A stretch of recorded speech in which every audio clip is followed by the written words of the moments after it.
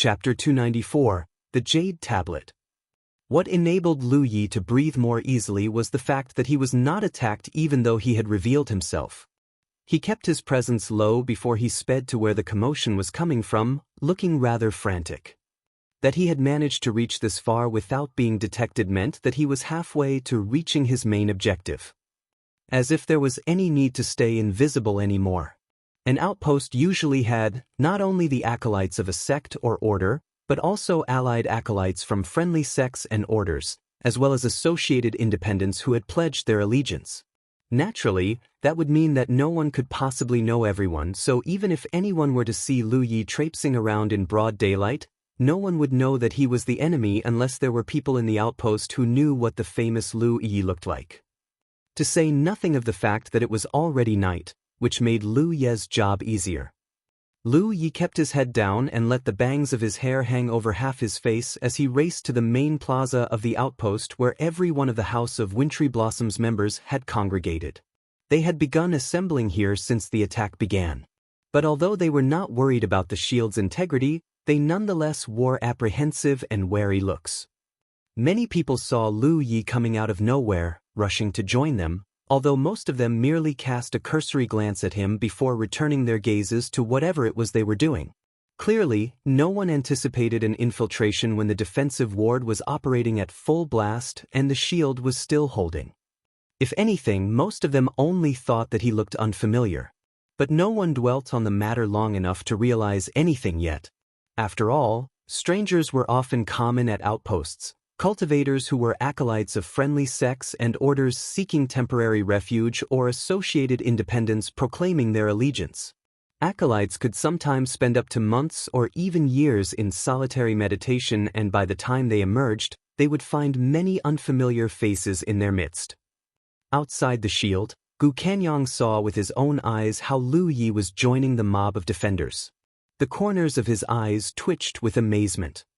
Deep within him, Gu Kanyang made a mental note to remember to install some simple magical wards all around the Hidden Light Sanctuary outpost. After seeing Lu Yi's plan working smoothly so far, he knew that the outpost would need some sensing wards to raise the alarm in the case of any clandestine infiltration lest any enemies replicate Lu Yi's feat in the future. While he was still busy thinking about what to do, Lu Yi got to a 15-meter distance from Yume. Lu Yi had seen her even before he slipped through the defensive ward. Information supplied by Gu Kanyang indicated that this body-hugging robes-clad woman was the legate in charge of the House of Wintry Blossom's outpost. And Lu Yi immediately recognized what she was, a spell cultivator. He used to hate spell cultivators so much. Luo Ji and Dong Shai had never failed in making life hell for Lu Yi back when he was still a low-tier cultivator. But as he gradually grew stronger and more powerful, he found he rather liked fighting against spell cultivators. The great speed afforded by the activation of Glyph, Windwalk allowed him to close distances and evade spells quickly and easily. For those that he could not avoid, there was always Glyph, protection to prevent any heavy damage. Spell cultivators rarely did well once combat cultivators like Lu Yi were able to close the distance and turn the fight into a close combat situation. Hence, one could argue that no spell cultivator of similar rank, or even those higher by 1 or 2 ranks, could ever pose a threat to Lu Yi anymore. Legate of the House of Wintry Blossoms Yume was a 9th order spell cultivator very close to reaching ascension to the next rank. Her original intent was to make Chu Qing her successor before picking another acolyte to be the latter's future deputy. But Chu Qing, and even the designated future progate, were killed during their foray into the lost city of Xianyuan. It was due to their deaths that the outpost still lacked a progate, and Yume had to shoulder the duties of both roles together. In the meantime, the members of the upper echelons of the House of Wintry Blossoms were still locked in an internecine squabble between each other. It was said that every one of the elders wished to nominate their own students to the post. It was no secret that being legate and progate had its uses and benefits. More income and more opportunities to earn contribution points. Everyone in the order knew that being pegged as the progate now would mean an immediate promotion to becoming legate when you may finally step down, which everybody expected to happen anytime soon. The order needs to select a progate after this. And fast, Yumei was thinking to herself quietly. She and the busy business of handling the outpost's day-to-day affairs could not suffer any more delays.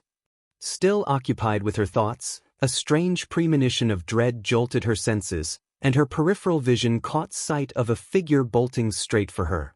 She tore her gaze away from the front to get a better look at the stranger. It was a young man no older than she was, and he was dashing toward her with his head lowered, effectively hiding his face. Yumei could feel a chill shooting up her spine. She could not see him, but she was sure. She had never seen this stranger before. As legate of the House of Wintry Blossom's outpost, she knew almost every face, every acolyte, every allied cultivator, and even associate independents. She might not be close to all of them, but she knew their faces and names at least. Only she and the late Chu Qing knew every face in the outpost, for everyone who first arrived here had to meet them both before being allowed entry into the outpost. The unknown youth racing towards her might have kept his head down, but she could still see much of what he looked like. For this reason, Yumei was sure that she had not seen this stranger here before. Not today, not before, not ever. Quick enough to remember the anomaly with the defensive ward earlier, Yumei's hand shot up swiftly and a glow sparkled at the tip of her fingers as a blast came screaming straight for Lu Yi. That Yumei could summon enough power in such a short time to fire a blast was a testament to her skill and strength. The spell was nowhere near lethal, but it was enough to defeat most Eighth Orders. But firing that spell did not make her feel safe at all. Lu Yi was hardly one of most Eighth Orders. Instead, panic engulfed her. The moment her arm came up and she fired her spell, Lu Yi was gone. All that was left in his place was a harmless afterimage. One split second later, the glint of steel was all that filled her sight. Death descended upon her like a ravenous beast, breathing down her neck and licking her there, making her shudder with intense trepidation. The shrill cry of the stranger's weapon grazing every inch of the floor as he barreled straight at her brought to mind images of her own recollections before her very eyes, visions vivid enough that she instinctively channeled her power just before a furious blow hammered at her throat. The force would have broken her spine, and as a burst of sparkles followed closely by another gleam of steel told her that the weapon was just withdrawing, for a second imminent blow, no doubt, she could feel a jabbing pain coming from her neck. Yumei jerked to her senses. Her instincts had saved her by invoking a magical barrier just in front of her throat. She herself did not even know what had happened. Unequivocally, her life was spared only by that. Lu Yi meant to behead her, and the bursting twinkles were the magical barrier that took the hit for her. Magical barriers like this were Spell Cultivator's brand of magical defenses, not unlike Lu Ye's glyph, protection. They afforded sound protection, and most spell cultivators were trained in using spells like these to defend themselves. In the meantime, Lu Yi was not calling off his attacks just yet. Inviolable gave off another sheen of cold fury as Lu Yi thrust it forward for a renewed assault. If he could keep himself within 15 meters of Yumei, he could win. 8 times out of 10 Lu Yi could kill an enemy with just one blow. But this obviously wasn't one of those 8 times. Yumei was just so cautious and quick that he failed to live up to his reputation and expectation. He might have hurt her, but that was not enough to kill her just yet. At the same time, Lu Yi knew he needed to be quick. He could only deliver one more attack before the rest of the House of Wintry Blossom's cultivator realized what was going on and ganged up on him. To that end, Lu Ye's second blow wasn't after Yumei's life. It was after his objective. Yumei threw herself backward when she saw Lu Yi coming for a second attack.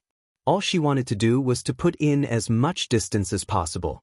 Her hand came up and she aimed a finger at Lu Yi again, her powers churning as she got ready to fire another spell. Yet Lu Yi was just too fast for her. Before she could even do anything else, Inviolable sank into her other arm. A sharp jolt of pain zapped through the legate of the House of Wintry Blossom's outpost as she grunted in excruciation, her features twisting grotesquely. With a twist that elicited a sickening crunch, the severed arm flew into the air.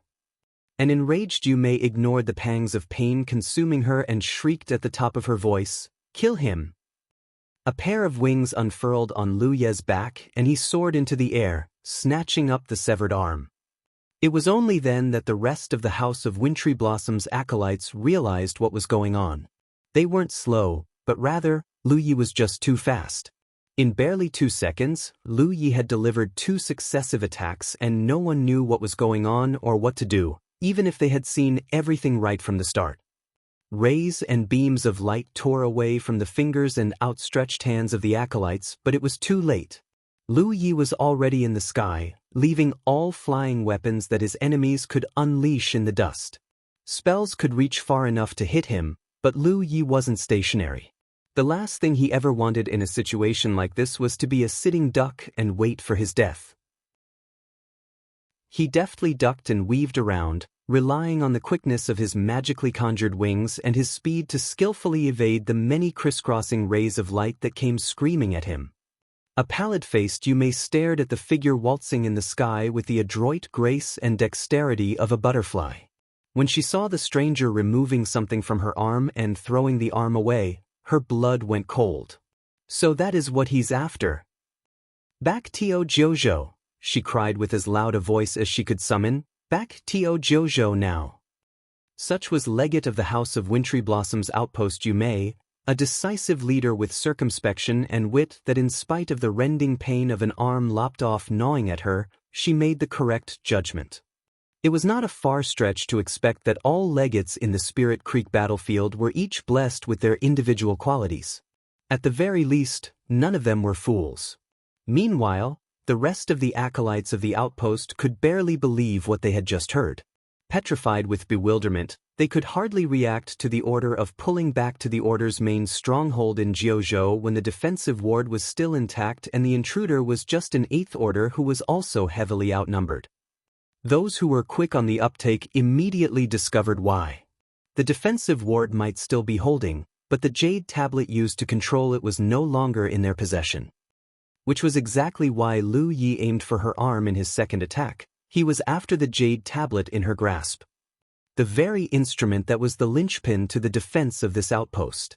Destroy it and the defensive ward would be no more. "Fast! Get out of here!" Yu Mei cried hoarsely, leading her fellow sisters-in-arms in a breakneck charge for dear life towards the sanctum of Providence. Everyone in the outpost tore after her. Still hanging in midair, Lu Yi exerted his full strength to crush the tablet to pieces. Oddly enough, it was so hard that it felt like an incredibly hard piece of rock. It looked like an ornate object hewn from jade, but he did not know what it was actually made of. But owing to the need for haste, there was no time to think. He tossed the tablet into the air and drove inviolable through it, skewering the object with a double glyph, sharp edge activated. Chapter 295, Defeating the House of Wintry Blossoms. The Jade tablet shattered with a crashing din. The defensive ward of the House of Wintry Blossom's outpost gave off a sonorous groan, a deafening death rattle that portended its inevitable passing as the shield of light ceased its ripples. The shield was still standing as staunchly as it was helpless with all sustenance cut off from it. All 800 cultivators of the Hidden Light Sanctuary and Lofty Plume Court delivered one concerted attack, smashing the shield at last. The barrier of light burst into thousands of glittering shards of energy dregs, standing out in the night sky like millions of tiny fireflies that gradually dissolved into nothing. "Charge!" Gu Kanyong bellowed a fierce one-syllable battle cry. Leading at the front, men in their hundreds peeled after him, pouring into the entrances of the House of Wintry Blossom's outpost.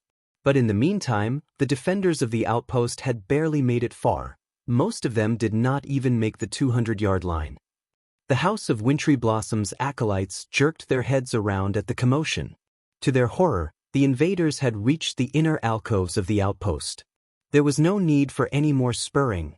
All of them bolted ever faster as if they were being chased by a pack of bloodthirsty hyenas.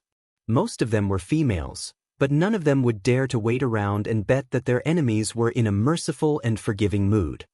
The entire mob of desperate-looking escapees swarmed into the sanctum of Providence. The Divine Opportunity Column was their only hope of salvation if any one of them hoped to return safely to the real world of Jianghu. But the Divine Opportunity Column could only work so fast. To transport almost 400 people would require time which they did not have. By the time the invaders stormed the Sanctum of Providence, there were at least 100 House of Wintry Blossom's acolytes who did not manage to escape in time. The stranded escapees did all they could to resist the invaders, but there was little that they could do. Being so heavily outnumbered, it wasn't long before they were all cut down and left lying in morbid pools of slick red. The slaughter ended quickly. In less than a minute, dozens of dead bodies sprawled over the blood-mottled floors of the Sanctum of Providence, all of them House of Wintry Blossom's acolytes. The ones who were the slowest died the worst, showing how it's not only important to be faster than one's enemies during imminent peril, one needed to beat one's own friends and comrades in the race for dear life. That was great! Gu Kanyang exclaimed excitedly.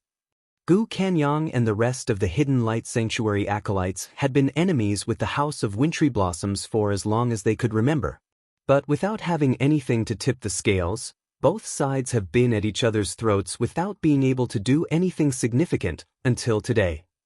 If there was anything to complain about, that would only be the fact that there were just too few enemies to engage.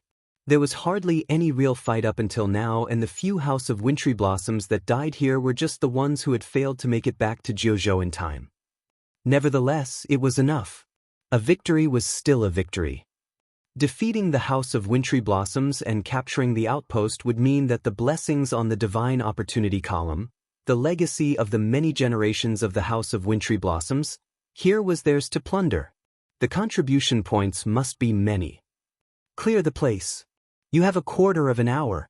We will assemble again after that. Zhou Pei bellowed, his face alight with anticipation of more triumph. Not without reason, Lu Ye's plan included Sunlit Mountain if conquering the House of Wintry Blossom's outpost was a success.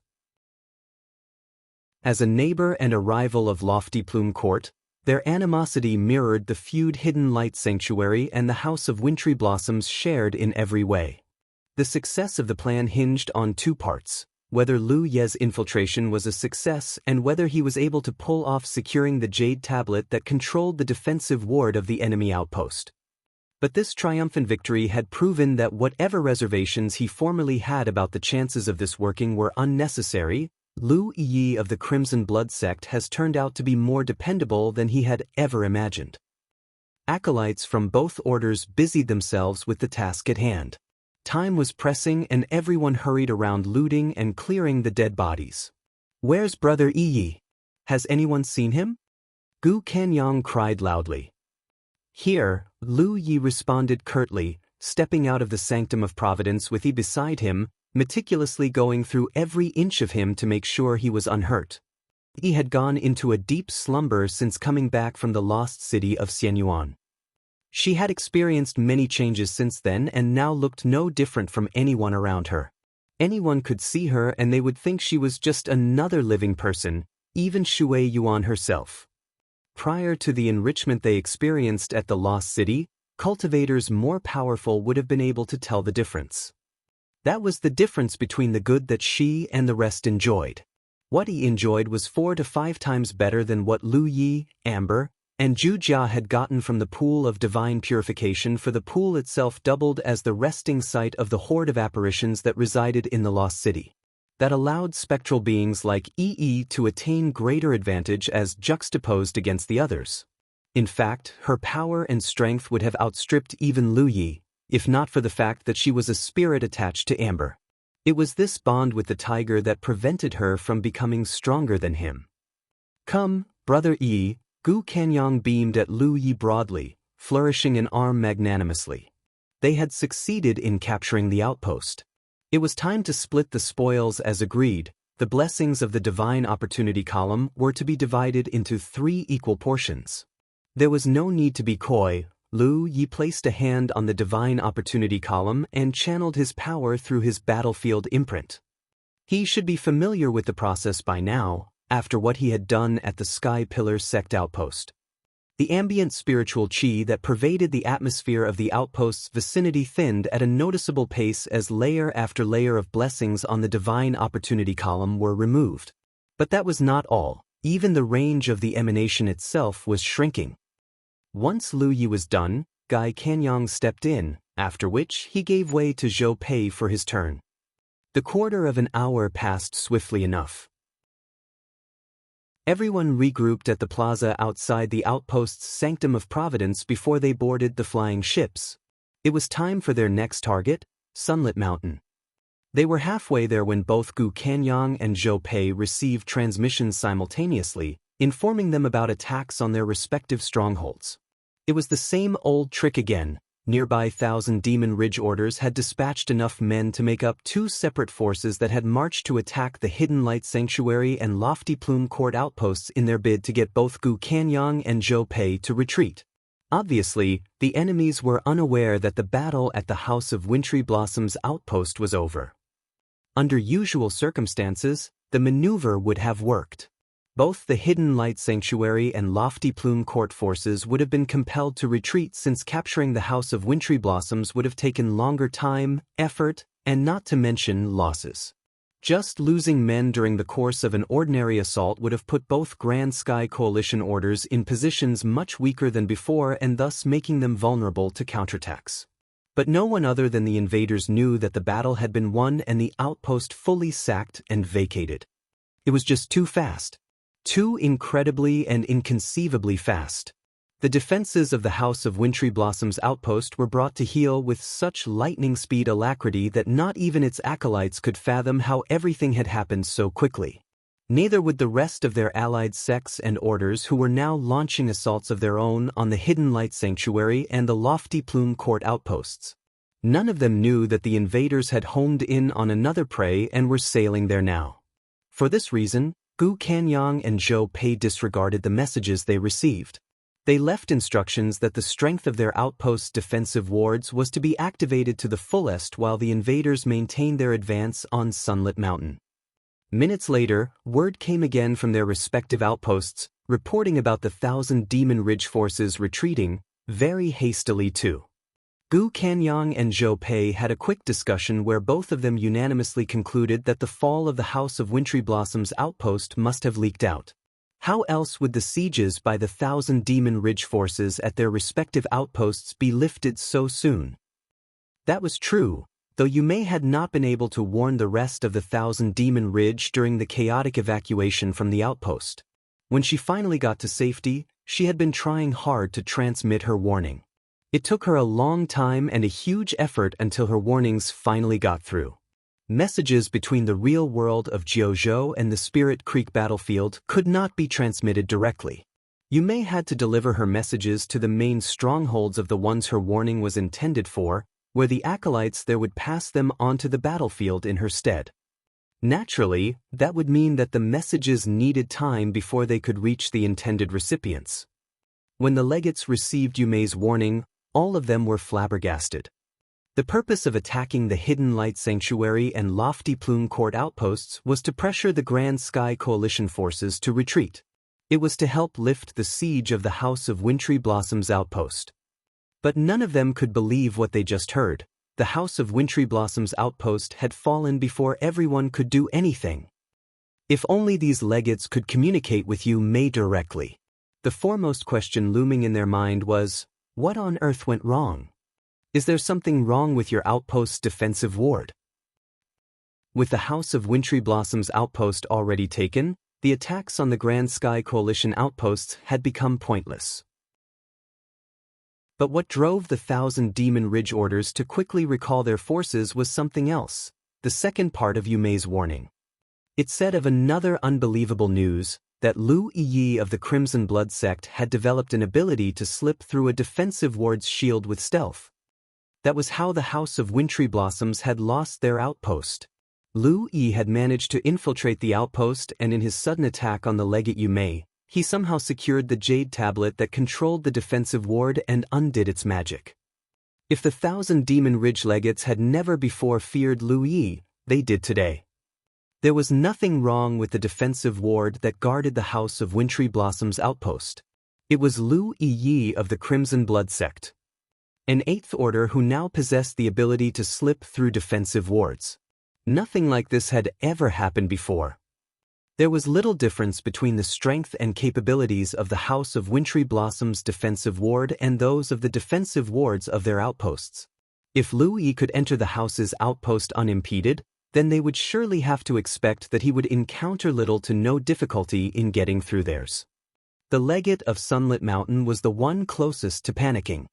He knew how his men had crossed Lu Yi during their exploration of the lost city of Xianyuan, a mistake that the House of Wintry Blossoms was guilty of as well. So if the house's outpost was sacked, something told him that his outpost would be next in line. Knowing that shoring up their defenses was now the pressing matter at hand, every Thousand Demon Ridge Order recalled its members. They needed to prepare for the defense against another Grand Sky Coalition invasion unless they wished to follow in the house's footsteps. The Prolgate of Sunlit Mountain and his men were hurrying in the direction of their outpost when more news arrived. Hidden Light Sanctuary and Lofty Plume Court had come and they were launching fierce attacks on the shield of the Sunlit Mountain defensive ward. The Prolgate was astonished to hear that. He ordered his men to pick up the pace, all the while muttering a long, endless string of curses under his breath at how the legate of the outpost, and his senior brother too, had once again succumbed to the charms of another member of the opposite gender.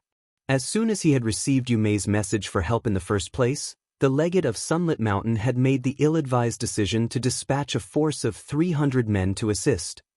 Sunlit Mountain outpost had about 400 men, but with more than 300 stranded outside, that left barely 100 men manning the defenses. If Lu Yi could undo the magic of the defensive ward and dispel its shield, the meager force won't be able to resist the collective might of the Hidden Light Sanctuary and Lofty Plume Court forces. Even from a distance, the Sunlit Mountain force could see many-hued beams and rays bashing at the phosphorescent shield that guarded their outpost. They stood their ground and watched. None of them dared to press any closer. With just 300 men, stampeding straight into a force of more than twice their number was tantamount to suicide. They cowered and observed from their hidden positions, not wanting to attract any attention. The outside of the Sunlit Mountain outpost was pandemonium. The invaders fired and attacked relentlessly, trying to whittle down the shield's integrity by force. Inside the shield was wholly different altogether. The acolytes and associate independents of Sunlit Mountain were divided into smaller squads that patrolled the area non-stop, making sure that no one, not even Lu Yi, would slip through. The legate himself was surrounded by a ring of his own men who never stopped flinching at every little noise and bump. And that was only because of Yu Mei's warning about Lu Yi. He might be just an 8th order, but he displayed prowess far beyond anyone of his rank. The two blows that he delivered, the first nearly lopped off her head while the second severed an arm, which cost her the Jade tablet. The current legate of Sunlit Mountain was formerly the deputy of his predecessor Qi Ming, who was killed in the lost city of Xianyuan. He had been in contact with Yu Mei before, after his promotion, and he knew how powerful she could be. So, if Yu Mei was defeated with just 2 blows, he knew he would fare no better himself. Hence his caution in facing this crisis. Chapter 296, Trials and Errors. The enemy response was proving most troublesome, at least that was the case with Lu Yi, who was hiding unseen in the shadows. He had spent some time observing. Deciding at last that he could not pull off the same trick he tried at the House of Wintry Blossom's outpost, he stepped out into the open. The acolytes of Sunlit Mountain were communicating too closely. They were clearly informed about his exploits during the defeat of the House of Wintry Blossom's outpost. Otherwise, Sunlit Mountain would not have come to such a deliberately meticulous arrangement. Lu Yi could only lament this outcome. Sneaking into enemy outposts to steal the Jade tablet that controls an outpost's magical ward had officially become a one-time-only trick that he would not be able to use anymore. Acolytes of the Hidden Light Sanctuary and Lofty Plume Court were, with Gu Kanyang and Zhou Pei leading them, raining hell down on the shield of the Sunlit Mountain defensive ward, the incessant rumbles of the detonating blasts terrible and daunting. Lu Yi stepped out of the shadows and strode out into the open step by step. Zhou Pei's heart nearly burst out of his chest when he saw Lu Yi, and he hurried forward to meet him. "Brother Yi, what's wrong? You can't get in?" Lu Yi shook his head. He could get in, but it wouldn't do much good with just him inside. It was due to the element of surprise that he was able to snatch Yu Mei's Jade tablet in the first place. No one at the House of Wintry Blossoms had seen him coming, and that was what allowed him to close the distance unimpeded. If Yu Mei had not been careful enough, she would have died by Lu Yi and his saber already. But this time, the situation had completely changed. Sunlit Mountain had clearly been informed about his ability to slip through the energy shields of magical wards, and they ramped up their defenses. Even the legate himself was constantly surrounded by a ring of his best and most trusted men. There really was no way for Lu Yi to get his hands on the enemy Jade tablet anymore.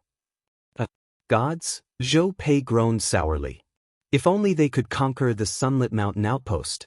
Life at the lofty Plume Hall would be so much better in the future.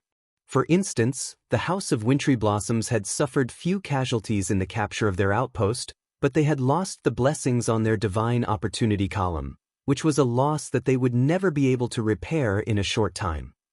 Without the blessings to keep the ambient spiritual qi in the atmosphere rich enough, the House of Wintry Blossoms could re-establish their outpost and rebuild their magical ward, but it would no longer be as solid and sturdy as before.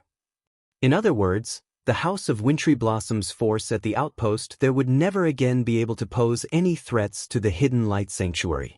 With the odds now perpetually against their favor for the foreseeable future, the hidden light sanctuary would be wise to bank on this opportunity to ensure that the House of Wintry Blossoms became just a simple footnote in the history of the Spirit Creek battlefield.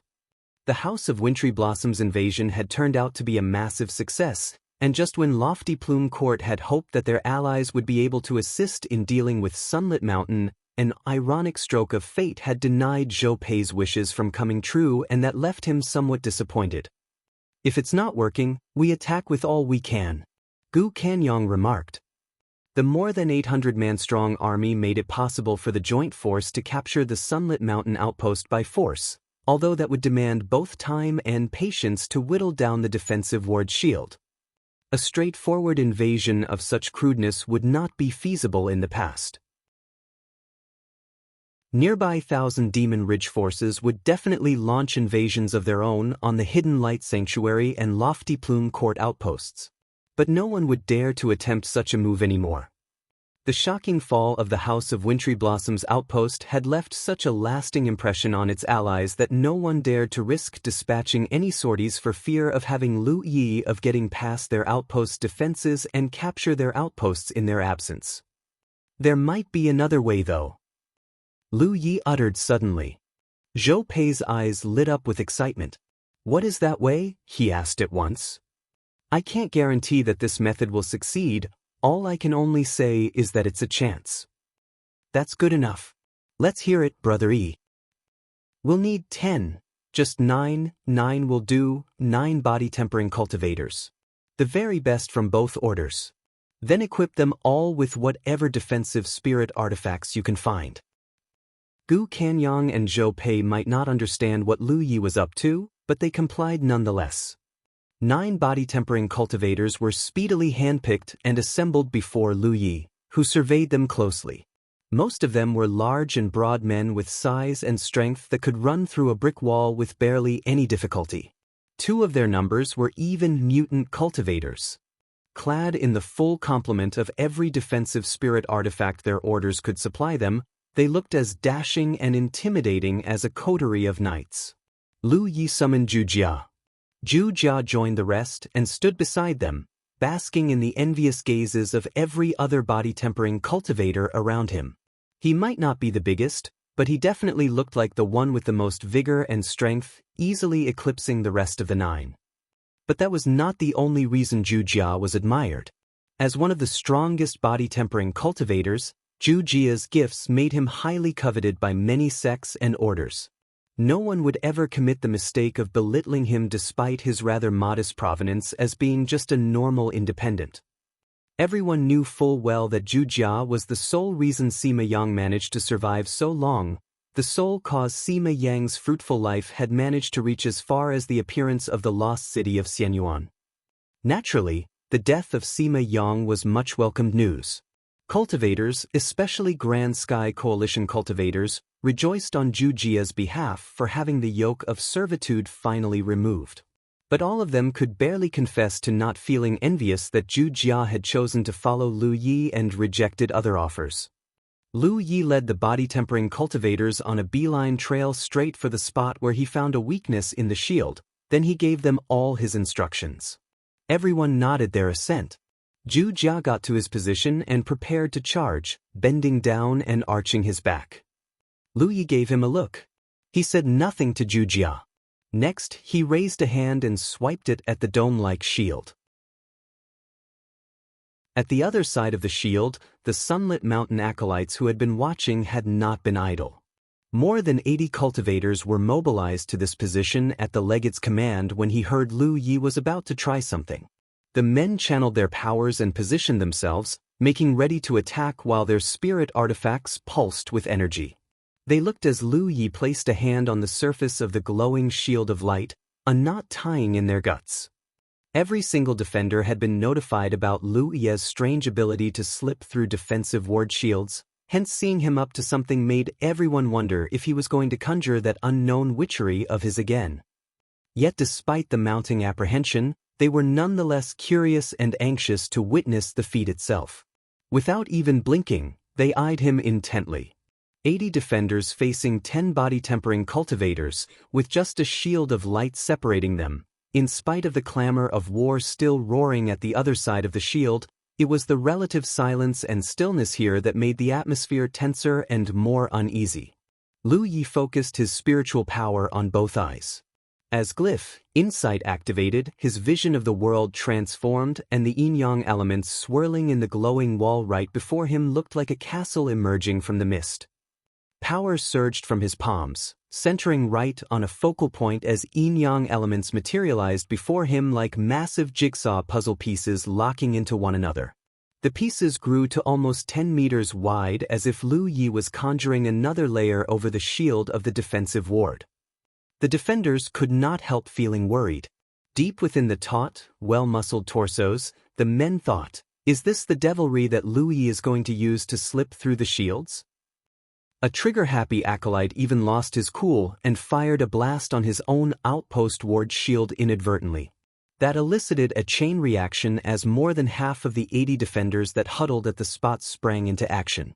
Radiant ribbons of myriad colors zipped through the air, ending with floral explosions on the wall of light, and its surface rippled wildly at every blast. Lu Yi paused and withdrew his power. He stared at them blankly from the other side of the shield.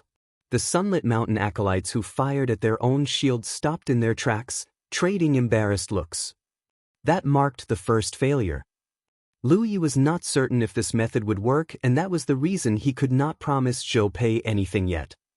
This was him really trying to defeat the magic of a defensive ward and the original intent of his study, which was what he had been attempting at first before he got sidetracked, where he discovered a way to disguise his signature and slip through a defensive ward shield. Compared to cracking the shell, infiltrating the shell without breaking it was obviously the easier method, although not the better one. Nevertheless, the premise of his study had not yet changed. The principles remained more or less similar. But to defeat the shield would require an ungodly amount of precision and skill. The elements on the shield changed all the time, especially when the magical ward was running at its fullest. At the moment, the Sunlit Mountain Outpost defensive ward had been activated to just that, the highest strength. That would mean that the arrangement of yin-yang elements on the shield shifted every 3 seconds. Hence, to defeat the defensive ward, Lu Yi would need to read the arrangements and construct the opposing elements to cancel the ones in the shield, all in 3 seconds. Being able to do that would break a hole in the shield and thus defeat it.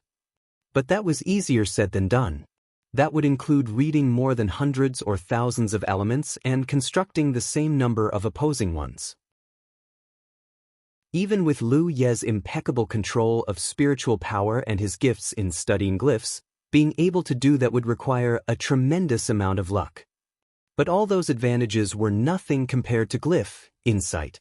Without the visual enhancement of insight to enable him the ability to see the shield and read its intricate arrangements of yin-yang elements, Lu Yi would have needed more than just a few years of training before he could actually attempt defeating a magical ward of this size and strength.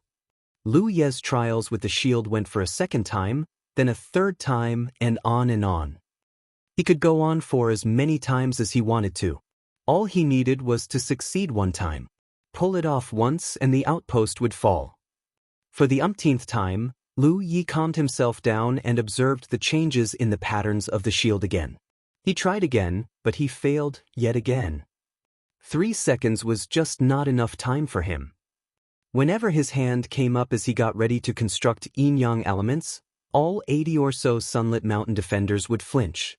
But as the failures began to pile up, they eventually became insensate.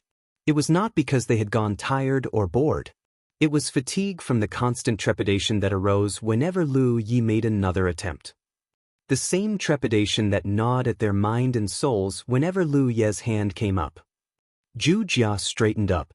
Maintaining an arched posture was tiring enough, although he quickly resumed his bent stance in preparation to charge. Maybe it was due to him staying with Sima Yang for far too long. Zhu Jia had always left the decision-making part of things to Sima Yang. But whenever he received an order, Zhu Jia would see it completed without fail. Lu Ye's trials and errors barely yielded anything useful up until now. Even at his best, he just couldn't make it in 3 seconds. Perhaps he could do it once he transitioned to a sky-grade cultivation technique. Cultivators who made the leap would experience a substantial increase in their control of spiritual power, which was also a prime reason cultivators became even more powerful once they began training in sky-grade cultivation techniques. Chapter 297, The Charge. Lu Yi was just inches from giving up when a pleasant surprise presented itself. The arrangements of elements on the shield's surface changed once more, and this time, a portion of the patterns appeared to be oddly familiar. And as if in a stroke of ingenuity, he knew why. The tree of glyphs had many bits and pieces of incomplete glyphs that had used to boggle Lu Yi as to what their purpose could be. Unlike glyphs like sharp edge or protection that Lu Yi used during battle, they appeared nothing more than, incomplete glyphs. That was until Lu Yi began his tutelage of glyph weaving under Lady Yun. His rapid progress could not have been possible without the incomplete glyphs, which were nothing more than useless bits and pieces of yin-yang elements. Yet, right here, right now, Lu Yi discovered that the arrangement of yin-yang elements in the shield matched the ones on one of the leaves on his tree of glyph. There was no time to think. No time for the slightest inkling of hesitation. Lu Yi immediately conjured the element directly from the tree of glyphs, and the moment he set it into place, the pattern spread all over the whole surface of the shield like a virus. A tiny click could be heard, followed by cascades of popping noises of balloons bursting open. A gaping hole almost 3 meters wide yawned open on the surface of the phosphorescent shield. Charge! Lu Yi grunted aloud. Ready as ever, Zhu Jia bolted forward like a loosened arrow. He stepped through the hole quickly and dove into the Sunlit Mountain outpost with Lu Yi peeling after him closely. Lu Yi was well inside when the rest of the 9 body-tempering cultivators broke from their stupor and rushed in after them.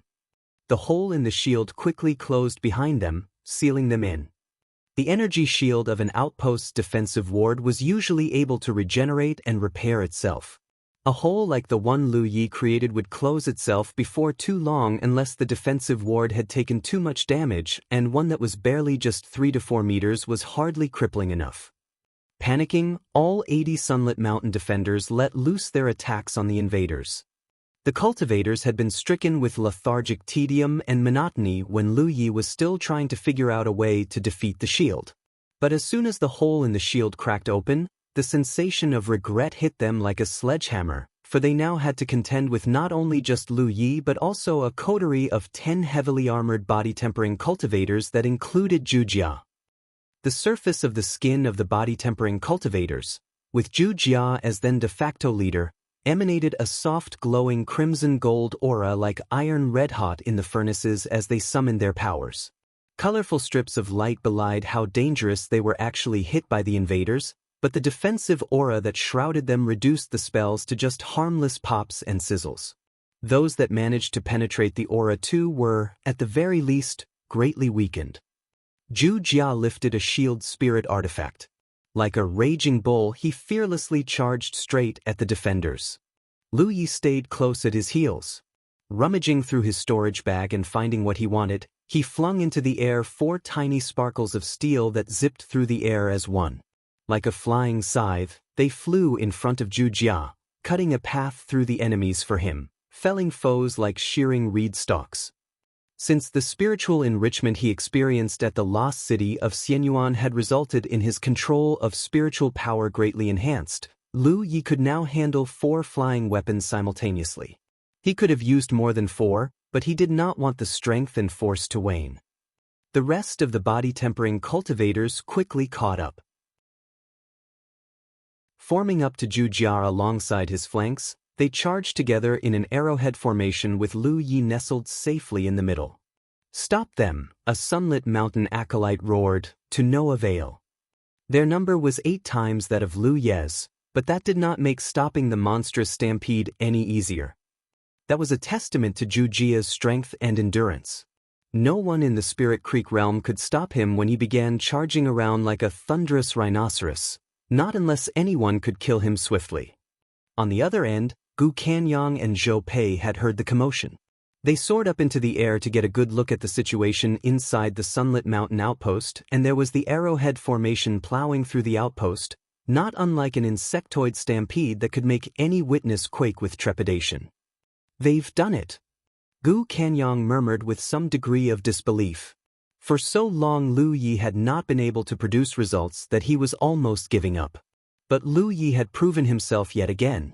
Not only had he managed to gain entry once more, this time, he even took 10 body-tempering cultivators to wreak havoc behind enemy lines. "Gods, he's just so marvelous," Zhou Pei exclaimed with envy.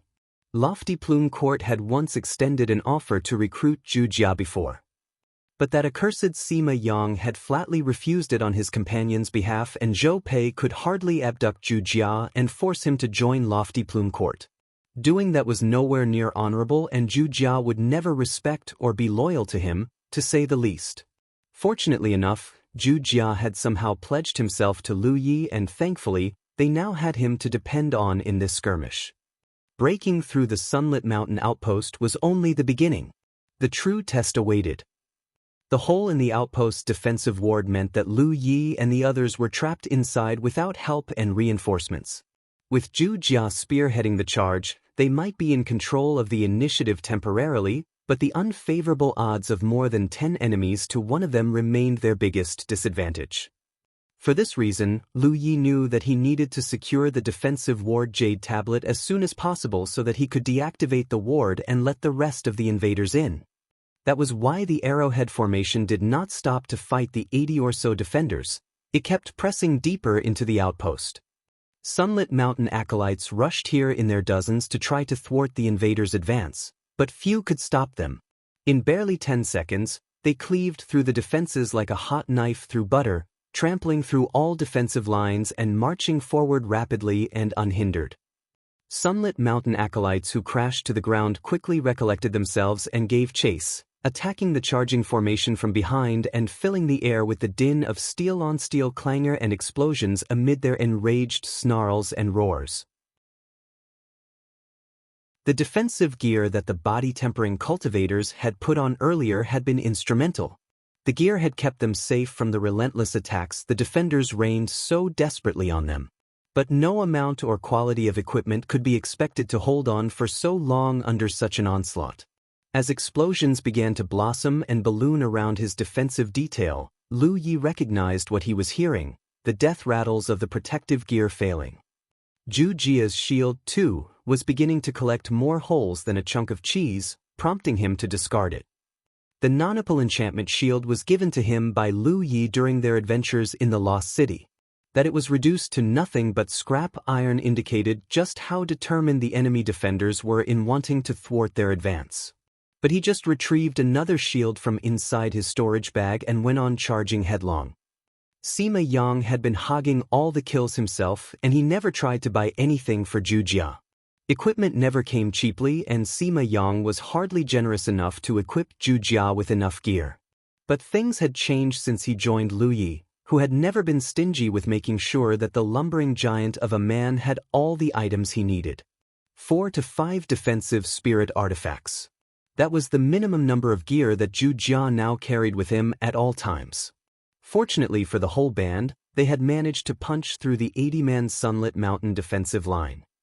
They pressed on at full speed like a procession of siege engines rolling forward at full steam.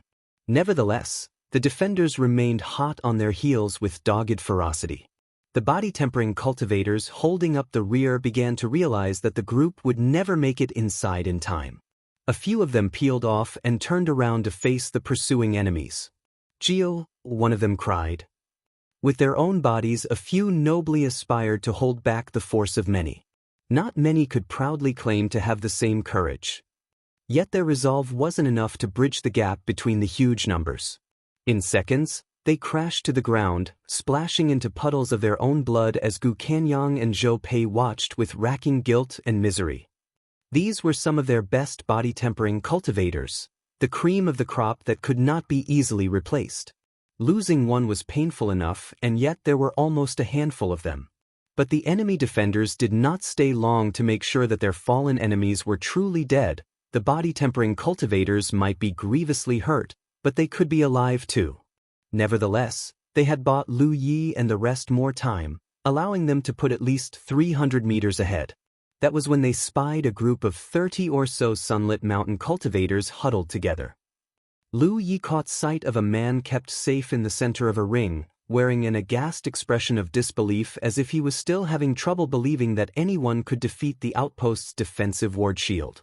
That must be the legate of the Sunlit Mountain outpost, and the Jade tablet must be with him. Victory is at hand, Lu Yi realized. Capture the Jade tablet from him and destroy it, and the 800-man-strong army will be able to come in. "Stop them!" the Sunlit Mountain legate cried as he saw the stampede of body-tempering cultivators led by Zhu Jia charging his way. The rest of the defenders did not need to be told that this moment marked the very survival of the outpost. With a signal, beams of light arced from all directions, homing in on the blitzing group. With an angry roar, Zhu Jia lifted his shield, ready to ram into his enemies. But with all the hails of attacks crashing down on them, the glow of the shield was waning fast and his pace was gradually slowing. On the other hand, the pursuers were swiftly catching up. Lu Yi, Zhu Jia, and the others were about to find themselves caught between the hammer and the anvil. Without their momentum, everyone would be sitting ducks. A crimson burst of spiritual energy erupted and Lu Yi unfurled his wings. He shot up into the air, catching everyone's attention. Sparkles, telltale signs of flying weapons, swarmed around the sky, streaking straight for Lu Yi. Lu Yi grabbed Amber. The tiger had been in its cat form, riding on his shoulder. With as much strength as he could exert, Lu Yi sent Kitty Amber hurtling through the air. A pair of steely sparkles grazed its fur, dangerously missing all vitals even though they left trails of blood in the cat's wake. Eldritch energies swirled around Amber's feline form, the ochre-brown effulgence enveloping it as cat turned to tiger at a speed visible to the naked eye. Amber was back into its full form in mere seconds. All thanks to Lu Ye's forceful toss, the tiger landed in a roll, just barely 30 meters away from the legate and his protective detail. Every man in the detail shuddered. They saw their own reflections staring back at them. A strange sensation of dread and disorientation clenching its fist around them and petrifying them. Roar! Amber bared its fangs viciously at them, its ear-splitting roar setting loose a ferocious wave of aura rolling forward and engulfing the men. As soon as the waves hit the men, some staggered. A few nearly stumbled. But all of them felt the same throbbing and crashing discombobulation as if they had been bashed with a sledgehammer. For a long time, Lu Yi knew that there had been something unusual about Amber's roar. Every time it roared, he would experience some form of an unknown force. But being a low-tier cultivator back then, he was not sure if the unknown force ever existed, let alone what manner of power it was. But as his rank of cultivation heightened and his knowledge increased, he began to understand that his hypothesis was true. Amber's roar did have some form of power to stun enemies, spiritually. Chapter 298, Defeating Sunlit Mountain. Which should have been nothing surprising. Amber had some degree of sway over spectral entities, which explains how its roars could have some manner of spiritual effect on the human mind. One could call this an ability, or just simply a gift. Lu Yi, Zhu Jia, and Yi had all enjoyed the benefits of entering the pool of divine purification, making it perfectly logical to expect that even Amber, too, must have derived some good from being in the pool with them. One of them was how powerful its roars had become. The Sunlit Mountain acolytes were thrown into disarray at Amber's thunderous roars. That greatly weakened the strength of whatever attacks they were launching. Even flying weapons were falling out of the skies like flies. Yi materialized. Raising her arms above her head, a large disc-like mass of energy coagulated over her hands. Intricately detailed runes ran all over the disc. Without warning, the glowing mass of energy spewed out swarms of projectiles, raining the enemies below with a deluge of scythes. Gu Kanyang and Zhou Pei could only watch from outside in disbelieving bewilderment. Even from the other side of the shield, they could feel the tremors from the onslaught he was hammering into the enemy defenders.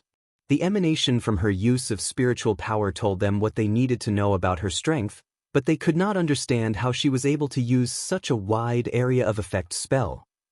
Spells of such potency and magnitude could only be used by spell cultivators who had transitioned to a heaven-grade cultivation discipline. Only they had the precise control and the prerequisite amount of spiritual power required for such complex magic. That should not have been happening right here, right now, was taking place right before their very eyes, and they were having trouble believing it. The two-pronged attack by Yi and Amber was a highly synergistic one. Amber's roar had first stunned the enemies both mentally and spiritually, rendering them all paralyzed and helpless. Before they could even recover, Yi was ready to rain hell down on them. The first volley immediately claimed several casualties, and the rest did enough to annihilate the others. Lu Yi did not remain idle. He flapped his wings and swooped down on the Sunlit Mountain legate in a streaking jet of flames that zipped down from the air. For deadly sparkles flitted amongst the defenders like wasps, weaving and crisscrossing incessantly while eliciting more shrieks and screams of agony amid the veritable purgatory that was Yi's handiwork. But the din was hardly the only byproduct of the dance of Lu Ye's own metallic bumblebees. Men fell to the ground, dead and bloodied. Flying weaponry was known for its extreme speed. A flying weapon imbued with glyph, Windwalk, would be even faster, so fast that the naked eye would not be able to catch up. While Lu Yi might lack what was needed to further imbue his flying weapons with more Windwalk glyphs, the weapons in their current state were already deadly enough to deal with cultivators in the inner regions of the battlefield. Nevertheless, using glyphs on flying weapons came with its caveat. It reduced the flight duration of the weapon, since flying weapons had a limited spiritual power reserve capacity, which was still enough to deal with his current enemies. By the time Lu Yi reached his prey, the legate's retinue of more than 30 men had dropped dead to the ground. Lu Yi drew inviolable. With the momentum of his descent and every ounce of strength behind it, he brought it down hard on the enemy legate. The latter had been fortunate.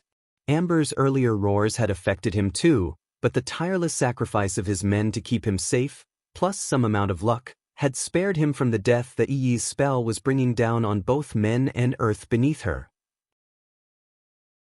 The enemy legate did all he could to defend himself. He seized his weapon and swung it up to meet Lu Yi, only for it to be knocked out of his grasp. Recoiling at the throbbing jolt of pain that shot up his arm, the legate dropped to his knees. His strength was nowhere near Lu Ye's in the first place, let alone withstanding a blow augmented by the momentum of his fall. That he tried to attack Lu Yi in retaliation was what saved him, for now. It was what prevented Lu Yi from coming back with a follow-up attack, and the latter did not want to haphazardly risk losing his initiative only to land himself at a disadvantage. Lu Yi used the momentum of his opponent's swing to propel himself back into the air. Rumbles shook the ground.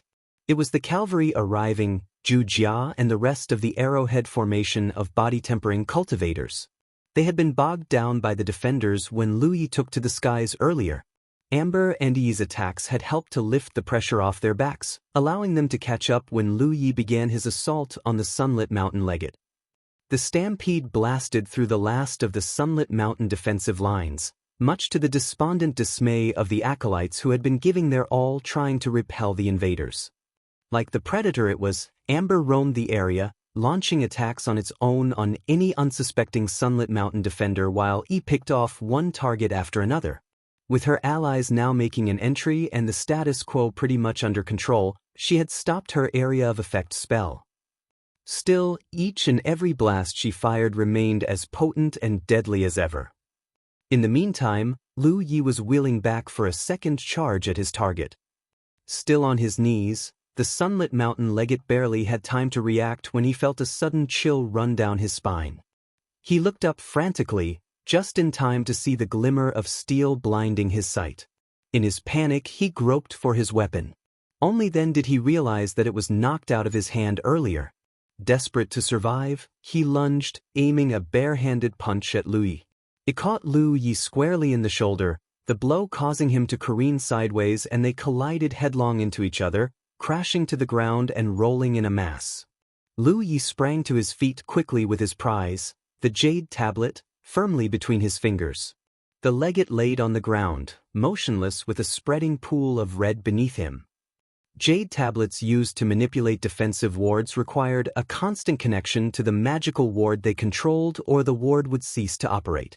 That prevented individuals who were carrying these tablets from stowing them away inside their storage bags. Lu Yi had noticed the Jade tablet hanging off the legate's belt the first time he attacked him.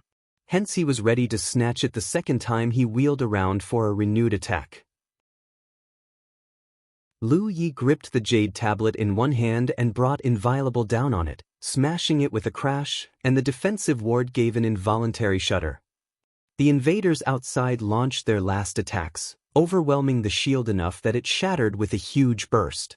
The unstoppable tide of the invaders surged into the outpost, pouring through every door, every alcove, and every corridor. Any surviving Sunlit Mountain acolyte did not have to be told to escape. They began rushing for the Sanctum of Providence.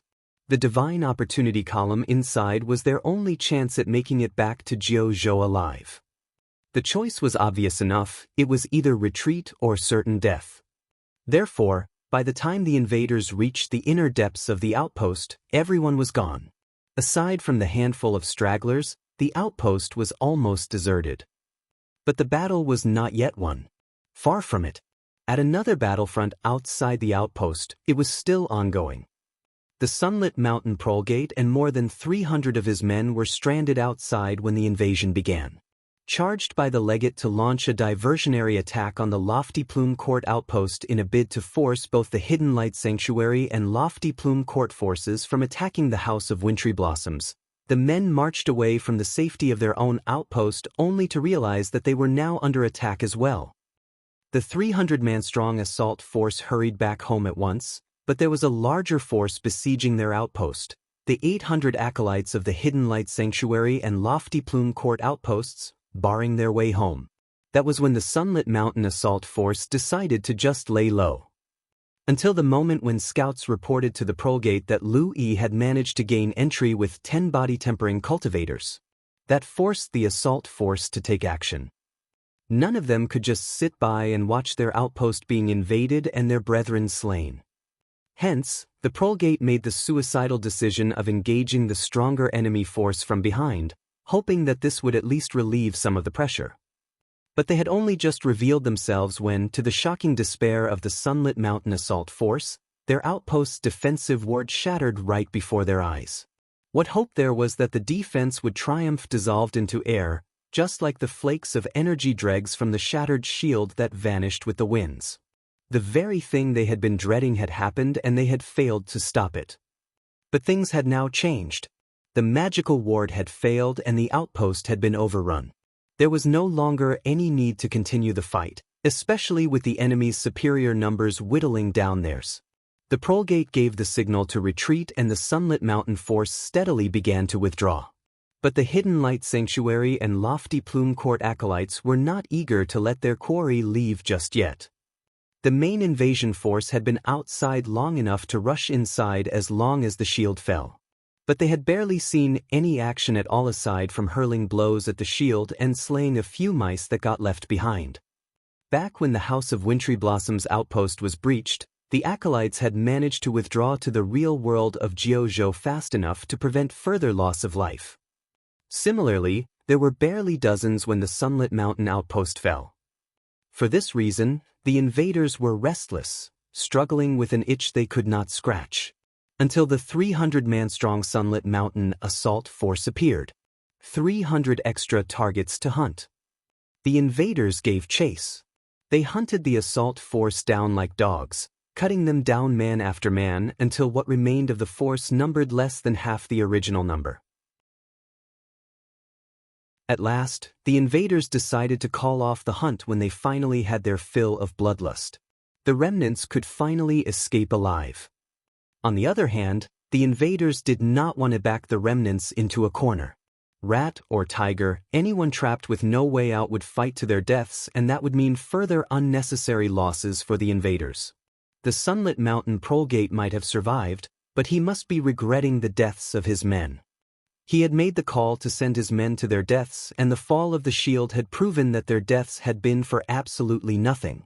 As he grieved his men, he blamed himself for the poor judgment. If only they had stayed hidden. The magical ward could fail and the outpost could fall. But if he had spared his men such reckless deaths, they could always rebuild. What followed next was straightforward enough. The invaders spent the following hours stripping the outpost bare while Lu Yi, Gu Kanyang, and Zhou Pei divided the blessings of the outpost's divine opportunity column among themselves, each of them immensely pleased at the booty. But the only rain on the proverbial parade was the outcome of the 10 body-tempering cultivators who went into the outpost first with Lu Yi. Of the 10 that went in, 4 were killed and 5 were grievously wounded. Only Zhu Jia emerged with light injuries. Such were the differences in prowess between the body-tempering cultivators. All of them were of similar strength and cultivation rank to Zhu Jia, and few would dispute that they were the absolute best from each order. Nevertheless, Zhu Jia was the one that took the brunt of the abuse being in front, yet he was the one who was with the fewest wounds, unlike the other 9. Compared to other types of cultivators, this illustrated how important talents and innate qualities were to body-tempering cultivators. A combat cultivator could still improve himself through hard work, training, or through other methods. But body-tempering cultivators without the much-needed qualities of physical strength and endurance, oftentimes being the ones to spearhead attacks in battles, would die very easily. To that end, body-tempering cultivators oftentimes received the most priority and attention. They would get the best portion of supplies and resources and the best training infrastructure, since their presence on the battlefield could dictate the outcome. That was what Hua Ci told Lu Yi before. Body-tempering cultivators receive the best amount of care and benefits, but they also needed to justify the favor by winning battles using their blood, sweat, and tears. The plundering took 2 hours before everyone finally boarded their aerial conveyances. The 2 flying ships took into the air with acolytes from both orders still exchanging tales and giggles in merriment. Beneath the ship, the outpost was engulfed in a furious conflagration. It was common for victors to lay waste to and raze enemy outposts to the ground. After all, the bad blood between Lofty Plume Court and Sunlit Mountain was the cast-iron guarantee of this happening.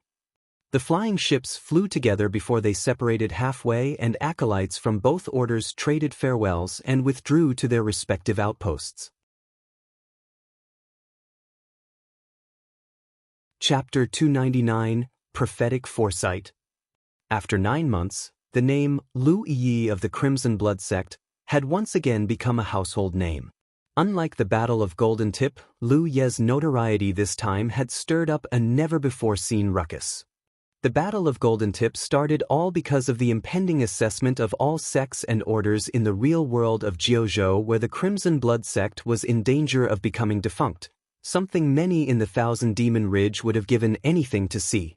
The situation ultimately boiled up into complete anarchy where cultivators from the central and inner rings regions of the battlefield congregated in the outer ring area to hunt Lu Yi down. It was through the tireless assistance of the Crimson Blood Sect's allies that Lu Yi managed to escape death again and again before he was finally trapped at the top of Golden Tip.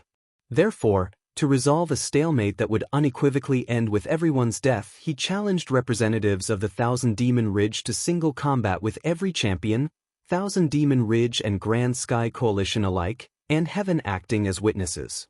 43 rounds of single combat. Lu Yi won every single round, making the whole debacle a humiliating affair for the Thousand Demon Ridge side. No one could dispute his deadliness after that. A Fifth Order who had killed enemies more powerful than him. The display of his prowess and his acumen was enough to impress the whole world. Nevertheless, the real champions could hardly care about the outcome of the Battle of Golden Tip. Unless Lu Yi grew any closer to threatening them, none of them would ever bat an eyelid at him. The world had seen enough of prodigies, and few ever live long enough to reach old age. But this time, Lu Yi's name once again reached everyone's notice, not because of his prowess in battle, but rather because of his quaint ability, which was a very potent security threat to literally every enemy outpost in the Spirit Creek battlefield. The first report of this came from the House of Wintry Blossoms. Eyewitness reports claimed that Lu Yi of the Crimson Blood Sect was able to infiltrate their outpost using some unknown trick to slip through the outpost's defensive ward. After entering the outpost, he had managed to seize control of their Jade tablet and wrested control of the outpost's defenses. That was what caused the outpost to fall. That sent the whole battlefield, plus the real world of Jianghu, into another bout of unrest. Every single cultivator, strong or weak, powerful or ordinary, all gawked with disbelief when they heard the story. A Spirit Creek realm cultivator who could penetrate the defenses of an outpost's magical ward. While the feat wasn't unheard of, no one could believe that a lowly cultivator had managed to replicate what others far more skilled and powerful than him in the mastery of glyphs could do. Many at first thought that the House of Wintry Blossom's survivors were exaggerating. Some believed that it was the legate who was trying to shift the blame.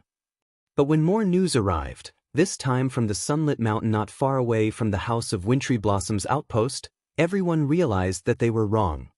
Sunlit Mountain had lost its outpost too. And that was not even a day after the House of Wintry Blossom outpost was captured. A Sunlit Mountain survivor testified that Lu Yi had a strange and unknown method that allowed him to open a hole in the shield of a fully operating magical shield. That was also what allowed Lu Yi to storm into the outpost with 10 body-tempering cultivators, culminating in the death of the Sunlit Mountain legate and the Jade tablet being taken. One account claimed that Lu Yi could infiltrate an outpost's defenses unnoticed, while the other argued that Lu Yi practically blasted a hole right through their shield. Yet despite the discrepancies, one thing was clear and undisputed. Despite being just an Eighth Order, Lu either possessed great mastery in the magic of glyphs or he was immensely skilled at defeating ward magic. On account of him alone, 2,000 Demon Ridge orders had lost their outposts. The men of both the Hidden Light Sanctuary and Lofty Plume Court might have been with Lu Yi during the two invasions, but no one bothered to mention them at all. Word of the invasions spread in small ripples at first. But in barely a day, all around the battlefield and the real world of Jianghu, people could not stop talking about him. For if what happened was just like what the rumor mill was speculating, then the implications would be devastating. Outposts in the Spirit Creek battlefield depended on their defensive wards to keep their acolytes safe from any attacks. Like how the common folk would keep their doors barred and bolted, cultivators relied on defensive wards to give them peace of mind. Yet, out of nowhere, there was someone who could walk through doors like a wraith. He could even open a hole in it and come inside. Then he would steal, plunder, and even kill. Anyone would go hysterical. If the outcome of the Battle of Golden Tip had shown the tip of the iceberg of what Lu Yi would grow to become, then the fall of the House of Wintry Blossoms and Sunlit Mountain was the catalyst of the panic and fear the Thousand Demon Ridge side had whenever his name was invoked. Even Divine Ocean Realm cultivators would not dare to discount Lu Yi anymore. With outposts everywhere in the Spirit Creek battlefield and how cultivators relied on defensive wards to keep their refuge safe, Lu Yi had now become the biggest threat to each and every enemy outpost everywhere. If outposts became no longer secure, then their existence would become obsolete and all 1,000 Demon Ridge cultivators would be deprived of safe shelter. Without a viable defensive ward, all outposts would be exposed to invasion. Just when the entire battlefield was buzzing with rumors of Lu Ye's unbelievable prowess, more beans about him were spilled. A few months ago during the insectoid attacks, the outposts of 2,000 Demon Ridge factions nearest to the Crimson Blood Sect outpost, Clan Feng and the Redoubt of Wrath, were also attacked. The former suffered the biggest losses with every Spirit Creek realm member in its ranks almost extinct. While some might attribute the collapse of their stronghold to the insectoid attacks, everyone who was not a fool could recognize Lu Ye's handiwork in this. Both Clan Feng and the Redoubt of Wrath had never endured such ignoble humiliation before. That would make the total number of 1,000 Demon Ridge orders severely crippled by Lu Yi for, first the Redoubt of Wrath and Clan Feng, then there was the House of Wintry Blossoms and Sunlit Mountain. All 4 orders were brought to heel within the span of a few months. No one had ever done something like this since the early days of the Spirit Creek battlefield. The Legate and Prolgate of Silverlight Island, Luo Fu and Qi Shi were sitting face to face within the vastness of their outpost. Qi Shi had predicted that a number of 1,000 Demon Ridge orders might find themselves in trouble when Lu Yi left a little more than 2 months ago. Not even he himself knew that his prophetic words would come true. After barely a couple of months, not 1, but 2,000 Demon Ridge orders were lost. If only the 1,000 Demon Ridge coalition knew that the fall of the Sky Pillar Sect Outpost 2 was Lu Ye's handiwork, albeit with the help of the giant serpent that single-handedly brought down the shield of the outpost's defensive ward. That would mean that Lu Yi had been the cause of the destruction of a total of 5,000 Demon Ridge outposts. But what everyone was certain about was that Lu Yi was not yet in possession of the ability to defeat magical wards 2 months ago, or he would have long been seen to employ it. To think that he's only just an 8th order, Qi Shi murmured all of a sudden. What do you mean, brother? Luo Fu glanced at his deputy. Lu Yi should be free to roam around the inner ring area of the battlefield so long as he's not yet achieved the Heaven 7 realm. Even if he does, he did not have to immediately leave the inner ring area yet, no? Judging from the rate of his progress, surely that would mean at least a year or 2.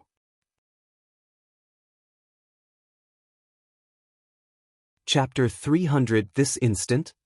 Shui Yuan and Li Baxian spared no effort in peppering Lu Yi with messages about how he should lay low at the Hidden Light Sanctuary outpost for the time being. There was no reprimand, but Lu Yi knew how worried and concerned Shui Yuan must have been. Li Baxian's message, on the other hand, carried a wholly different sentiment. Instead of asking him to be careful, he encouraged Lu Yi to go wherever his heart would take him and leave the rest to him. In the meantime, Wuxia, too, had delivered him a message of her own. The duties and rigors of serving as Prolgate seemed to have turned her playful and bohemian self into a more mature person. There wasn't much in her message save a few words about some recent events at the outpost. But the message was mainly to convey the assurance that everything was fine and there was nothing to worry about. Lu Ye's forehead creased deeply when he arrived at the end. He could not help feeling like a soldier who had just received a letter from his wife. He made a quick calculation. It won't be too long before Wuxia reached the 8th order as well. She would be expected to make a foray of her own into the inner ring areas of the battlefield when the time came. She would be prudent to start hand-picking deputies by now. Picking Qin Yu would be out of the question. The de facto chief of the Independents was expected to enter the 8th order much earlier than Wuxia herself. That would leave her at an impasse. After all, the Crimson Blood Sect had only very recently flung open its door to accept new members. Electing a proper replacement to watch over the outpost would be a conundrum requiring both time and patience to solve. Nevertheless, future 8th orders of the sect would no longer have to worry about where to go if and when they were about to venture into the inner ring areas.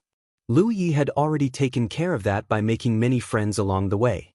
Hua Si and Chen Yu would have all the freedom to make their own pick. Lu Yi was confident that all friendly sects and order that he had forged ties with would do their best to make sure that any guests from the Crimson Blood sect would be well taken care of. It took Lu Yi quite some time before he could finish going through the messages. "What are you grinning about?" Lu Yi asked without even looking up. "It's nothing," Yi shook her head. "Wow, looks like you have secrets of your own, huh?" Lu Yi muttered before he sighed. "That's you growing up, I guess." "Then you should know better than to pry," Yi returned a playful scowl. Unbeknownst to Lu Yi, he had always been worried about him. He was improving far too fast. They might not be equals when they first stumbled into each other. In fact, Amber was stronger and more powerful than the weakling Lu Yi was back then, but as they stuck through thick and thin together, Lu Yi began to catch up rapidly before he became better and flipped the tables. As of now, the gap between Amber's power and his was beginning to grow wider and wider. Since their departure from Green Cloud Mountain to embark on their journey together to find the Crimson Blood sect outpost, he had discovered that, as Lu Yi's capabilities had grown, and more powerful enemies kept popping out of the woodwork, the role that both Amber and she could play was becoming more and more limited by the day. To a certain extent, it would not be a far cry to describe that Amber had been relegated to nothing more than a white, furry mount, while E could barely serve as anything more than a scout that was best suited for reconnoitering and reconnaissance. That was when the dread began to take root inside E. She started to worry that the day that Lu Yi would leave them behind would eventually come. The day when she would no longer be able to see him would eventually come. She could not bear to ever comprehend what that would even mean, nor could she believe that she would ever accept the mere possibility of this happening. Affected by this, Amber increased the intake of spirit pills as best it could, to no avail. Lu Yi was progressing just too quickly. Fortunately, being inducted as a member of the Crimson Blood sect family helped to tilt things in her favor. Tang Yifeng's taking her under his wing gave her the chance to train and arm herself with panoplies of spells where she and Amber began to improve more quickly. Any increase in her power would be reflected upon each other, hence, with both EE and Amber doing their best to catch up, they would enjoy twice the amount of gain, plus twice the amount of satisfaction. That was how Amber managed to control all the apparitions at the lost city of Xianyuan. The spiritual enrichment he experienced in the pool of divine purification caused a paradigm shift in her abilities that was not only a one-time gain, but also a gradual one. The more she grew in the future, the greater the boon of the enrichment she would enjoy. During the invasion of the Sunlit Mountain outpost, E and Amber's assistance was what broke the impasse. Amber's stunning roars and her spells were what gave Lu Yi the opening he needed to seize the Legate's Jade tablet and allow Zhu Jia and the rest of the body-tempering cultivators to catch up. At that precise moment, Yi was finally certain that they had finally caught up to Lu Yi. No one could tell what the future had in store.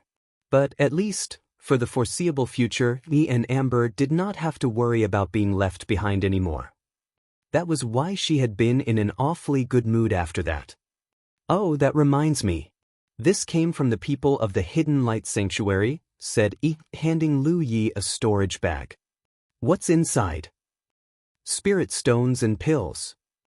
The booty from the two invasions were not just the blessings of the divine opportunity columns, but also the bounty that could be looted off the dead.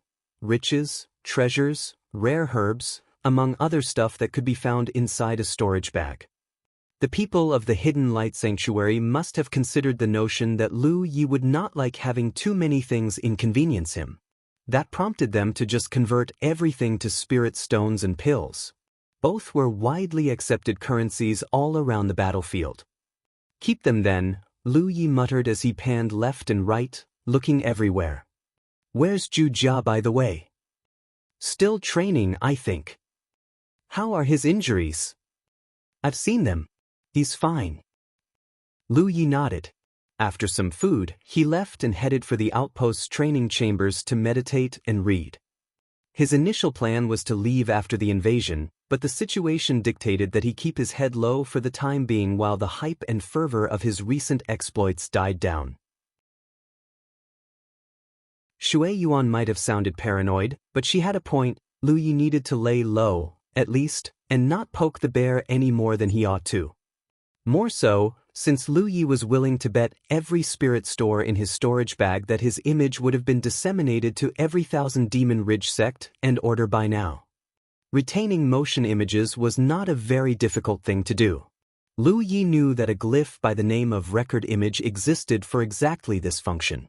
Another glyph known as Record Sound functioned to retain the imprint of sounds and voices. And employing both glyphs at the same time would yield amazing results. Long ago, Lu Yi found from inside the late manager Yang's storage bag an art catalog. But it wasn't just any art catalog. One could inject spiritual power into it and the images in the catalog would not only come alive, they could even perform the most unbelievable and marvelous actions while emitting strange noises. The art catalog itself was a manifestation of both the glyph's record image and record sounds, although Lu Yi did not know about its true worth back then. Even as he did now, it was no good. The catalog had been confiscated by the Grand Master and his mentor Tang Yifeng. Apparently, it was no ordinary art catalog. It was a manual for sexual methods of cultivation. Lu Yi did not believe it back then. He dismissed what Tang Yifeng said as mere piffle. But now that he knew better, Lu Yi understood how wrong he had been. Tang Yifeng was right all along. In the past, Lu Yi was just a speck in a multitude of hundreds or thousands of Spirit Creek Realm cultivators that roamed the battlefield. Whatever feats he accomplished, remarkable or not, most wouldn't even bat an eye at him. Things had become different now. With the fall of 2,000 Demon Ridge outposts attributed directly to him, Lu Yi of the Crimson Blood sect had just become the enemy faction's public enemy number one. Any sighting of him being near another 1,000 Demon Ridge outpost could send the entire battlefield into panic and disarray. To that end, Lu Yi thought of purchasing something that could change his appearance from the Vault of Providence. Something like that wouldn't be cheap, but he could get it easily from the vault and it would help to change his face.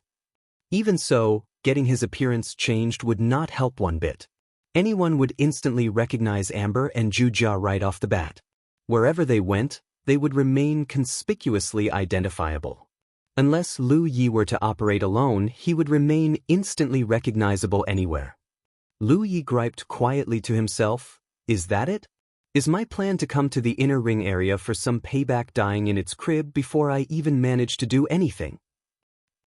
But for all the frustration now swelling inside him, Lu Yi convinced himself that surely things weren't that bad. Luck had played a heavy role in the invasions of both the House of Wintry Blossoms and the Sunlit Mountain outposts, and Lu Yi could only keep his fingers crossed that the 1,000 Demon Ridge factions were aware of this too. So long as they came up with measures to prevent these lucky situations from happening, another successful invasion in this manner wouldn't be possible anymore. 1,000 Demon Ridge cultivators were not fools. By the time they got to the bottom of what happened, they would most certainly come to the same view as Lu Yi. While Lu Yi was enjoying the peace and quiet in the training chamber to read and meditate, a huge ruckus erupted in the audience hall of the Hidden Light Sanctuary outpost. Guests from afar never stopped streaming into the outposts, all of them legates, prolgates, or even emissaries of all Grand Sky Coalition outposts nearby. In barely a day, representatives of more than 7 to 8 allied sects and orders had arrived. Gu Kanyang and Wei Li did their best to hold everyone at bay. Beleaguered by the incessant demands, none of them looked like themselves during the successful invasions. Lu Yi had given very specific instructions the moment they came back here. He expected that people would come asking for his help to launch invasions of their own, but he needed Gu Kanyang and Wei Li to disavow them of any notion of success. It was all because of the invasion with the Silverlight Island people that had lent him this insight. As soon as everyone nearby heard of how the Sky Pillar sect outpost was defeated, many began to try to make use of the serpent. But the smart beast slipped away, or more 1,000 Demon Ridge outposts would have suffered its wrath. For this reason, Lu Yi knew that people would come banging on the doors, demanding to speak to him once word of his ability to slip through defensive ward shields reached every ear. Hence he refused to show himself, choosing instead to let the Hidden Light Sanctuary people deal with the crowd instead. "Please, everyone, please. Gu Kanyang flung his arms wide in exasperation with the resemblance of an albatross, as if the gesture would kill the noise. I know the reason everyone is here and I understand how you all feel. But please understand, we're not trying to keep Lu Yi to ourselves. This is his request, and he has specifically confessed that the invasions were only successful because we're lucky. They can't be replicated. Not ever again. That's unfriendly, Gu. Both the Hidden Light Sanctuary and Lofty Plume Court enjoyed the ride with Lu Yi and were just asking for a fair and equal chance of the same. If Lu Yi could defeat their defensive wards, then he could defeat anyone. Why can't he do it again if he's done so twice? That's right. We've known each other for so long, Gu, and I've been nothing but good to you. Now get Lu Yi out here or I'm gonna tell everyone your dirty little secret. Gu Kanyang could feel the corners of his eyelids throbbing. What dirty little secret about me could you possibly know? But he was not in the mood to find out, not in public. Caught between the anvil and the hammer, he begged feebly, "Please, my friend. Please. Listen to reason. Then get Lu Yi out here this instant." This instant. In the audience hall, repetitive peals of sonorous chants threatened to bring the roof down. Even those who just arrived joined in, much to Gu Kanyang and Wei Li's annoyance and exasperation. Chapter 301 Zhao Li. Never in history had a Spirit Creek Realm cultivator so praised. No one had ever been able to do what Lu Yi did at the 8th Order of the Spirit Creek Realm either. One might say that Lu Yi had become the new idol of all sects after the occupation of the House of Wintry Blossoms and Sunlit Mountain. Was there anyone who didn't dream of breaching their hostile neighbor's grand ward and wipe the floor with them? The answer was no. However, no one had found a method that was even remotely viable until now. It was no wonder that the sects of Grand Sky Coalition had scrambled after the young man like worshippers after their idol. Gu Kanyang did another palm-down gesture and said, "Please calm down and listen to me, everyone." After drawing everyone's attention, the legate began, "It would be remiss of me not to give you all a proper explanation after you have traveled all the way to my outpost, so I will.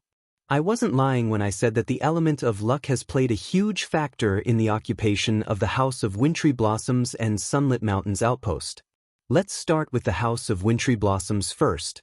You may not be aware of this, but the main reason we were able to occupy their outpost is because you did not know it was possible for someone to slip past a grand ward completely undetected." The legates and prolegates slowly calmed down as Gu Kanyang launched into his explanation. Wei Li seized the opportunity to order the servants to serve them some tea.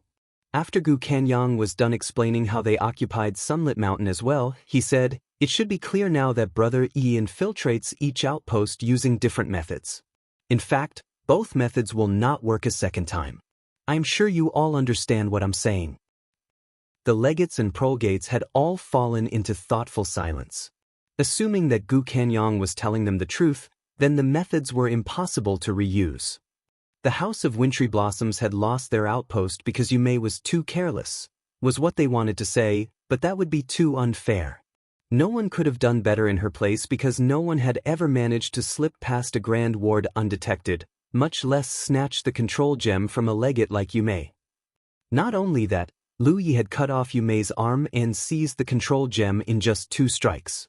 That was how Hidden Light Sanctuary and Lofty Plume Court were able to break through the Grand Ward and invade the outpost. The occupation of Sunlit Mountain's outpost was even more clear-cut. After Yume had sent out the message, the Thousand Demon Ridge sect had immediately fortified their defenses to the point where even Lu Yi could no longer slip through the Grand Ward. He had changed his breaching method not because he wanted to, but because he had no other choice. In fact, the main reason he succeeded was because Sunlit Mountain did not have many cultivators in their outpost.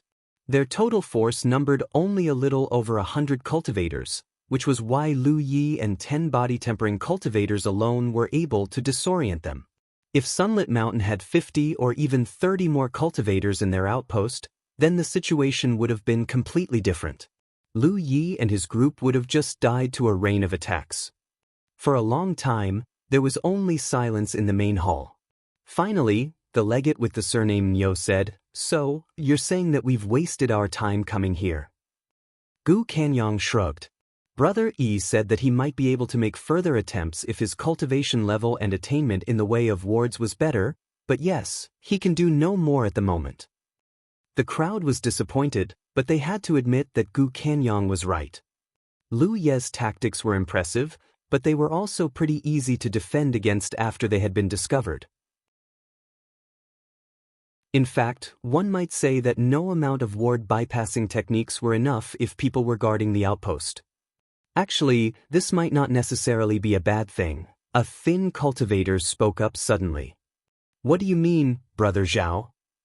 The cultivator with the surname Zhao explained, "If Brother Yi could breach any grand ward with impunity, then Thousand Demon Ridge would surely be wary of him. As long as he remained in the Spirit Creek battlefield, he would be beset by enemies and obstacles no matter where he went. In reality, the methods he used were fairly easy to defend against.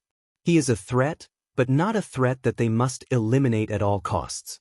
Therefore, Brother Yi should not be in danger for the moment." They agreed with him. If Lu Ye's methods were indefensible, then Thousand Demon Ridge would have been agitated beyond imagination. The previous fiasco might repeat itself, meaning that they might try every trick in the book to eliminate Lu Yi. There was no chance the young man could survive if he was visited by the champions of the core circle, specifically those who were named on the roll of supremacy. As of now, Thousand Demon Ridge was wary of Lu Yi, but they certainly hadn't been pushed to the point of complete unscrupulousness. It can't be helped. But damn it, Hidden Light Sanctuary and Lofty Plume Court are so lucky. Someone lamented. Why hadn't Lu Yi visited their outpost? If he had, it would have been them occupying their neighbor's outpost. Indeed, it can't be helped. Ha!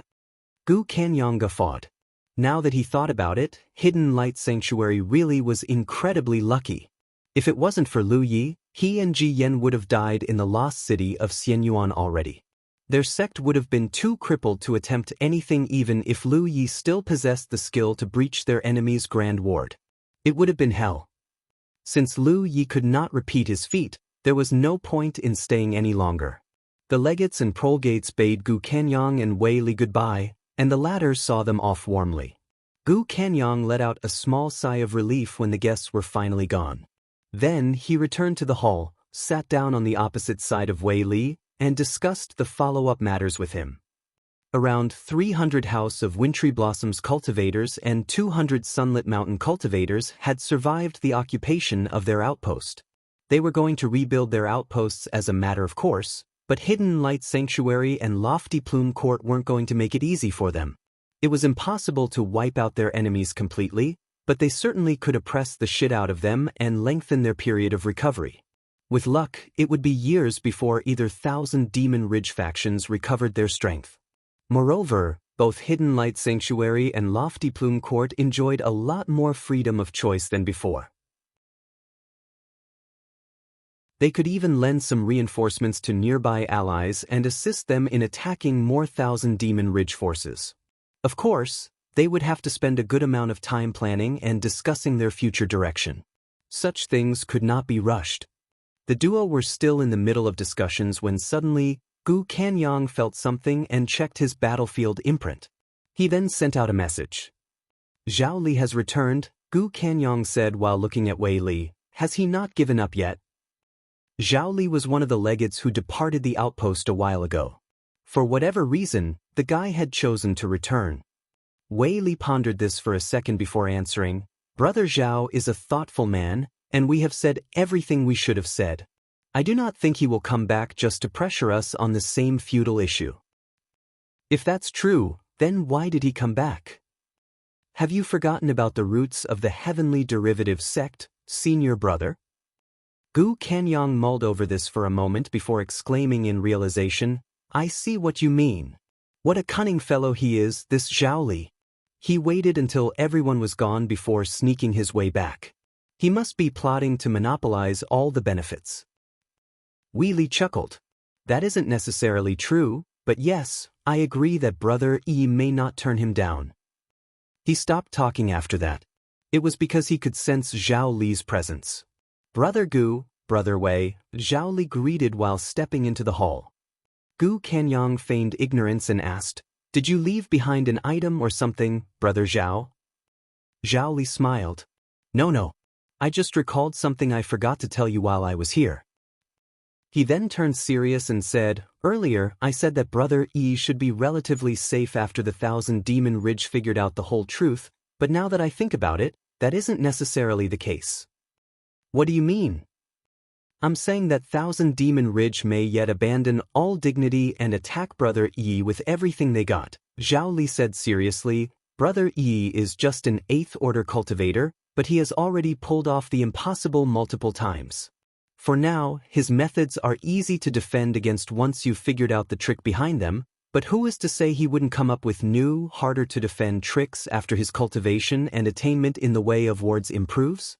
Just as we hope he would be able to repeat the feat in the future, there is a good chance Thousand Demon Ridge might want to nip him in the bud. Assuming the worst, even your outpost would not be safe, Brother Gu." Gu Kenyang was surprised to say the least. How did his outpost get dragged into this? "It is no secret that Brother Yi is staying in your outpost right now. If Thousand Demon Ridge wishes to nip Brother Yi in the bud even at the cost of their face, then they would already be plotting with all nearby Thousand Demon Ridge outposts and mobilizing their forces to attack you. Worst case scenario, your outpost would be under siege in a matter of days." Gu Kanyang's expression gradually turned solemn. "Do you really think your prediction will come true, Brother Zhao?" Zhao Li slowly shook his head. "I'm not sure. As I said, it is just a possibility. This is why I've chosen to come back. If you don't mind, I would like to stay at your outpost for the moment and observe the situation. Assuming that Thousand Demon Ridge is plotting something big, then the Heavenly Derivative Sect would be able to respond in time. Of course, it would be best if my fears are just fears and nothing happens." "Thank you, Brother Zhao. You are more than welcome in our outpost. But of course, that said, I think you should inform Lofty Plume Court and all allied sects to be ready to reinforce the outpost as soon as possible. They are closer after all." "That makes sense." Gu Kanyang nodded seriously. "If there is nothing else, then I would like to go to my temporary accommodation now. My apologies for the trouble," Zhao Li said while clasping his hands together. "It is no trouble at all. Brother Wei, please take him to his room," Gu Kanyang said while looking at Wei Li. Wei Li nodded and took Zhao Li to the guest area. After he returned, he saw Gu Kanyang still sitting on his chair and thinking about something. Wei Li returned to his own seat and poured himself a cup of tea before asking, "What are you thinking, senior brother?" "Oh, I'm just thinking how Zhao Li almost fooled me with his circuitous talk." "Huh?" Wei Li looked at him in puzzlement. Gu Kanyang smiled. "Before that, Brother Zhao asked to be assigned next to Brother Yi's accommodation, didn't he?" The guest area was fairly huge and filled with detached pavilions. Right now, only Lu Yi and Zhu Jia were using the facilities. While Wei Li could assign Zhao Li to any pavilion he wanted, he certainly wasn't going to refuse his guest's request if possible. "Yes," Wei Li responded. "Brother Zhao asked where Brother Yi lived before choosing the neighboring pavilion to stay in." Gu Kanyang grimaced. "I knew it." "I don't understand, senior brother." "I'm saying that he's here for Lu Yi." Wei Li wasn't stupid. He was just feeling a little slow after all the work he had done today. He immediately realized Gu Kanyang's meaning and asked, "Are you saying that Brother Zhao was just distracting us with some alarmist talk?"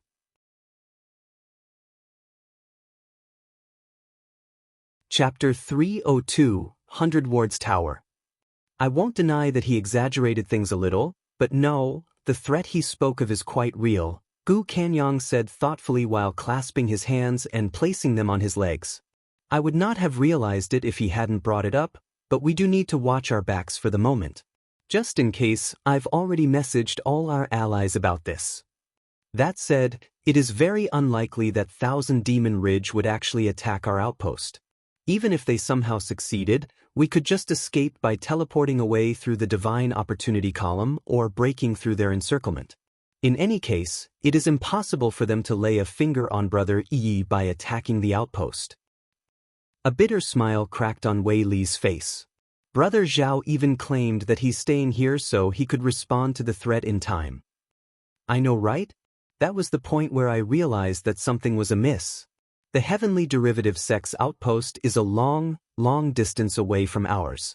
Unless Brother Zhao could see into the future, there's no way his allies would show up in time to aid us.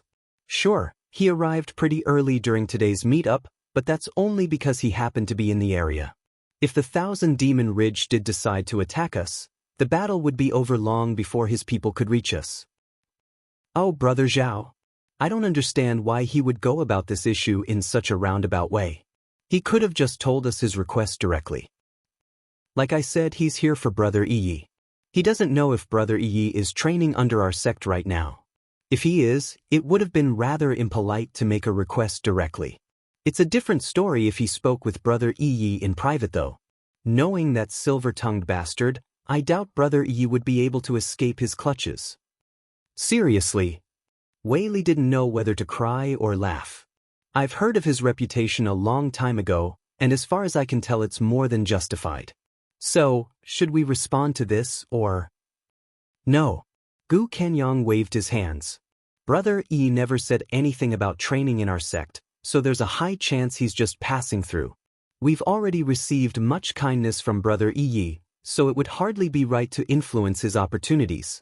If Zhao Li does succeed in inviting Brother Yi to whatever scheme he has in mind, then good on him.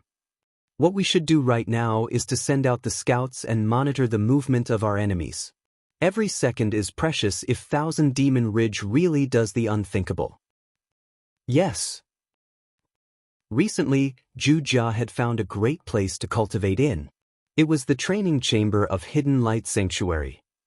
When he was following Sima Yang, the amount of times he entered an outpost could be counted on one hand, much less using a cultivation chamber. He had never cultivated in a world spiritual qi-rich environment until Lu Yi took him to a training chamber. Since then, he became absolutely obsessed and visited the place at least once every night. He was barely seen during the day either.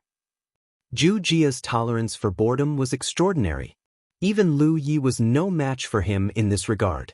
Then again, it wasn't that surprising. He was the guy who withstood Sima Yang's ridiculous exploitation without batting an eyelid after all. Zhu Jia was grateful to Sima Yang for putting him on the path of cultivation. That was why he never complained a word no matter how much abuse he received from the spell Cultivator. Today, the cultivators who killed Sima Yang were dead in the lost city of Xianyuan, and even the house of Wintry Blossom's outpost had been occupied thanks to Lu Yi. If there was an afterlife, Sima Yang should be able to rest in peace now. In the pavilion, Lu Yi and Zhao Li were sitting opposite each other and engaging in an eloquent discussion. They were talking about wards. A few days ago, after the duo encountered one another by coincidence, they gradually grew familiar with each other's presence. However, they didn't talk much because Lu Yi spent most of his time in the training chamber. This lasted until Lu Yi accidentally learned that Zhao Li was a cultivator of the Way of Wards. His interest was immediately piqued, and he dragged the older cultivator into an academic discussion. Lady Yun taught him much about glyphs, but most of his knowledge regarding wards came from the books he took from her study. In that sense, he was a self-study in the Way of Wards, even though the Way of Wards was technically a branch of the Way of Glyphs. He thought he was doing okay in this field, but he could just be deluding himself. There was no one he could measure himself against after all.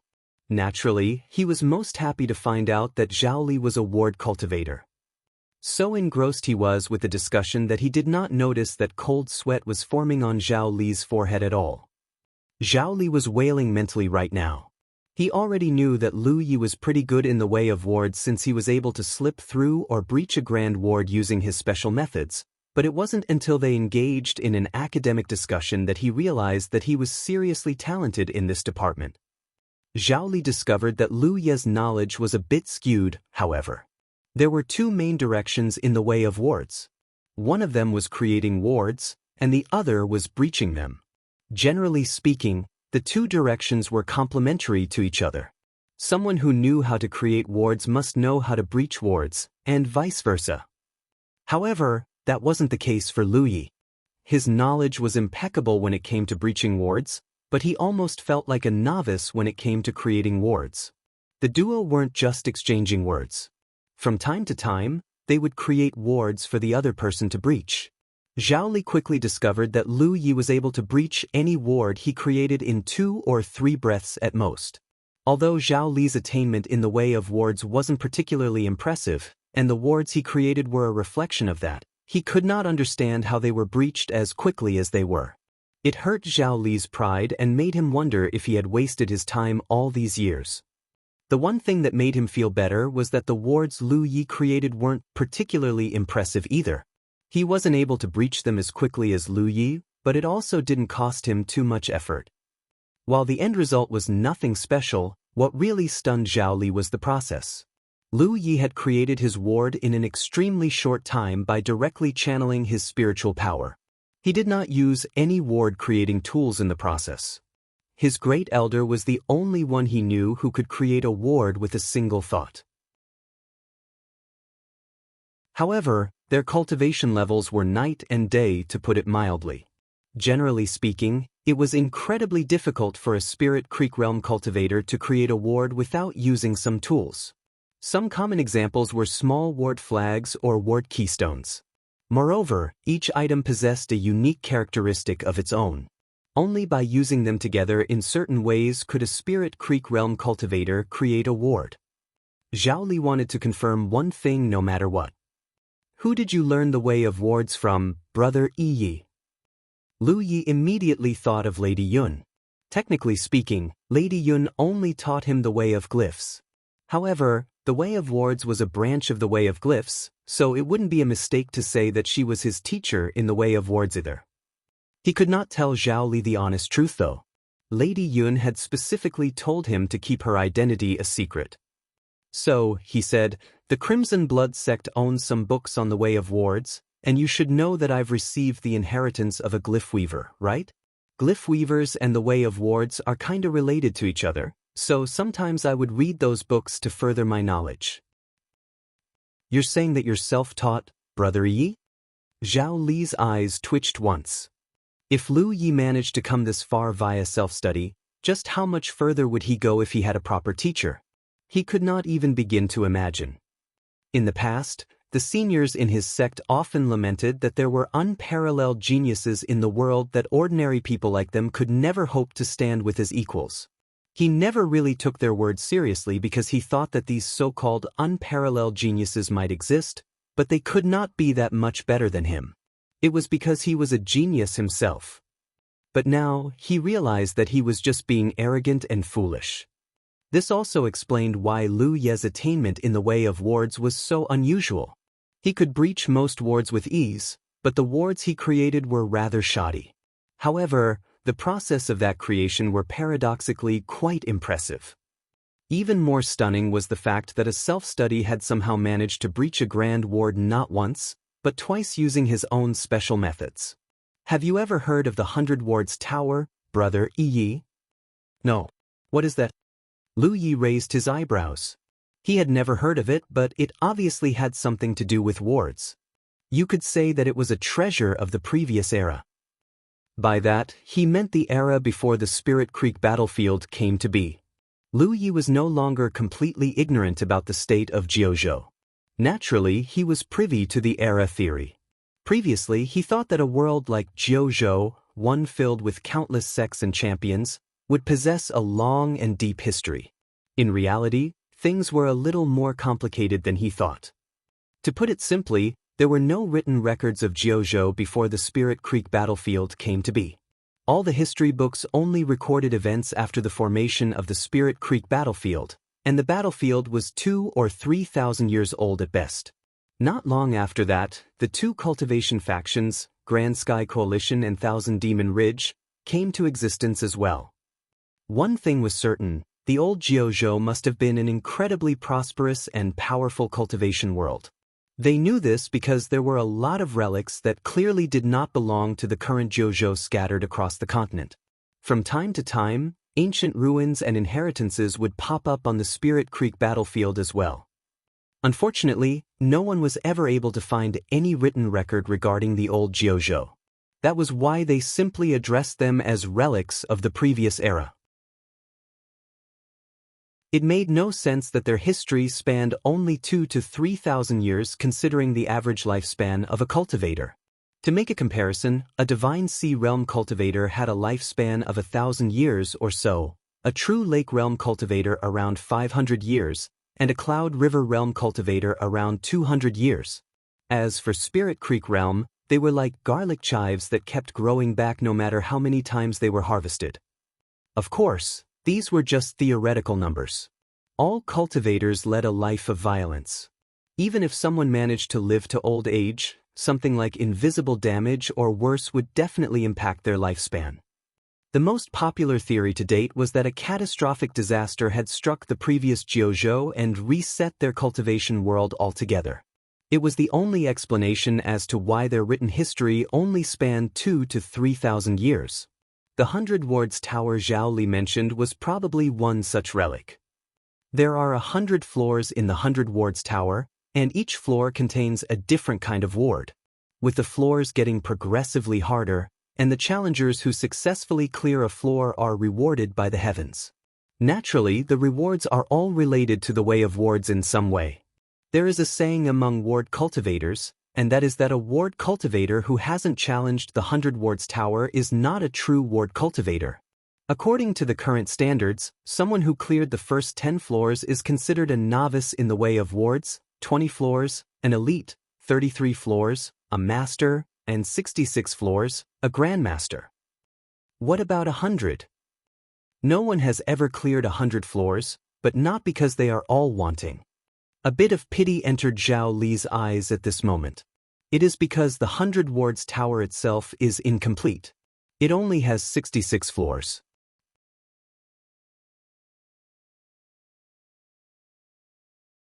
Chapter 303, Keeping an Appointment. The 100 Wards Tower wasn't just incomplete, it had been split into 3 separate portions. The first one was at the Heavenly Derivative Sect, and the second one was at the Cloud River Battlefield. As the name suggested, only Cloud River Realm cultivators could enter that place. The Cloud River Battlefield was very different from the Spirit Creek Battlefield though. For example, there were no outposts in the Cloud River Battlefield. Unfortunately, the third portion of the 100 Wards Tower remained missing to this day. It was a sore point for all ward cultivators of Jianghu because the rewards it gave out to those who cleared its floors could only be described as incalculable. There wasn't a single top-tier ward cultivator in Jianghu who hadn't received the boon of the tower. No one knew why or how the 100 Wards Tower was split into 3 portions. Some people speculated that it had been sliced into 3 portions by a champion that only existed in myths and imagination because not even the strongest divine ocean realm cultivator in Jianghu could boast the strength to so much as scratch the 100 Wards Tower, much less cut through it. One could even view it as a treasure belonging to an entire tier of its own, one that was definitely beyond a spirit treasure. If you wish to cultivate the way of wards, I would suggest that you head to our headquarters and give the 100 Wards Tower a try, Brother Yi. I am sure it will benefit you greatly. As Gu Kanyang thought, Zhao Li had snuck back to the outpost to tempt Lu Yi to his sect. He was certain that the young man would not be able to resist the heavenly derivative sect's wealth and knowledge in regards to the way of wards. After engaging Lu Yi in an intellectual discourse, he truly believed that the young man deserved to further his skill and knowledge through the 100 Wards Tower. The tower was a strange place where the more talented the ward cultivator was, the better the rewards they would receive for clearing a floor. And if Lu Yi went to the tower, then he would have achieved his primary objective. In fact, Lu Yi found the offer to be irresistible. While the others were impressed by his ability to subvert the grand wards of the House of Wintry Blossoms and Sunlit Mountain, the experience only made him realize his shortcomings.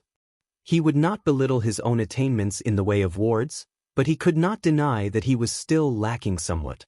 For starters, the methods he used to breach or sneak past the enemy's grand ward could never be repeated. His enemies were sure to learn from their fallen comrades' mistakes and plug all the holes in their defenses. Moreover, putting a hole in the enemy's grand ward was a flawed tactic to begin with. Even if he was skilled enough to repeat the feat, it wouldn't take long for the other side to repair the hole in the Grand Ward at all. That was why he had to take 10 body-tempering cultivators with him that time. It should not need to be said why attempting the same tactic against a prepared enemy would be a terrible idea. Realistically speaking, there were only 2 ways to improve on his ward-breaching skill. The first one was to increase his cultivation level. Glyph. Insight was an advantage any ward cultivator would be hard-pressed to beat. The glyph allowed him to discover the flaws of any ward with ease. Therefore, he could theoretically destroy any ward as long as his cultivation was sufficient, skill be damned. This was why there was a saying, 1 absolute power is superior to 10 good skills. There was nothing in this world that could not be defeated with absolute power. And if 1 hit wasn't enough, then 2 hits would do it. That said, he was 10 years too early to consider this method right now.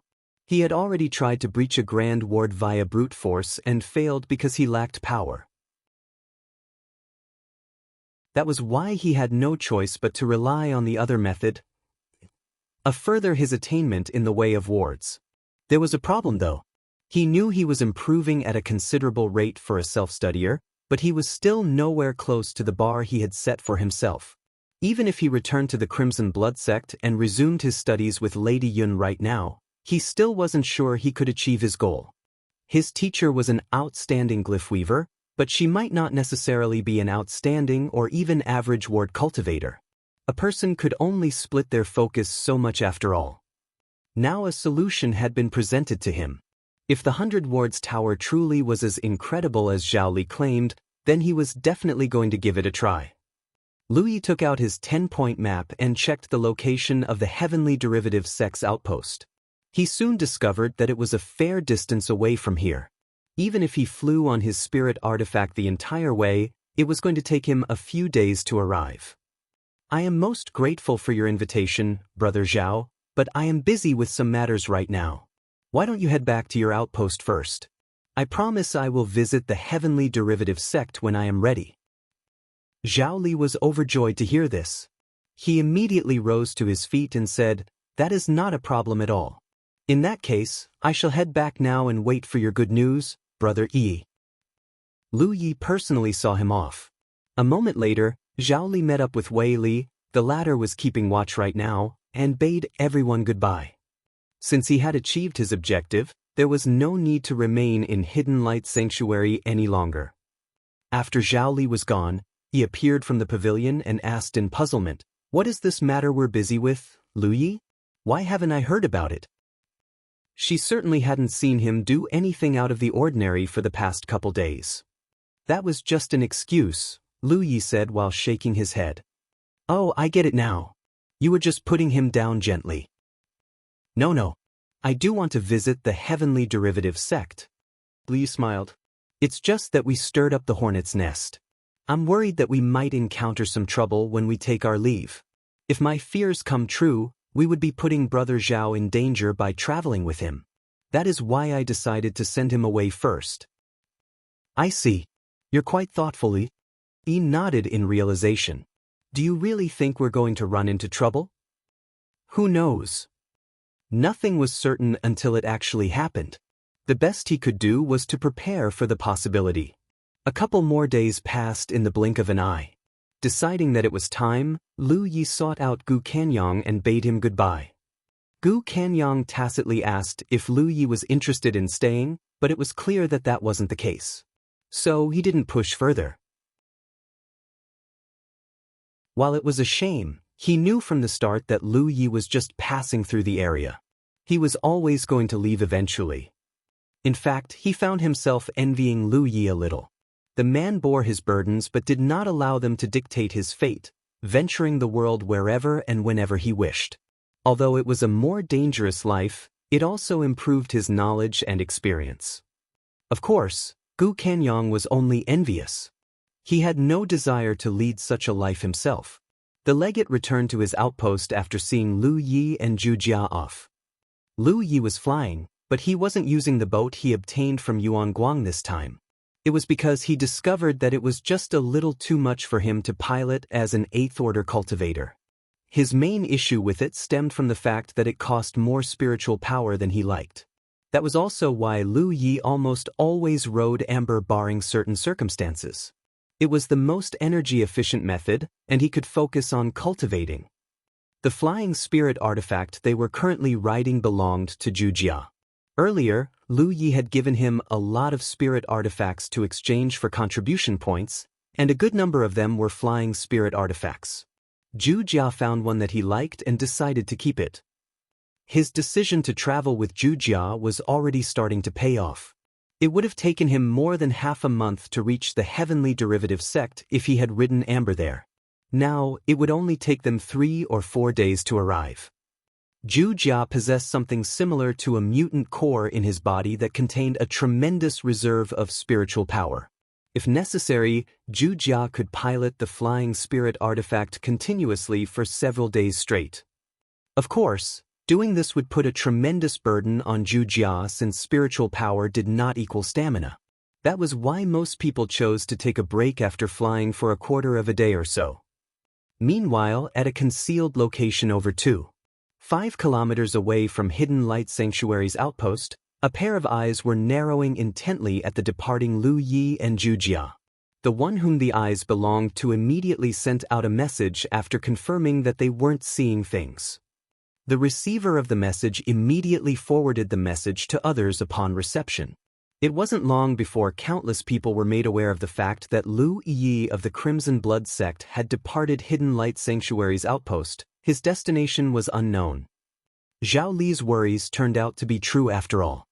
Thousand Demon Ridge could no longer stand to do nothing after Lu Yi had played a pivotal role in the occupation of the House of Wintry Blossoms and Sunlit Mountain. Yes, there was an element of luck in his successes.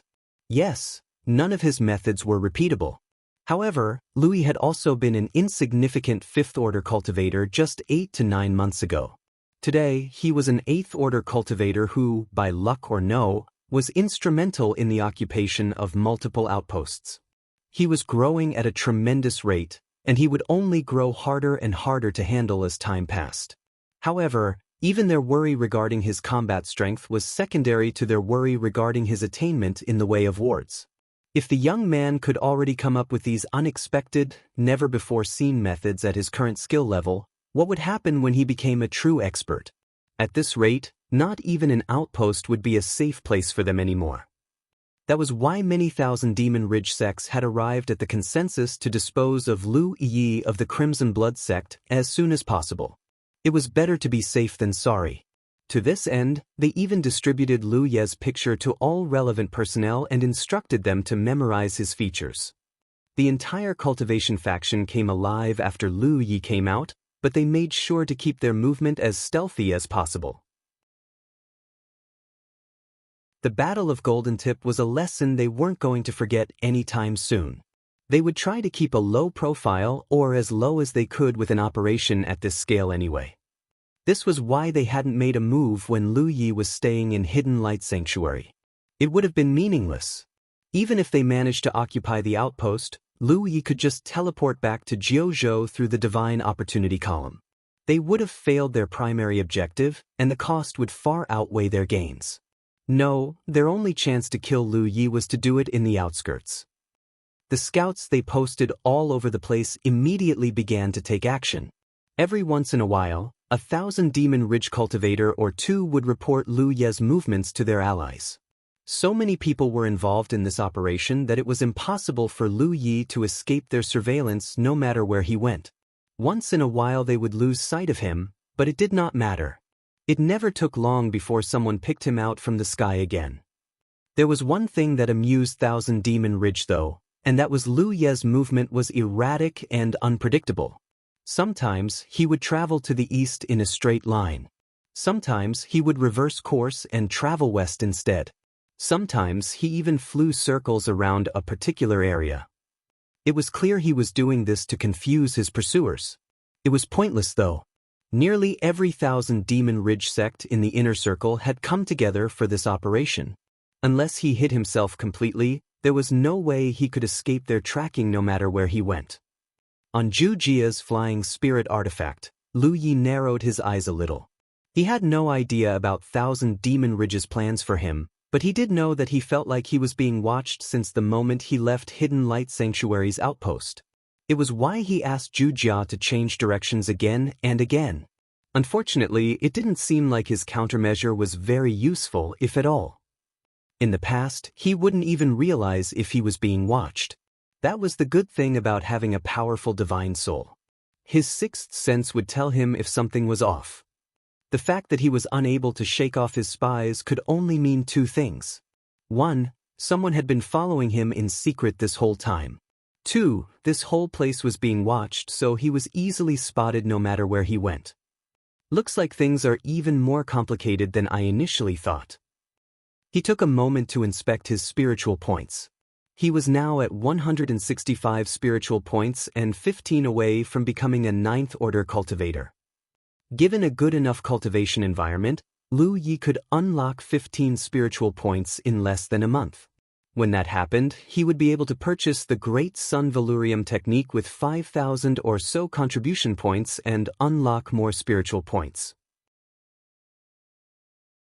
He was looking forward to the Heaven Grade Cultivation technique.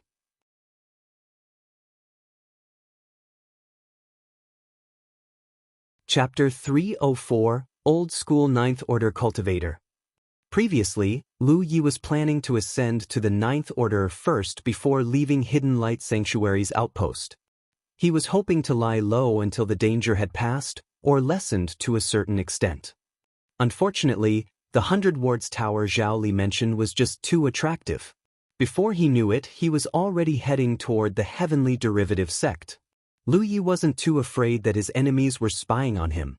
As long as Thousand Demon Ridge still conformed to the rules, there was only so much they could do against him. Of course, there was always the possibility that they would ignore everything. That was what really worried him. It wasn't until evening that the unpleasant feeling finally vanished from his back, but it did vanish. No matter how well Thousand Demon Ridge's arrangements were, there was no way they could watch him all the time. They had to lose him once in a while. Lu Yi immediately asked Wuxia to lower them and fly into a forest. A while later, a bonfire was lit, and Wuxia took out a good amount of raw meat from his storage bag. He gave Amber one before barbecuing the rest over the bonfire. His movements were extremely practiced. Clearly, Sima Yang had made him prepare his food for a very, very long time. Very soon, the silence was interrupted by the crackling of oil, and the fragrance of cooked meat filled the air. Wuxia then produced a bunch of salt and spices from God knows where and sprinkled them over the meat. The scent grew even more enticing. Wuxia did not wait until the meat was fully cooked before chowing down earnestly, though he did not forget to offer Lu Yi one of the meat before doing so. Lu Yi accepted it without hesitation and happily dug into his meal, unwittingly winning Wuxia's affection with his gluttonous display. In fact, the big man had become much closer to him for the past few days. Realization struck Lu Yi in the middle of his meal. He discovered that everyone in his party except Yi was a glutton. It should not need to be said that he and Amber were both big eaters. They chugged down at least 40 to 50 spirit pills every day like addicts. Wuxia wasn't a big eater of spirit pill in the past because Sima Yang never gave him any. He cultivated his power purely through inhaling spiritual qi. Of course, Lu Yi was nowhere as miserly and selfish as Sima Yang. He told Wuxia to consume as many spirit pills as he wanted, and the latter gratefully accepted the offer. Of course, Wuxia still did not consume too many spirit pills. It was because consuming too much spirit pills would affect the purity of his spiritual power. 2 men and 1 tiger burped out in satisfaction after the fulfilling meal. Next, Lu Yi produced the dragon scale from his storage bag and inhaled a wisp of blood qi. He then offered Amber and Wuxia 1 wisp each. In the past, he wouldn't dare to do such a thing. His usual practice was to place it in a circle of boon before absorbing and refining the nebulized blood qi bit by bit. Now that his cultivation and divine soul were stronger, he could inhale the blood qi directly. It was the same for Amber. Since it came back from the lost city of Xianyuan, it no longer dropped like a sack of rocks after inhaling the blood qi in the dragon scale. Improving one's divine soul definitely brought more benefits than he initially expected. In fact, Lu Yi reckoned that entering and exiting the Rift of Illusions should be less of a headache now. Literally. In the past, he would be beset by a painful migraine every time he died and exited the Rift of Illusions. He hadn't confirmed this yet because he was engrossed with the Way of Wards as of late. After extinguishing the bonfire, Zhu Jia adopted a meditative stance and began cultivating as usual. Lu Yi took out a book and began reading under the moonlight. As for Amber, the tiger was already lying next to the young man and snoring out loud. 300 meters away, a slightly built figure was stealthily making his way toward the group. His body blended almost perfectly with the environment, making him nigh invisible as he traversed the terrain. Even his aura and life force were fully concealed by some sort of unspeakable power. His footsteps were unnaturally light, making no sound even when he was stepping on leaves. He wasn't moving slowly either. He was traveling at near normal walking speed. It was clear that the man was extremely confident in his ability to conceal himself. Thousand Demon Ridge had lost track of Lu Yi a while ago, knowing that he had vanished somewhere in this area, but not his exact location. Therefore, a lot of people were scouring the place for him. Naturally, they were all ghost cultivators. Cloaked by darkness, the ghost cultivator peeked at the young man in front of him, his aged heart stirring a little with excitement. It was because killing the young man might give him a shot and becoming a Cloud River Realm cultivator. Last time, the major sects of Thousand Demon Ridge had put a ridiculous bounty on Lu Ye's head to ensure the removal of the Crimson Blood sect. That bounty had been hefty enough to last a cultivator a lifetime. The newest bounty they set up wasn't as hefty as the first, but it was still worth 100 barrier-penetrating pills. That was enough for him to unlock his spirit points and finally meet the requirement to achieve Cloud River Realm. 30 years. He had waited 30 years to become a Cloud River Realm expert. He would be damned if he didn't give it his all. In the Spirit Creek battlefield, there was a special community of people known as old-school Ninth Order Realm cultivators. Contrary to what some people might think, it was neither a complimentary nor a derogatory term. It was simply an apt one. Not everyone possessed the talent to ascend and become a Cloud River Realm cultivator. The higher you climbed, the harder it became to unlock spiritual points. It was because everyone possessed a natural limit. There were a total of 360 spiritual points in the human body, and only 10% of all Spirit Creek Realm cultivators were naturally capable of unlocking all of them. Without exception, these people were the most gifted of them all. Did that mean that the remaining 90% could never achieve Cloud River Realm no matter what they tried? Of course not. A cultivator who had reached the Ninth Order could purchase a heavenly grade cultivation technique to unlock another 60 spiritual points and obtain a total of 240 spiritual points. After they switched out the heavenly grade cultivation technique to the one that fit them best, they could then ascend and become a Cloud River Realm cultivator. In other words, a cultivator needed at least 240 spiritual points to achieve Cloud River Realm, and not one less. Despite this, there were still a ton of people who could not meet that requirement naturally. Some people hit their natural limit after just unlocking 200 or so spiritual points. Take the slightly built ghost cultivator for example. He had unlocked 223 spiritual points, meaning that he was still 17 points away from the hard limit to achieve Cloud River Realm. That was why he had been stuck on Spirit Creek Realm Ninth Order for 30 years, and there were plenty more people like him in the Spirit Creek battlefield. Everyone who reached the Ninth Order a long time ago but was unable to unlock more spiritual points to ascend was known as an old-school Ninth Order cultivator. Again, they were a very special community of cultivators.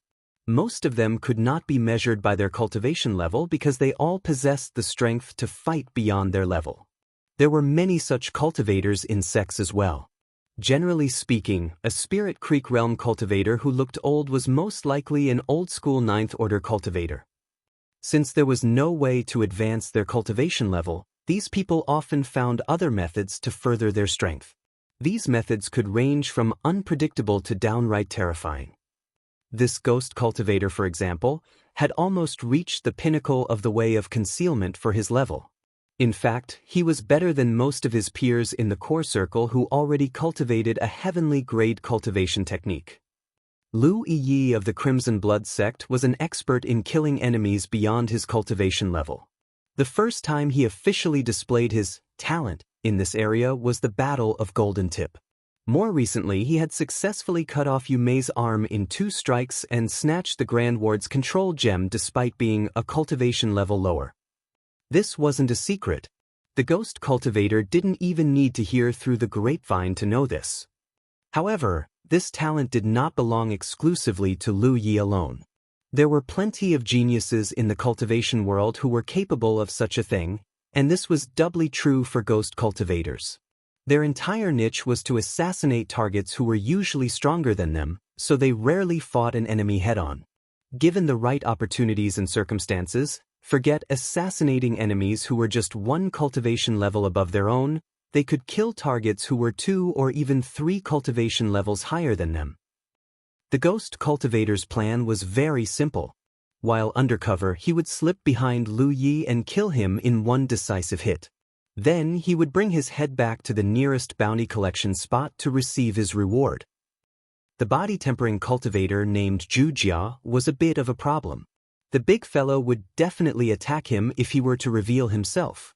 He was confident in his speed though. As long as he could survive Wuxia's first attack, he was certain he could make his escape. It was going to be a dicey assassination, but what was a bit of risk compared to the rewards? If this was the price he must pay to ascend to Cloud River Realm, then so be it. Unfortunately, man plans and the heavens laugh. He was about 10 meters away from Lu Yi when he suddenly froze in his tracks. It was because Lu Yi had abruptly closed his book, turned in his direction, and stared him directly in the eye. In that moment, he felt an icy chill shooting from his foot all the way to his head. Did he see me? But that's impossible. How can a mere 8th order combat cultivator possibly see through my concealment? The ghost cultivator had absolute confidence in his concealment abilities, and for good reason. Once, he had snuck up to a heaven-grade 7th order cultivator and took off their head right in front of them. He would never forget the look of shock and disbelief on their face before the light winked out of their eyes. If even a heaven-grade 7th order cultivator could not see through his concealment, then how could an 8th order possibly do the impossible? Yeah, there's no way he saw me. Something behind me probably drew his attention or something. It can't be me. The reason he thought this was because Lu Yi wasn't the only one who was staring at him. The body-tempering cultivator, Wuxia, was too. Even the spirit beasts sleeping next to Lu Yi had opened their eyes to stare in his direction as well. He would not deny that there was an instant he had felt like pissing his pants. That said, he was an old-school 9th order cultivator. A youngster might have succumbed to the pressure and broken their concealment already, but he had survived long enough to turn his nerves into steel. That was why he remained calm and, while withdrawing his aura and pushing his concealment abilities to the limits, slowly took a step to the right. He was wrong. His entire scalp tingled when all 3 pairs of eyes followed his figure like glue. Lu Yi was even laying his chin on one hand and tapping the inviolable rhythmically with the other, smirking as if he could see him as plain as day. This turn of events was completely beyond the ghost cultivator's expectations. He could believe that Lu Yi was talented enough to see through his concealment, but Wuxia, a simpleton who only knew how to flex his muscles? A spirit beast even? Had he been deluding himself all this time? Was the concealment technique he honed for decades really worth nothing at all? The bonfire in the makeshift camp crackled once. It was because the flames hadn't died out completely. It was at that moment the ghost cultivator rushed forward and attempted to kill Lu Yi. Unfortunately for him, he was immediately met by a bright flash of steel. Blood flew everywhere as a deep wound erupted across the ghost cultivator's chest. The attack had nearly split him in half. Without hesitation, he began running away from the party. Any ghost cultivator worth their salt would know that staying after a failed assassination was folly.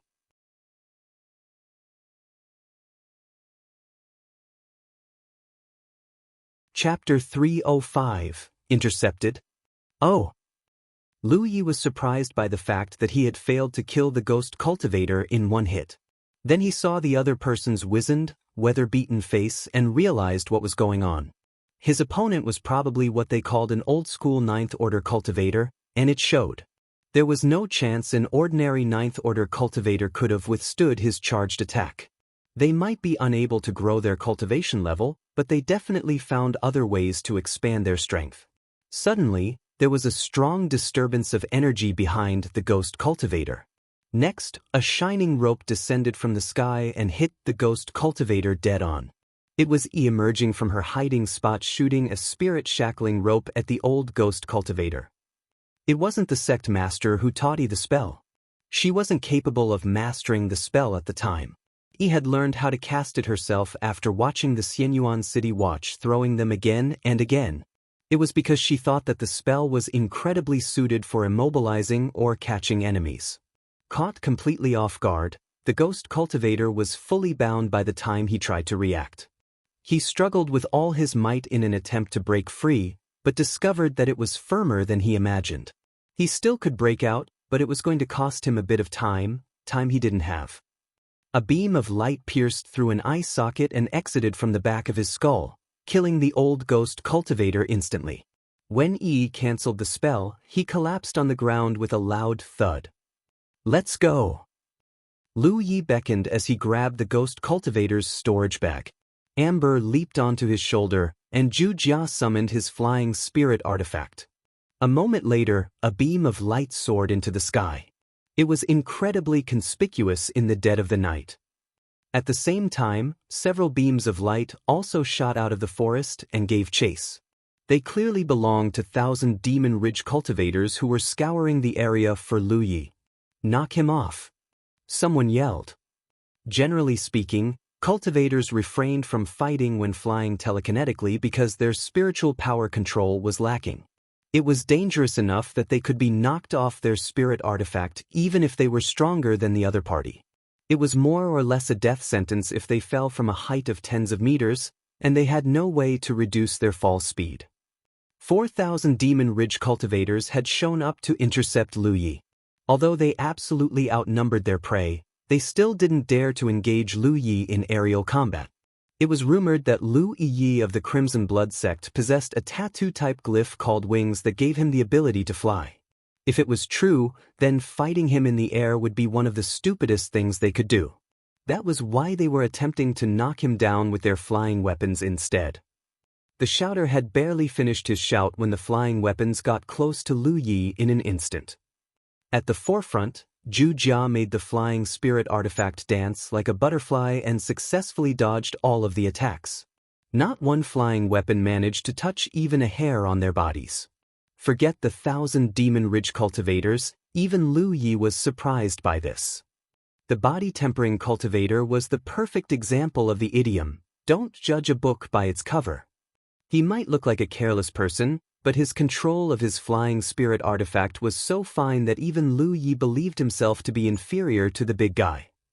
Zhu Jia then moved the flying spirit artifact closer toward their attackers, causing those at the forefront to turn fearful.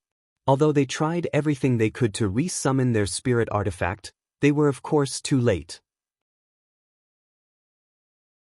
Lu Yi stuck his hand into his storage bag and threw 4 spirit artifacts at his attackers. Each and every one was empowered by a glyph, Windwalk. Blood-curdling screams cut through the air. 2 of the 4,000 Demon Ridge cultivators were skewered and knocked off their flying spirit artifacts. From the looks of it, the fall was going to kill them. The other 2 were also wounded by the flying weapons, but they did not fall off their spirit artifacts. However, they didn't even get to breathe out a sigh of relief before 4 beams of light shot toward them once more. A pair of blood-curdling screams broke out, and the rest was history. If the quartet had fought him on the ground as a group, it would have taken Lu Yi some effort to kill them all. But in the air, it was considerably easier to kill them. With that done, Zhu Jia shot toward the horizon with almost no pause in between. The flying spirit artifact left behind a brilliant ribbon of light in the night sky. From time to time, the 1,000 Demon Ridge cultivators who caught wind of their movement would attempt to intercept them, but this was very different from the time he had to escape on Amber's back. Although the tiger wasn't slow, it wasn't quick either. His enemies had had a much easier time blocking his way and chasing him down. This time, they were flying with Wuxia at the helm. They were so much more mobile it wasn't even a comparison. Add to the fact that 1,000 Demon Ridge did not dare to escalate things so much that Grand Sky Coalition would have the excuse to retaliate. All the attackers were 8th to 9th order cultivators. As a result, 1,000 Demon Ridge was unable to form an effective blockade on a large scale. Not only that, almost none of the group of 3s, 4s or 5s they sent to intercept Lu Yi was able to escape alive. The attackers dared not act recklessly after they lost a couple of groups like this. As the 1,000 Demon Ridge cultivators kept each other updated in real time, they gradually managed to deduce Lu Ye's next destination. Although they weren't sure if it was his final destination, they had already assembled an ambush force in that direction. They were just waiting for him to fall into their encirclement now. A day later, while Wuxia was flying across a big, winding river that looked like a living dragon from the sky, 20 beams of light suddenly rose into the sky and flew straight toward him. That wasn't all. Another 20 figures suddenly appeared from behind his back and cut off their retreat. In just the blink of an eye, their way forward and back had been cut off by the enemy. Lu Yi would have told Wuxia to change directions, but the big guy was wise enough to change directions immediately.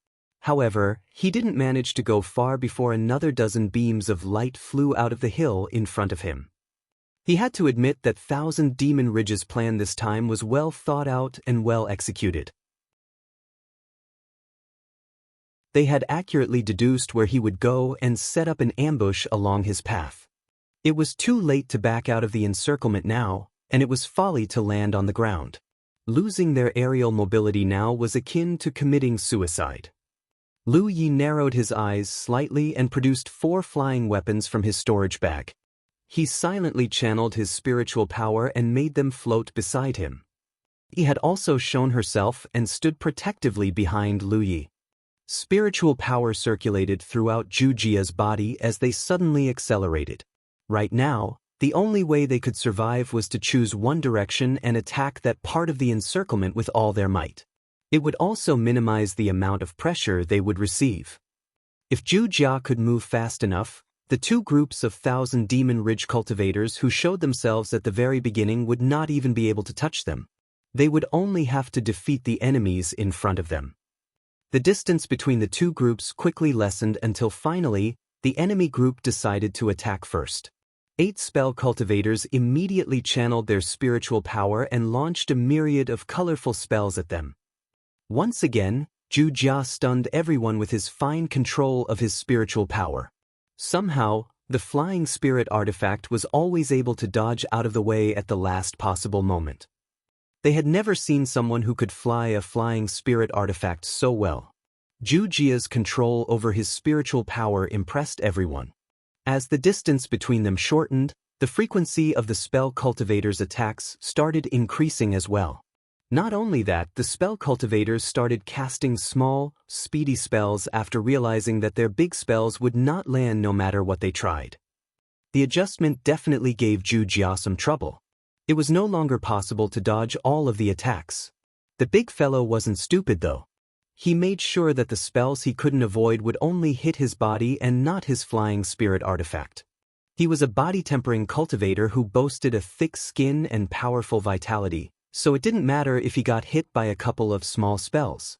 On the other hand, the flying spirit artifact was a completely different story. The equipment was notoriously fragile, and even a few weak spells might just be enough to destroy it. Speaking of which, Yi was also casting her own spells and attacking the spell cultivators. She brought shame to every spell cultivator present because she was several leagues above in terms of casting speed, spell types, and even spell power.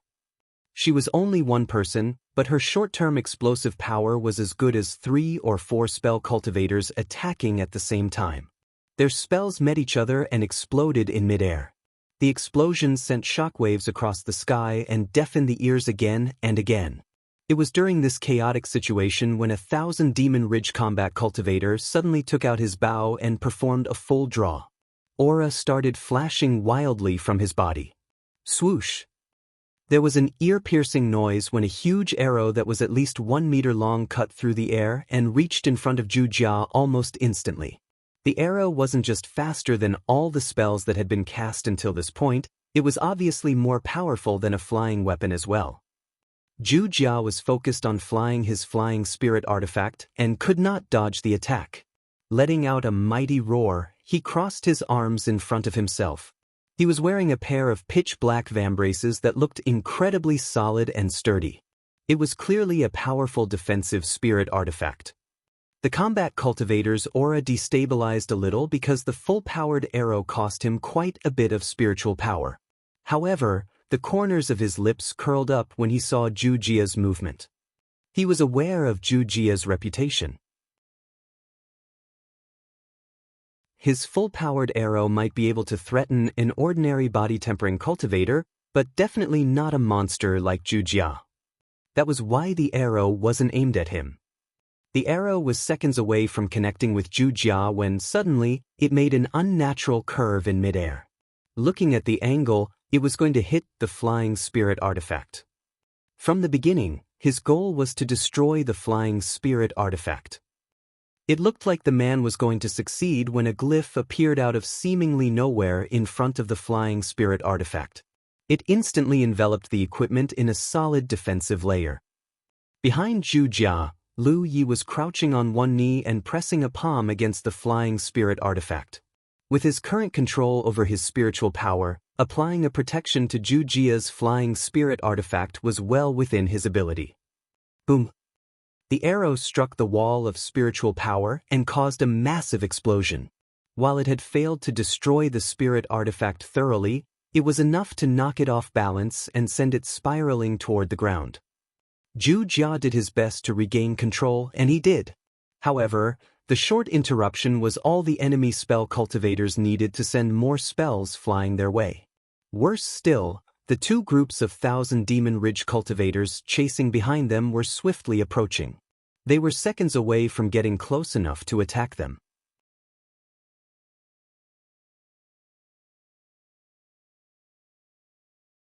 Chapter 306, It's Bad. Ram them!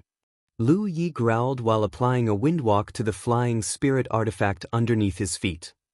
There was a flash of light, and the stabilized equipment immediately shot toward the enemy like an arrow.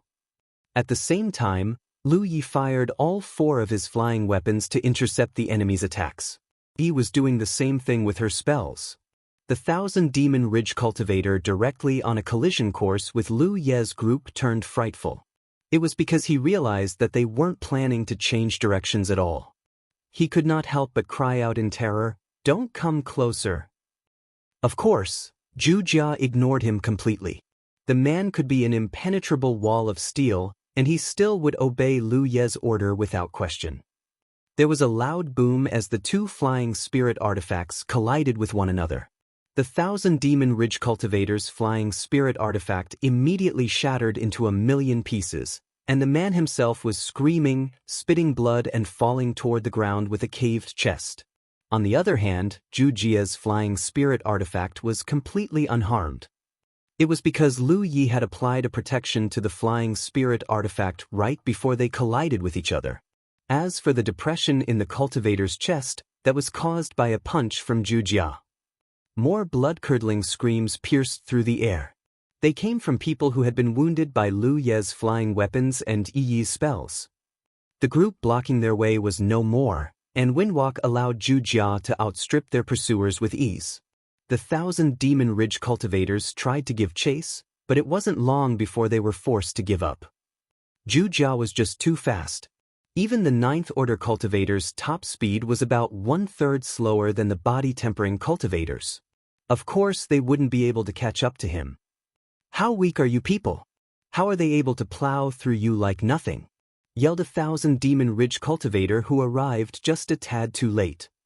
To be fair, they had planned out this ambush extensively, and Lu Yi had fallen for it hook, line, and sinker. But just when they thought they would finally be able to remove the thorn in their sides, The man had escaped and left them feeling like they had completely wasted their time and energy. You try to stop him then? A youngster shot the guy a hostile look even though there were still traces of lingering fear on his face. That Wuxia is as tough as a goddamn divine opportunity column. No one could have stopped him from breaking through.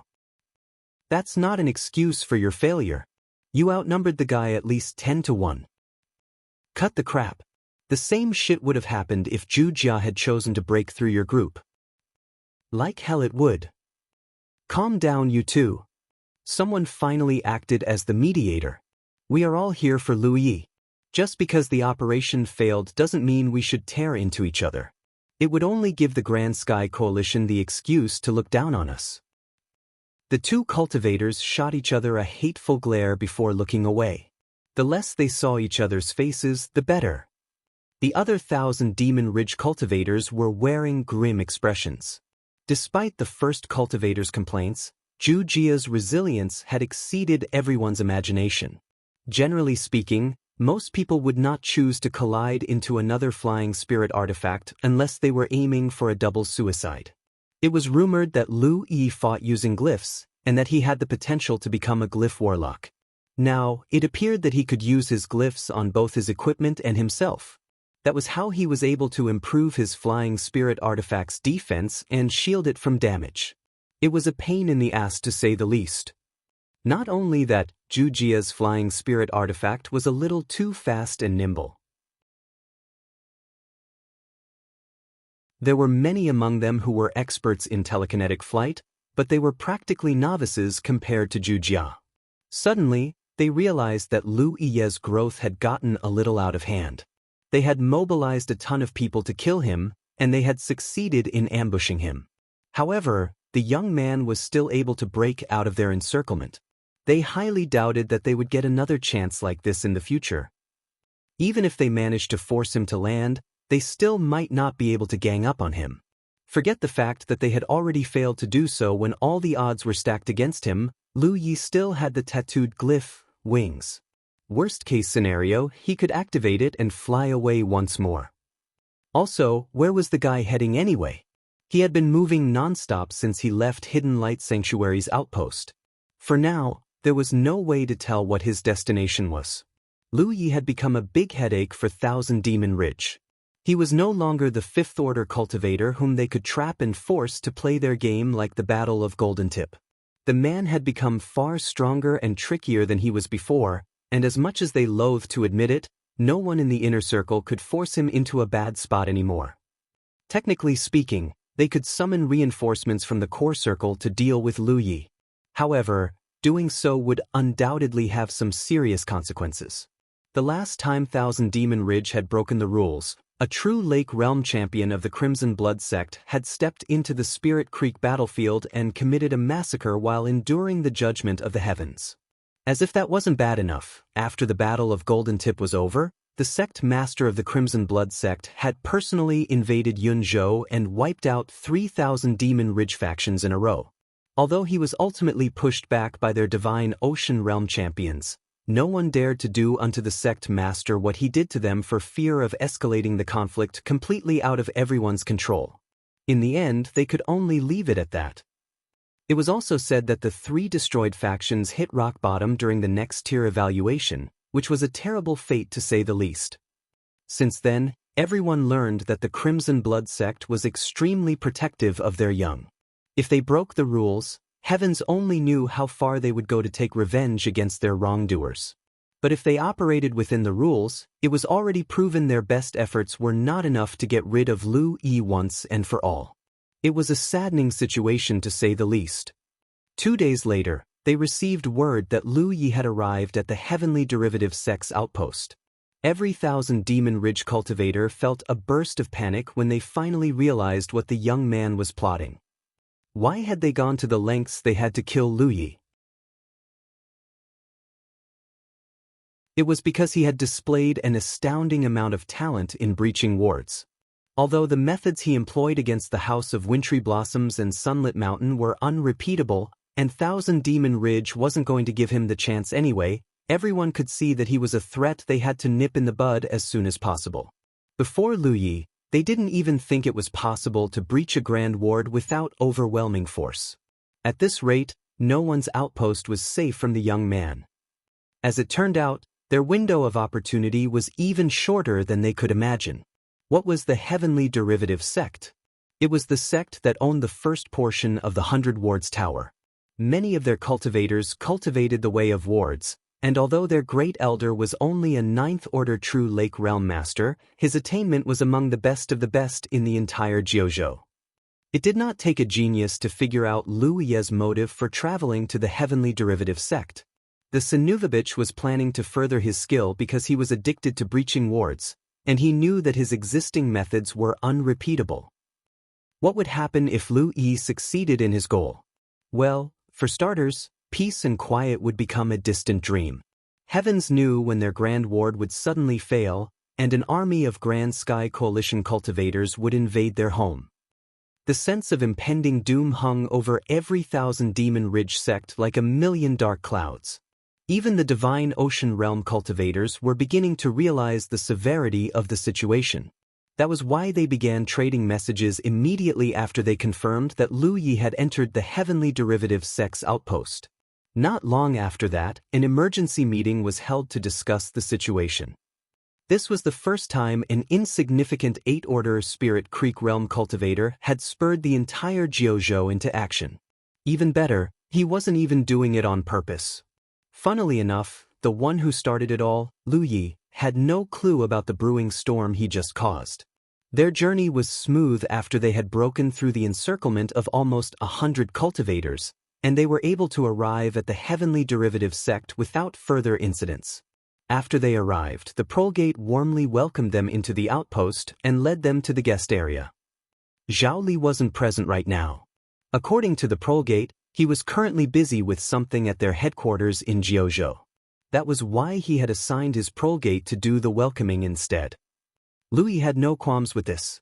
While he would like to enter the 100 Wards Tower as soon as possible, a small delay would hardly kill him. He could wait until Zhao Li had wrapped up whatever it was that was keeping him. At the same time, at the Heavenly Derivative Sect's headquarters, the sect master Yu Shao and the Great Elder Bai Qian were seated on the left and right side of a great hall.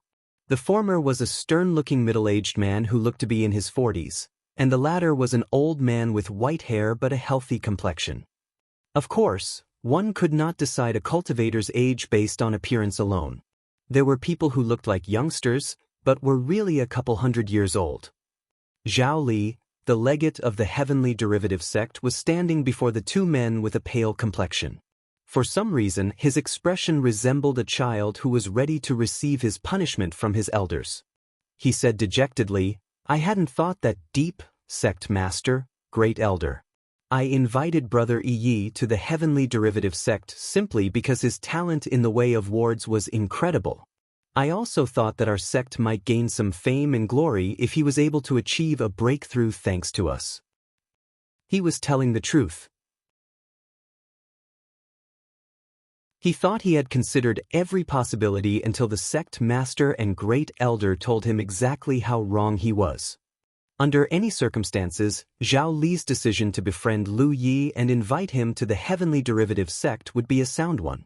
After all, it was perfectly normal for sect members between sects from the same faction to visit and exchange discourse with each other, not to mention that the Heavenly Derivative Sect and the Crimson Blood Sect shared some ties with each other. The problem was that Lu Yi had stirred up quite a lot of trouble just a while ago and attracted the attention of countless Thousand Demon Ridge factions. To invite Lu Yi to the Heavenly Derivative Sect now was the same as pouring fuel on the fire. They were already afraid of Lu Ye's talent in the way of wards. If the young man actually achieved a breakthrough in the Heavenly Derivative Sect, then no outpost would be safe from the young man anymore. In other words, Zhao Li had unintentionally forced Thousand Demon Ridge's hands. They had to respond to the growing threat that was Lu Yi before it was too late. According to the sect master's wisdom, they would most likely assemble a massive force and attack the outpost with everything they had. Their only option now was to force Lu Yi to leave. Again, to invite Lu Yi to the Heavenly Derivative Sect's outpost now was to invite destruction to their doorstep. A single misstep might result in the annihilation of their outpost. One might think that the sect master and the great elder were exaggerating things, but the fact was that the Grand Sky Coalition would probably have made the same decision if the situation was reversed. It would be folly to underestimate Thousand Demon Ridge's determination and daring. This was also why the sect master and the great elder himself were questioning Zhao Li regarding his decision. Normally, true Lake Realm cultivators like them would never interfere with the business of Spirit Creek Realm cultivators. Zhao Li also realized his lack of forethought after listening to the great elder's explanation.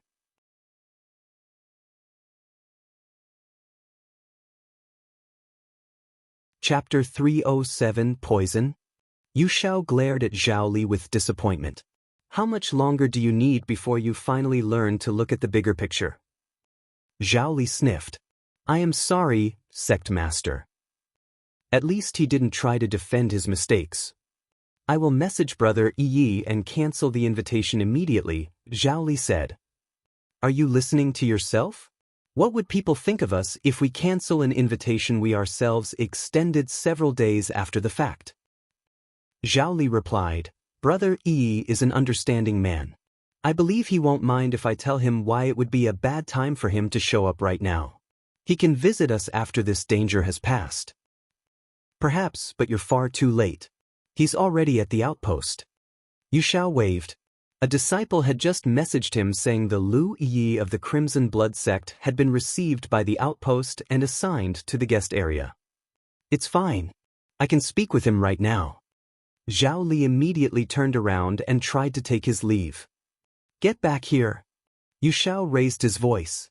At the same time, Bai Qian stretched out his leg and blocked Zhao Li's path, nearly tripping the surprised legate in the process. The young man hurriedly turned around and stood still once more. As a disciple of the heavenly derivative sect, your promises are like spilled water. To take back your word is the same as breaking the trust others have in you. In any case, it really is too late. Thousand Demon Ridge should already know that Lu Yi is with us, and they're probably taking the appropriate measures. We must be prepared to lose the outpost. Sect Master. The harshness in Yu Zhao's gaze lessened slightly. I know you're just worried for the sect. Our outpost is surrounded by Thousand Demon Ridge on 3 sides, and we have been doing rather poorly for the past couple years. I don't mind that you are ambitious, I'm just saying that you should always think thrice before you act. Yes, Sect Master. One more thing. You do not know this, but our sect actually shares some ties with the Crimson Blood sect. Back in the day, many of our champions used to serve under that man, and we would not have become a Tier 5 sect without his support. Zhao Li did not know who his sect master was referring to, but he understood that his sect master was trying to lessen the guilt in his heart. He was saying that the heavenly derivative sect was always going to accept Lu Yi because of the old favor. A tribulation may soon fall upon us. You may return to the outpost and make the necessary preparations now, Yu Xiao said with a wave. Zhao Li bowed and left immediately. Yu Xiao waited until the legate was out of hearing range before letting out a sigh. He was determined to protect Lu Yi, but that didn't mean his heart wasn't aching from the loss. Assuming that the events went exactly as he predicted, they were going to lose their outpost for sure. Is it that bad? Bai Qian asked. I heard some things, yes. Yu Xiao nodded before asking suddenly, how do you consider Lu Yi's talent in the way of wards, Elder Bai? Bai Qian thought for a moment before answering. Judging from Zhao Li's explanation alone, the little fellow is both extraordinarily talented and very creative. That said, there is one thing about his story that I still cannot figure out even now. What is it? He's only an 8th order Spirit Creek cultivator, so how on earth did he manage to identify the nodes of a Grand Ward? All the methods he employed could only be effective if he targeted the nodes, or it would be impossible even if he had the talent of the heavens themselves. It is so strange. Perhaps you can ask him directly, Elder Bai? That's exactly what I'm thinking. Do remember to bring him to me when he visits the headquarters.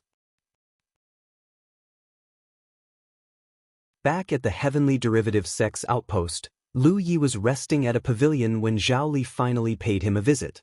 The legate apologized deeply for his tardiness before instructing the disciples to prepare a small feast immediately, wanting to receive Lu Yi the proper way. Lu Yi wanted to visit the 100 Wards Tower as soon as possible, but he could not see a way to turn Zhao Li down without seeming rude. So, he had no choice but to accept the offer. It wasn't long before the feast was ready. Lu Yi and Zhu Jia took their seats while Zhao Li served them dutifully. As an apology for his tardiness, Zhao Li punished himself with 3 glasses of wine before toasting Lu Yi. He would have toasted Zhu Jia too, but the big guy was busy stuffing his face with food right now. "Did you have a peaceful journey, Brother Yi?" Zhao Li asked while drinking his wine. "It's not bad, but—" Lu Yi suddenly cut himself off and scrunched his eyebrows. It was because he suddenly felt an odd sensation inside his body. He hurriedly focused his mind and looked inward. He immediately noticed the leaves of the tree of glyphs rooted in his source spiritual point were burning, and gray energy was being ejected non-stop. Normally, this would be of no concern to Lu Yi. The tree of glyphs always reacted like this after he consumed a spirit pill, burning away the pill poison in the spirit pills and leaving behind only pure spiritual power.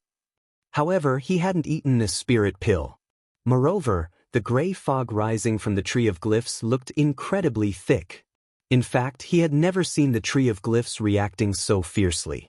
Whatever was causing it, it was definitely not a spirit pill. "Brother Yi?" Zhao Li looked at him in confusion. Not only had the young man fallen silent, his expression was growing more and more severe by the second. Lu Yi abruptly grabbed Zhu Jia's chopsticks. A quick analysis and a moment of hesitation later, he declared darkly, "The wine is poisoned." It was a most deadly poison too, although it was probably a slow-acting one. Zhao Li had drank from the same wine, but on the surface he looked perfectly fine. Of course, there was a chance Zhao Li was fine because he was the poisoner, but it was a very low chance. This was the heavenly derivative sex outpost, and Zhao Li was its legate. It would be an understatement to say that there would be severe consequences if he poisoned Lu Yi, which was why Lu Yi had decided to speak frankly. And if Zhao Li was the poisoner, the sudden reveal might be enough to make his mask slip. It didn't look like that was the case though. A few seconds of stunned silence later, Zhao Li asked weakly and disbelievingly, "You're joking, right?" Lu Yi didn't say a word. But I'm not feeling anything." Zhao Li started to panic a little. Lu Yi glanced at Zhu Jia, and the body-tempering cultivator slowly shook his head. He too didn't feel anything amiss, although it could be because he hadn't drunk the wine and so wasn't poisoned. He also didn't know if the dishes were poisoned. Lu Yi continued to inspect the tree of glyphs. The thick fog had become much thinner, indicating that the poison had almost been fully purged. He had no idea that the tree of glyphs had such a miraculous ability, although in hindsight he should have made the connection sooner. If the tree of glyphs could burn up something as obscure as pill poison, then of course it could purge other poisons as well. A dozen or so breaths later, no more fog emerged from the tree of glyphs. Uncertainty began growing in Lu Ye's mind. Maybe he was wrong and he was poisoned some other way.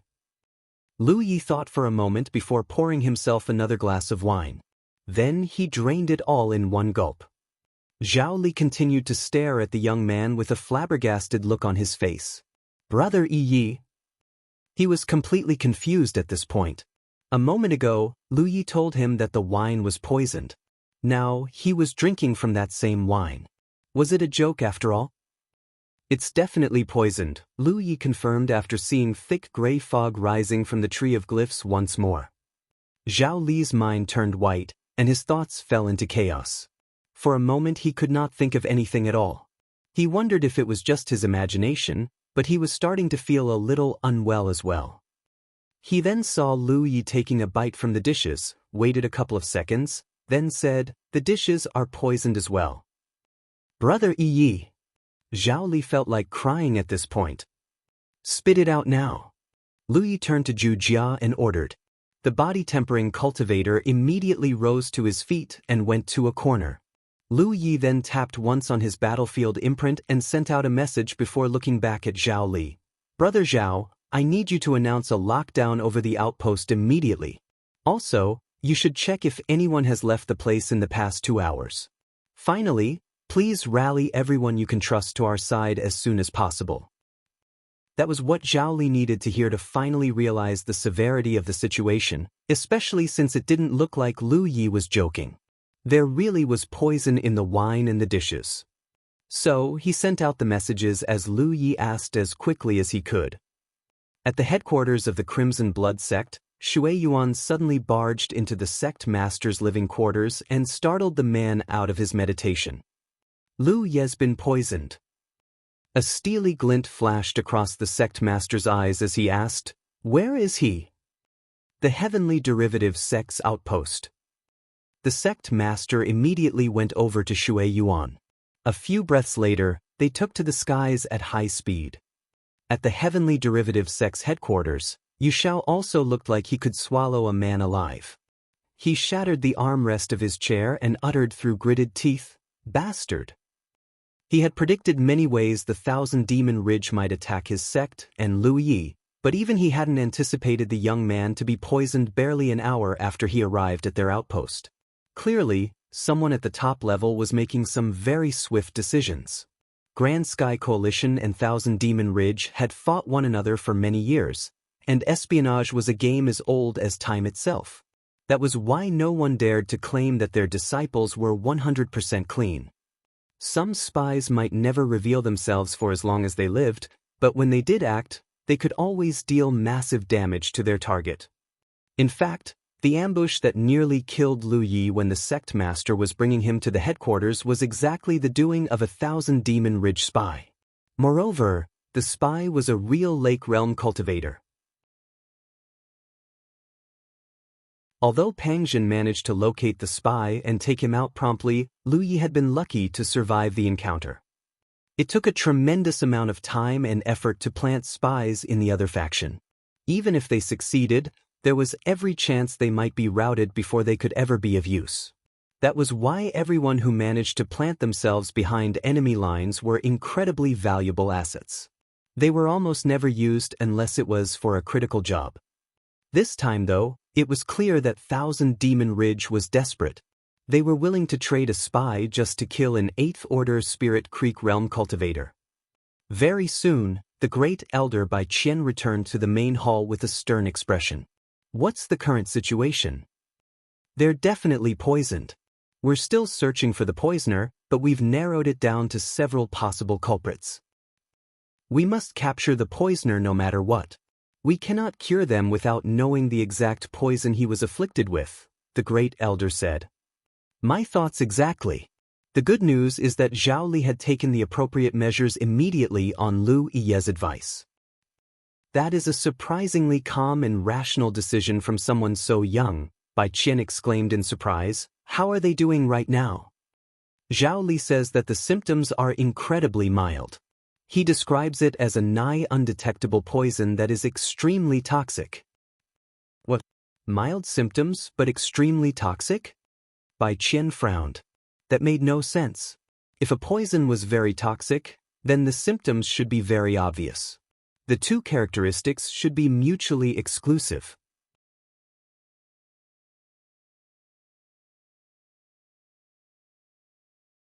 Chapter 308, A Poison That Attacks the Divine Soul. If the symptoms weren't obvious, then how did he know that it was incredibly toxic? Zhao Li said that Lu Yi is the one who determined this. "Tell them to come to the headquarters as soon as possible. I already sent them the message." Back at the Heavenly Derivative sect's outpost, Lu Yi was staring at the blood streaming out of Zhao Li's nostrils.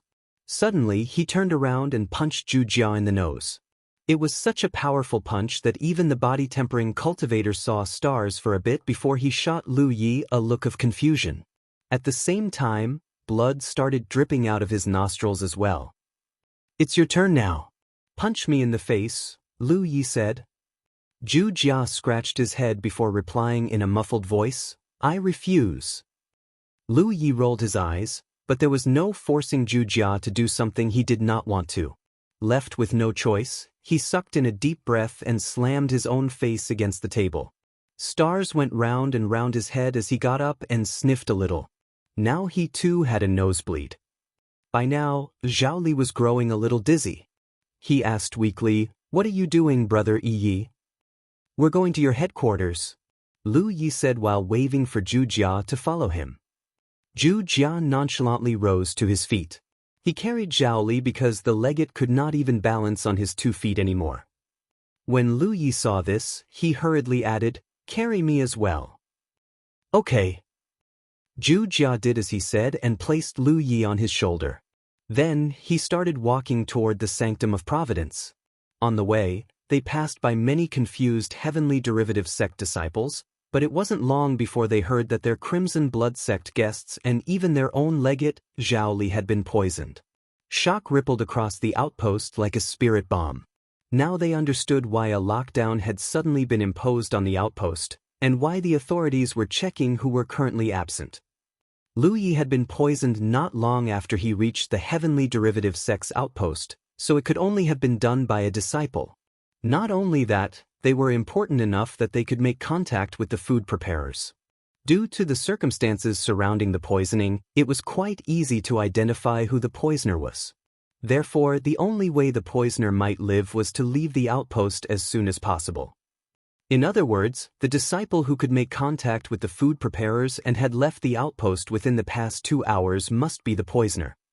If Lu Yi was anyone else, the assassination would have been a total success.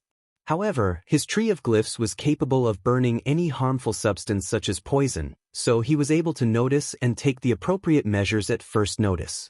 The poisoner could not have known that they would be exposed so quickly either. If the Heavenly Derivative Sect acted fast enough, there was still a chance they might be able to capture the poisoner before they escaped.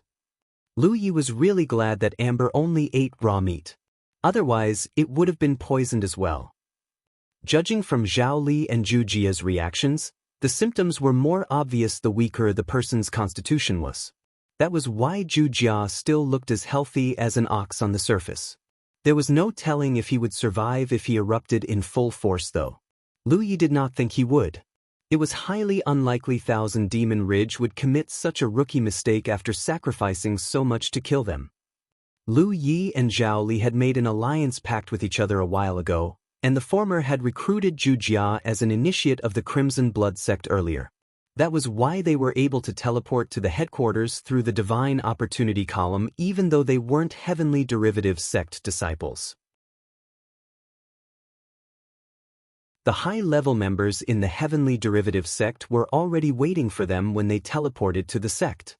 Yu Shao and everyone else looked so grim one would think that the apocalypse was upon them. While no one could have prevented the poisoning from happening, it did not change the fact that the disciples of Crimson Blood Sect had been harmed on their territory. Therefore, the responsibility was theirs to bear. Heavens only knew how they were going to make it up with the Crimson Blood Sect if Lu Yi really did perish from this. The medicine cultivators were already waiting for their patients. The moment the trio showed up, they were immediately brought to a room and tended to by a medicine cultivator each. By now, Zhao Li was doing very poorly. He looked horribly weakened, and he kept throwing up liquid with blood mixed in it. The medicine cultivator tending to him had a hell of a hard time trying to keep the legate alive.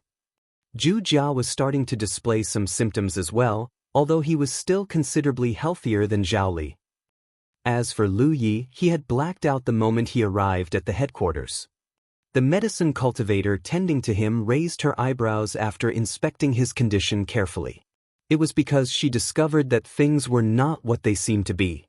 After inspecting Lu Yi a second time to confirm that she wasn't mistaken, she went to Yu Shao and said something softly.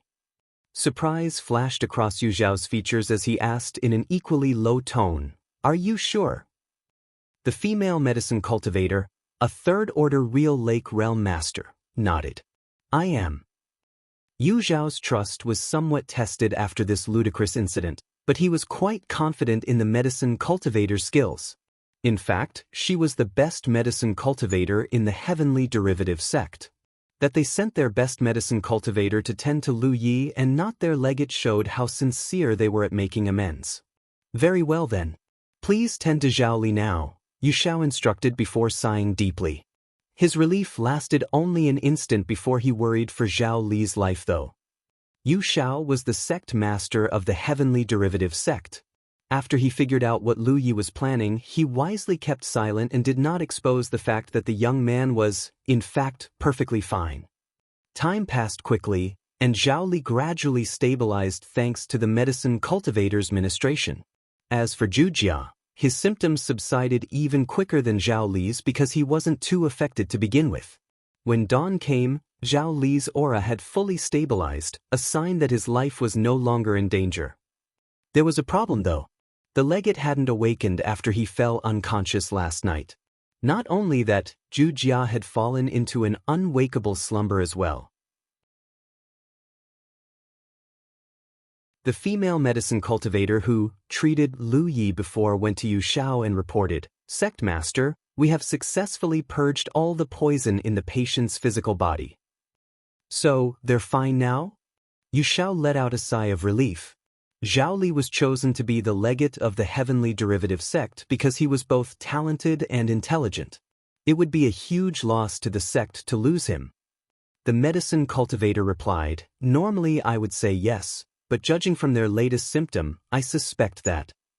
"Go on." "I suspect that the poison doesn't just affect the physical body, but also the divine soul. In fact, I'm pretty sure that the one affecting the physical body is just a misdirection." She did not think they would be able to purge the physical poison so easily otherwise. Yu Zhao's expression immediately turned serious. "Are you sure about this?" The medicine cultivator shot Zhao Li and Wuxia a glance before nodding. "I'm at least 70% sure." "You worked hard." A poison that affects the divine soul was incredibly difficult to cure. The situation wouldn't be so dire if the afflicted was a divine ocean realm cultivator because they were powerful enough to express the power of their divine soul directly, which made it much easier to cure such a poison. Furthermore, a divine ocean realm cultivator would not be so easily poisoned in the first place. Zhao Li and Wuxia were only Spirit Creek realm cultivators. They both possessed a divine soul of their own, but it was just their innate, untrained power. Because their cultivation level was insufficient, they were unable to manipulate their divine soul and cooperate with the medicine cultivators to purge the poison, not to mention that they were both unconscious right now. Clearly, Thousand Demon Ridge hadn't held back anything when they decided to assassinate Lu Yi. Not only had they activated one of their spies, the poison they used was one that no one in the heavenly derivative sect was capable of curing. "We need to find a solution quickly, Sect Master. At this rate, both of them are going to die in their sleep. That Wuxia might live for another 10 to 15 days, but Zhao Li would probably die in 2 days at most." The medicine cultivator could not have put it clearer. She was saying that they were incapable of curing Zhao Li and Wuxia. Why is it that Wuxia can live for another half a month, but Zhao Li only has 2 days? They're both 9th order cultivators, aren't they? Yu Xiao asked with a frown. It was impossible not to notice the gap between the duo. The medicine cultivator shook her head. "I'm not sure. However, I can tell you that Wuxia's symptoms are a lot milder compared to Zhao Li's. He is a special one. Perhaps he is born with a greater divine soul than most." She could not help but shoot Lu Yi a glance when she said this though. She could explain Wuxia's condition as a result of good birth, but what about Lu Yi? When they were treating Zhao Li, the legate had told them that the young man had drunk the poisoned wine and ate the poisoned dishes. He should have been poisoned just like the rest of them, and yet. "Elder Bai," Yu Xiao looked at his great elder, "please set up a soul-nurturing ward and move them inside as quickly as you can." If a powerful divine soul could slow the poison's effects, then the best thing they could do right now was to strengthen it. Although it cost a lot of resources to create a soul-nurturing ward, and the ward couldn't do much in just 2 days' time, it was still better than nothing. "As you command." Bai Qian left immediately. "Do you know anyone in Wuzhou who is capable of treating this poison?" Yu Xiao asked his medicine cultivator. She thought for a moment before shaking her head dejectedly. "I know a couple of people whose skills are greater than mine, but none of them are good enough to cure such a poison." Perhaps. Have you forgotten, Sect Master? The Crimson Blood Sect has a first-rate medicine cultivator. Yu Xiao blanked out for a second before exclaiming in realization, "You're right. I shall contact Elder Tang immediately." He was so flustered by the incident that he had forgotten the obvious answer. In fact, he should have contacted Elder Tang the moment he found out that a member of the Crimson Blood Sect was poisoned. To his surprise, he received a reply almost immediately after he sent out a message. As it turned out, Elder Tang was already on his way, and he was accompanied by none other than the first-rate medicine cultivator his medicine cultivator had spoken of, Shui Yuan. Yu Xiao shot Lu Yi another glance. It must be the young man's handiwork because there was no way those two would be on their way already otherwise. Suddenly, the sect master motioned for everyone to leave the room. Soon he was the only one left. He then called out quietly, "Are you awake, my young friend?" The young man who had been unconscious since the moment he came to the headquarters of the Heavenly Derivative Sect opened his eyes and rose to his feet. He gave the sect master a bow and said, "Sect Master Yu." His act might be good enough to deceive most people, but there was no way he could deceive the female medicine cultivator who inspected his body. He was also aware that the medicine cultivator would inform Yu Xiao about his condition. Anyway, Yu Xiao clearly wanted to discuss something with him since he had purposely cleared out the room beforehand. Elder Tang and Sister Shui Yuan are already on the way. They should arrive in less than half a day. Although Bing Zhou and Wu Zhou were very far apart, a divine ocean realm cultivator could still cross the distance relatively quickly. Since the duo had taken off almost as soon as Lu Yi had messaged them, they were making good time, to put it mildly. "You should have heard everything that was said, right?" Yu Xiao turned to look at Zhao Li. "I would not deny that Zhao Li invited you with ulterior motives in mind, but he never intended you any harm. We certainly hadn't expected Thousand Demon Ridge to go so far as to activate a spy in our midst to kill you. Regardless, we are deeply sorry that you and your friend, Zhu Jia, are caught up in this, and we—" Lu Yi raised his hand and stopped him. "You don't need to say anything, Sect Master Yu. I am aware of the circumstances, and I know that the knife in the back is the hardest to anticipate. None of us wanted this to happen." Yu Xiao nodded. "Thank you for understanding, young friend. If you don't mind, can I ask you a favor?" "Don't worry. I promise that Sister Shui Yuan will not blame the Heavenly Derivative Sect for this. Also, my impression of Brother Zhao is pretty good, so of course I will ask Sister Shui Yuan to treat him."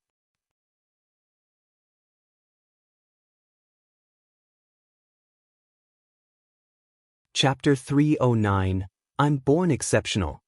Lu Yi had known immediately what Yu Xiao was referring to when he said he wanted to ask a favor from him. Just now, Heavenly Derivative Sect's best medicine cultivator had admitted that she was incapable of treating the poison. It was why Yu Xiao had wanted to ask for help from other medicine cultivators in Wuzhou until the woman had enlightened him. Since Sister Shui Yuan was already on her way, there was no need to invite anyone else. There were some medicine cultivators whose medical expertise were greater than Shui Yuan's, but they were all divine ocean realm masters. Not only were they scattered across the entire Jiuzhou, they were all the trump cards of Tier 1 sections. It would be expensive to employ their services, and that was assuming they cared enough to treat the lives of two insignificant Spirit Creek realm cultivators. That was why Shui Yuan of the Crimson Blood Sect was their best option bar none. There was no one whose medical expertise was better than hers beneath the divine ocean realm. However, the Crimson Blood Sect was also infamous for their protectiveness. There was a good chance Shui Yuan would refuse to treat Zhao Li for putting Lu Yi in danger, and with good reason. Lu Yi was poisoned in Heavenly Derivative Sect's territory after all. Still, Yu Xiao was the sect master. It was his responsibility to at least try to save a disciple of his sect. That was why he had asked Lu Yi to help him. To Lu Yi, this was just a small issue. If his senior sister really could purge the divine soul poison, he did not see why she wouldn't cure Zhao Li as well. Furthermore, Lu Yi was planning to improve his skill in the way of wards. Saving Zhao Li would give him the peace of mind to further his studies in the Heavenly Derivative Sect. Of course, This was assuming that his senior sister was skilled enough to save Wuxia and Zhao Li. He had heard every word of the conversation between Yu Shao and his medicine cultivator. His senior sister was one of the best medicine cultivators in Jianghu, but the medicine cultivator had also explained why medical expertise alone might not be enough to cure Wuxia and Zhao Li. Thank you. Please get some rest while we wait for Elder Tang and Sister Shui Yuan to arrive. Of course, I will tell them to keep your condition a secret, and you have my word that I will give you a satisfactory resolution to this fiasco. Yu Shao made to leave, but he stopped when he arrived at the exit. Oh right, there is one more thing I'd like to ask you about, if you don't mind. Lu Yi simply looked at him and waited. Yu Shao launched into his question. You were poisoned, were you not?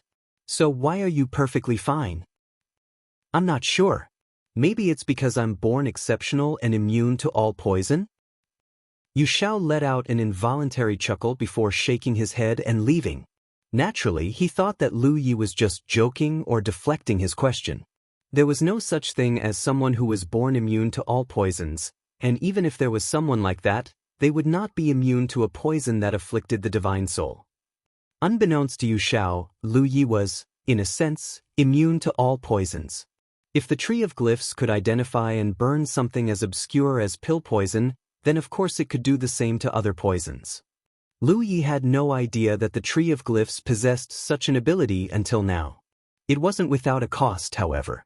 He could sense that burning the poison had used up much of its fuel reserves, so to speak. When he ran out, he would have to feed it more flame of earthen spirits. There was no hurry though. It wasn't because he didn't want to unlock more glyphs, but because he needed to save up his contribution points for something.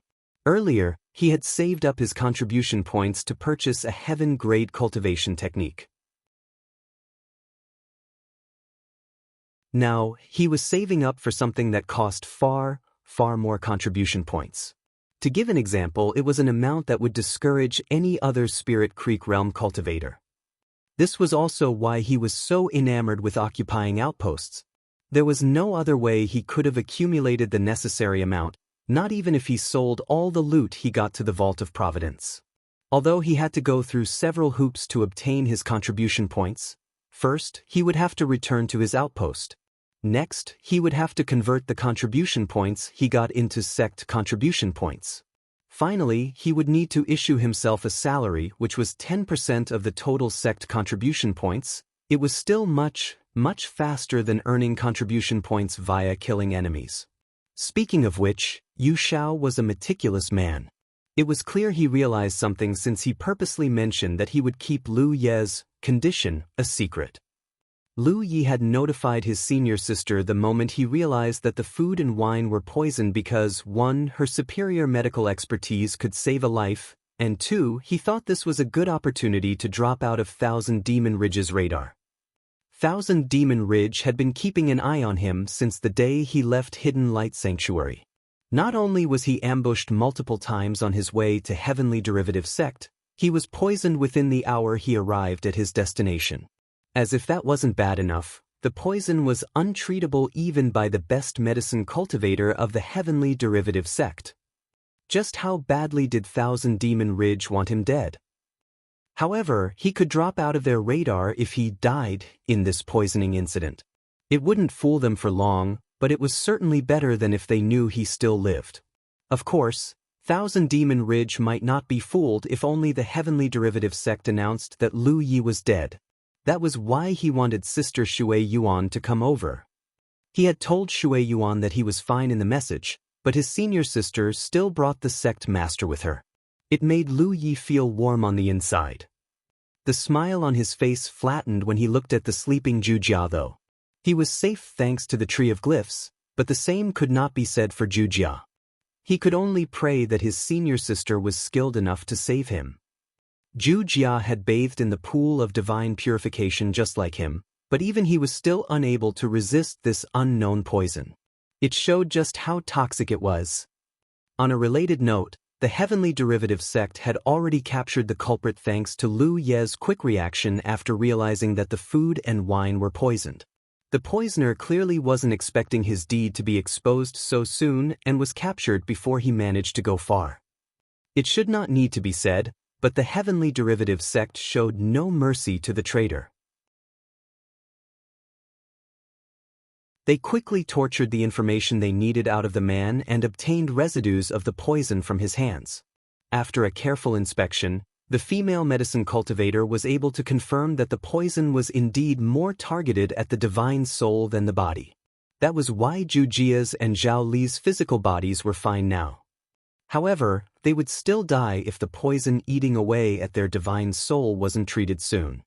According to the spy, he hadn't prepared the poison specifically to kill Lu Yi. It was just in case he needed it to use it one day.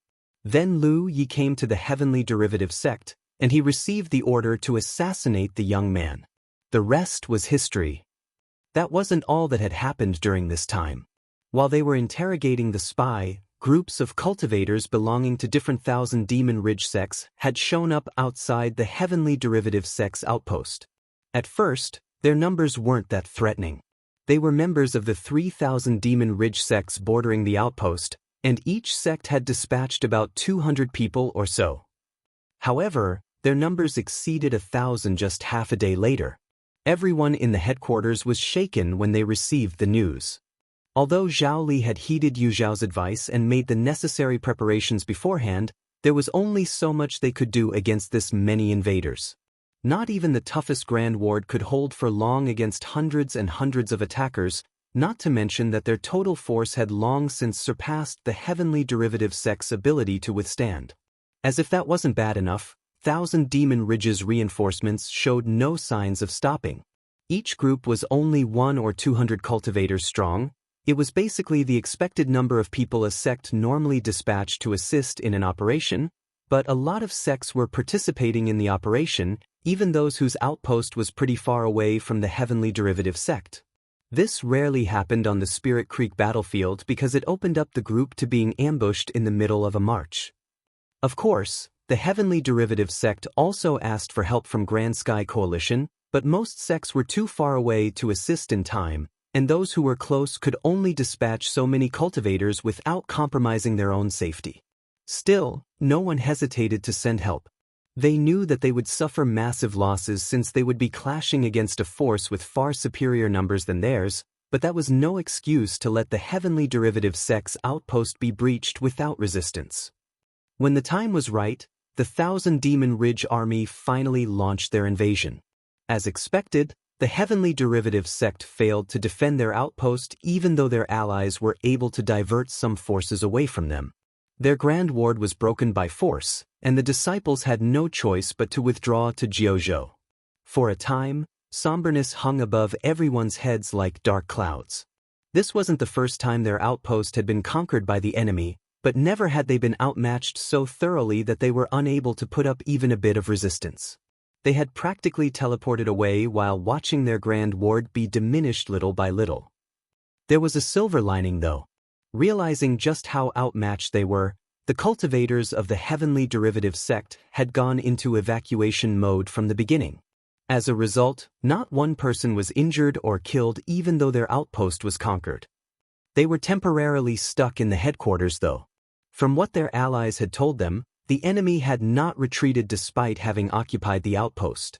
They just stayed there as if the ruins were their new home. This was clearly a warning to all Grand Sky Coalition sections.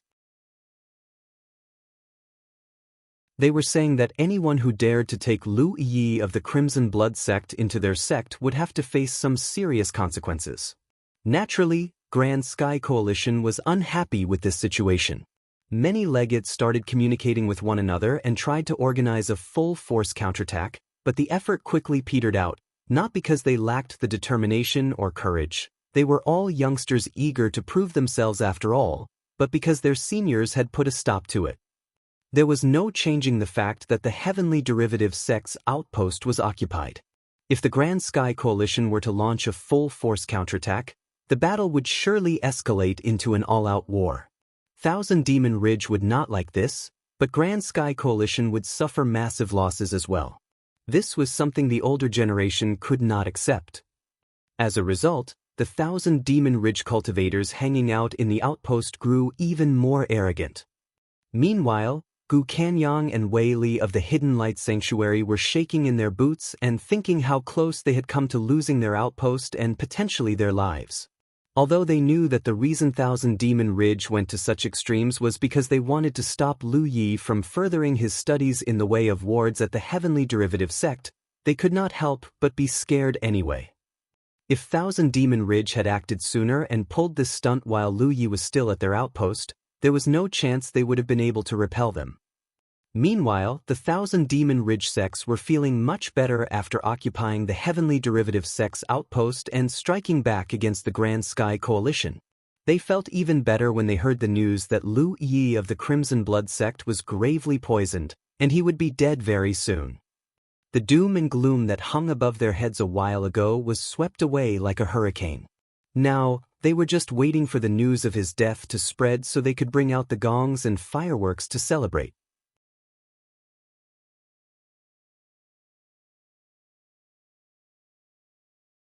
Chapter 310 Will It Help? Without exaggeration, Lu Yi was the first person ever to make 1,000 Demon Ridge fear him so much at the meager cultivation level of 8th Order Spirit Creek Realm. While the entire Heavenly Derivative Sect was wrapped in a somber mood, two very special guests finally arrived at their headquarters.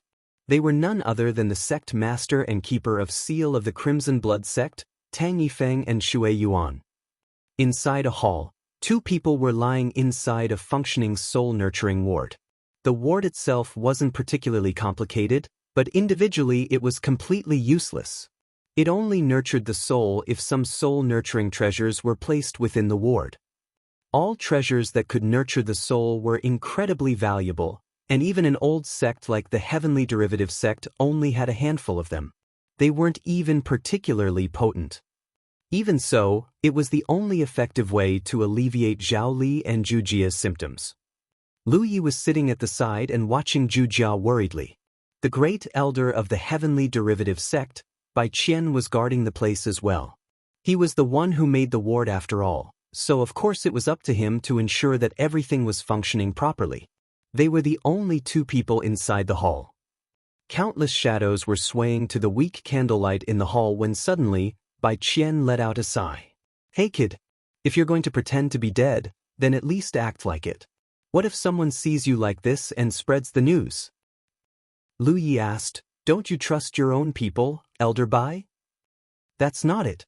I'm just saying that it's better to be safe than sorry.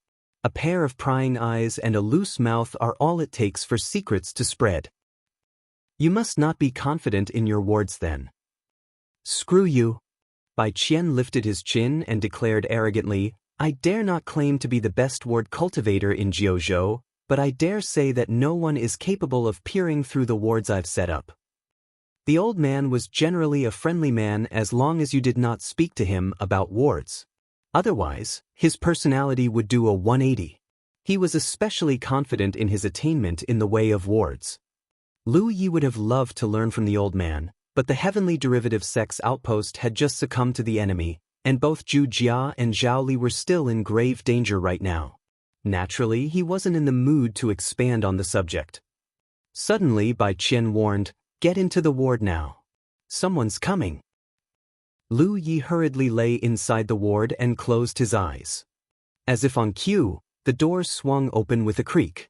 A series of hurried footsteps resounded across the hall as Yu Zhao's voice rang. "We have placed them inside a soul-nurturing ward. For now, their lives are not in danger." The next moment, Lu Yi felt someone grabbing his wrist as a familiar scent tickled his nostrils. He opened his eyes and saw Shui Yuan staring back at him. "Sister Shui Yuan. Don't move." The ice on Shui Yuan's face melted slightly as she pushed Lu Yi back to the ground. Then, he felt her gentle spiritual power entering his body and inspecting his condition. The sect master was standing behind Shui Yuan with a worried look on his face. Although Lu Yi had already informed them that he was unhurt, neither of them could be assured until Shui Yuan had checked him herself. Shui Yuan did not pull her punches this time, not letting go of Lu Ye's wrist until an entire incense stick had passed.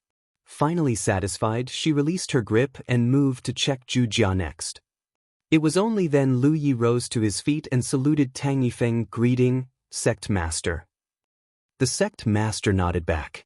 "I'm glad you're safe." Since Shui Yuan hadn't said anything, it meant that Lu Yi really was safe and sound.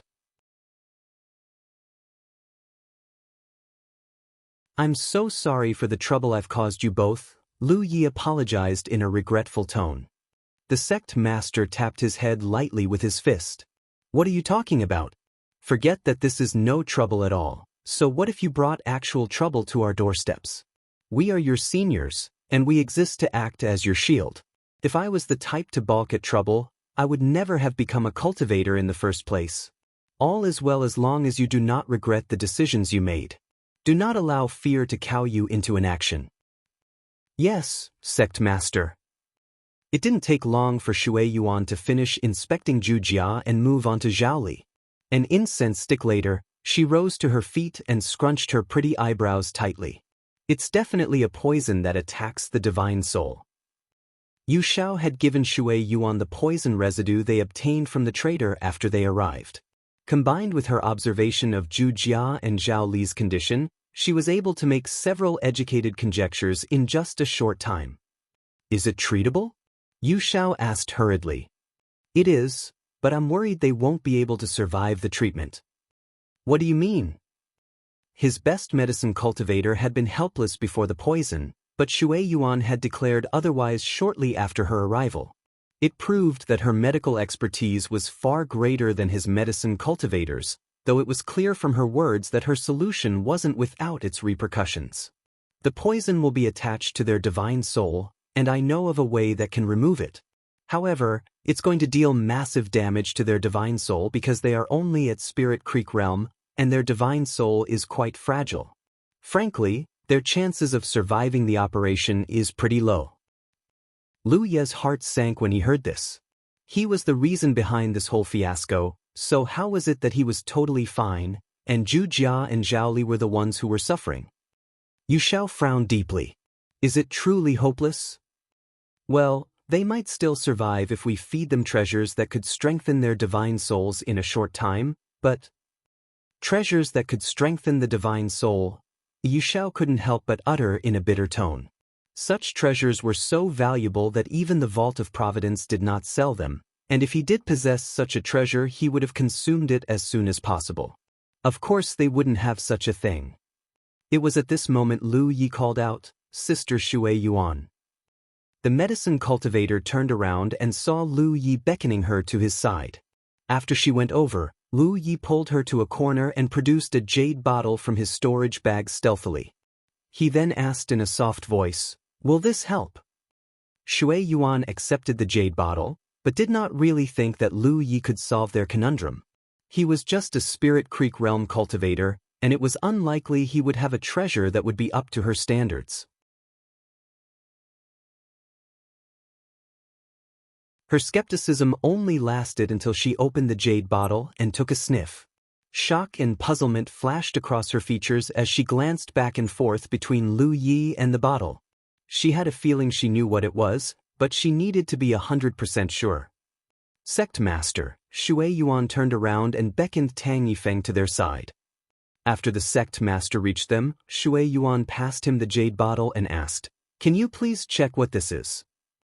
"You don't recognize it?" The Sect Master sounded surprised.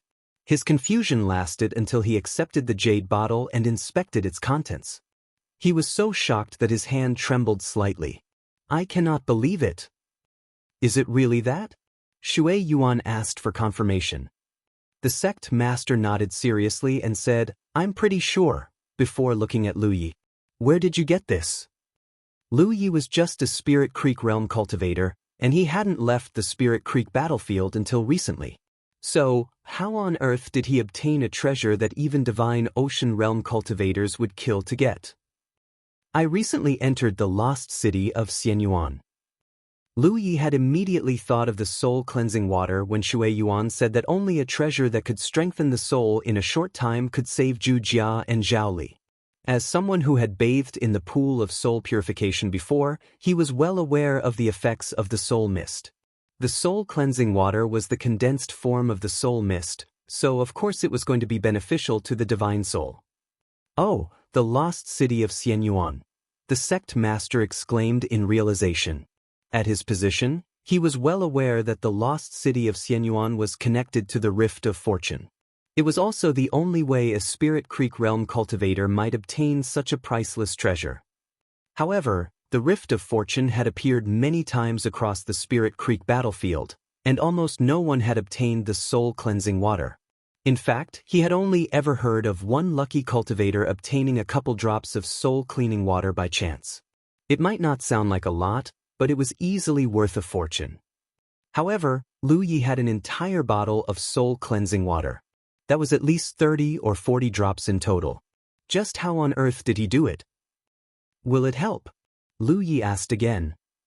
Shui Yuan nodded affirmatively. "Yes, but are you sure? Their lives are more important." Lu Yi knew what his senior sister was trying to imply and looked at the duo lying in the soul-nurturing ward. "Zhu Jia is extraordinarily talented, and I am sure he will become a great cultivator in the future. I've already accepted him as an initiate, and I was going to convert him into an official disciple the moment we return to Mount Ao. Even if this wasn't the case, we've been traveling together and fighting side by side for a while now. There is no way I'm going to leave him to die. As for Brother Zhao, I'm the reason he is suffering in the first place. If this item will help save them, then please do not hesitate to use it, senior sister." The sect master nodded. "I'm glad you can think this way. A senior sister should not spurn her junior brother's goodwill, don't you agree?" "Yes." Meanwhile, Yu Xiao and Bai Qian were exchanging conflicted looks with one another. It was because they had heard the trio's conversation, of course. They weren't trying to eavesdrop on purpose, but the trio weren't really trying to hide their conversation either. Long story short, they heard enough to know what was going on. There were only a handful of treasures in this world that could stun the sect master of the Crimson Blood sect. Considering the circumstances and the mention of the lost city of Xianyuan, it became obvious what Lu Yi was offering to save Zhao Li and Zhu Jia. Under any other circumstances, they would be rubbing their hands together with greed or wearing a look of desire at the very least. Of course, they knew better than to do that right now. Forget that they belonged on the same side. The Heavenly Derivative sect and the Crimson Blood sect also shared some old ties. It also took a kind of moral fiber to offer such a priceless treasure just to save an acquaintance. That was why the duo feigned ignorance even though they figured out what Lu Yi had produced from his storage bag. "Sect Master Yu," Shui Yuan said in a frigid voice as she turned toward Yu Xiao. She had been fuming ever since she received the message from Lu Yi. The man should count himself lucky that she hadn't vented his anger on him. Although the Heavenly Derivative sect's outpost was conquered by Thousand Demon Ridge as a result of this, it did not change the fact that Lu Yi had been poisoned in their territory. She only cared about the effect and not the cause. That was just how she was, logic be damned. "What are your instructions, Sister Shui?" Yu Xian asked in a humble tone. "I require some herbs. You will prepare them all within the hour." Shui Yuan produced a jade slip, injected it with her spiritual power and imprinted it with some info. She then passed it to Yu Xiao. "I shall handle this myself." If Lu Yi was willing to make such a huge sacrifice to save his disciple, how could the Heavenly Derivative sect not cooperate to the best of their abilities? While it was true that they had lost their outpost as a result of Lu Ye's presence, Zhao Li was the one who invited the young man to his place. It made no sense to blame him for their loss. Plus, Lu Yi himself did not realize that his visit to the Heavenly Derivative sect's outpost would cause such a disaster. Now was not the time to sort out this mess though. There were lives to be saved. Plus, Zhao Li would actually benefit from this ordeal if he managed to survive. He was pretty talented to begin with, but now there was a chance he would surpass expectations. Yu Xiao was shrewd enough to realize this.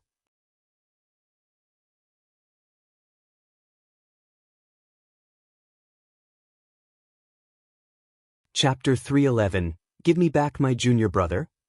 After Yu Xiao left, Shui Yuan took out a small medicine cauldron and a bunch of precious herbs from her storage bag. She then mixed them up until they transformed into some sort of aquamarine medicinal liquid. Lu Yi acted as her assistant and helped her whenever he could. He might not know much about medicine, but he could do simple stuff like measuring dosages, carrying stuff, or literally lending her an extra hand when two weren't enough. When I'm done here, you should return with me to the headquarters and lay low until the danger has passed. When Lu Yi did not respond, Shui Yuan abruptly paused her movement and stared at him unblinkingly. His senior sister was a wonderful woman. During his time at the Crimson Blood sect, she had doted on him like a caring older sister. Unfortunately, it meant that she was twice as scary when she was angry. Lu Yi could not help but panic a little despite anticipating her disapproval. "Explain," she demanded. Knowing there was no getting out of this, Lu Yi chose his words carefully before starting. "Thousand Demon Ridge is determined to kill me, and I don't think lying low is going to help me much unless I swear off the Spirit Creek battlefield completely or hide permanently in my outpost. However, I'm already an 8th Order Cultivator. It would be against the rules for me to stay in the outer circle for too long. That's why I'm telling you to come back with me to the headquarters." "It's like this." Lu Yi moved closer before spilling his entire plan in a small voice. At first, Shui Yuan was irritated that her junior brother was refusing to listen to her. However, the lines on her face smoothened after she listened to his plan. "So, you're planning to fake your death?" "That's right. By now, news of my condition should have spread throughout Thousand Demon Ridge. It is no secret that you and the sect master have come to the Heavenly Derivative sect either. One might say that you are just in time to collect my poison corpse, don't you agree?" Shui Yuan frowned a little at his choice of words, but did not make a fuss about it.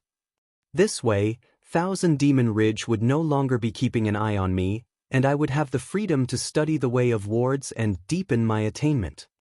"That's a pretty good idea," said the sect master while nodding approvingly.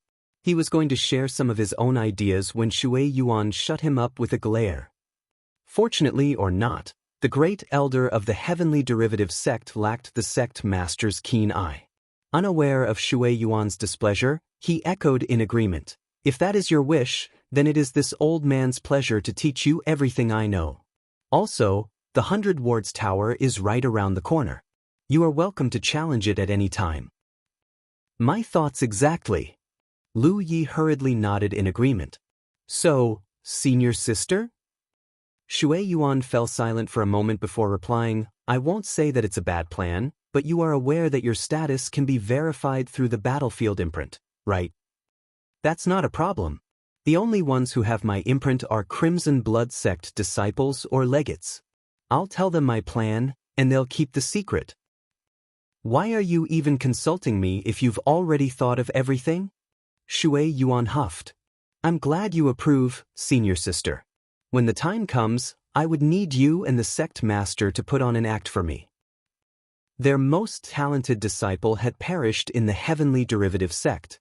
Logically speaking, Shui Yuan and the sect master would be mournful and vengeful. He did not tell them how to act the part, trusting that they knew better than him. Not long after they wrapped up the discussion, Yu Xiao returned with the Shui Yuan she had commanded him to prepare. 2 hours later, she began treating Zhao Li. The reason she treated Zhao Li first was because his condition was far more urgent. Zhu Jia had been baptized in the soul cleansing pond just like Lu Yi and so possessed a much stronger divine soul than Zhao Li. The delay would not affect him much. The process of the treatment was complicated and not easy to express succinctly. In summary, Shui Yuan continuously concocted all kinds of medicine and poured them into Zhao Li's mouth. Then, she used some sort of technique to pull out the poison rooted in his divine soul. Zhao Li moaned and shook violently despite the fact he was unconscious. His clothes were so drenched it looked like he just crawled out of a pool. One could only imagine how much worse his suffering would be if he was conscious. The treatment did not finish until 4 hours later. Yu Xiao and Bai Qian looked at their disciple with great concern. The young man was still alive, but his aura had weakened considerably. As Shui Yuan had told them earlier, the treatment wasn't kind to the patient's health. He would have died without Lu Ye's soul-cleansing water. I'm not at Divine Ocean Realm yet, so there are certain methods that I am unable to employ without considerable risks. There might be some residue in his divine soul. Whether he will wake up is all up to him now. Yu Xiao said gratefully, "Thank you, Sister Shui Yuan." He knew that Shui Yuan had given her all.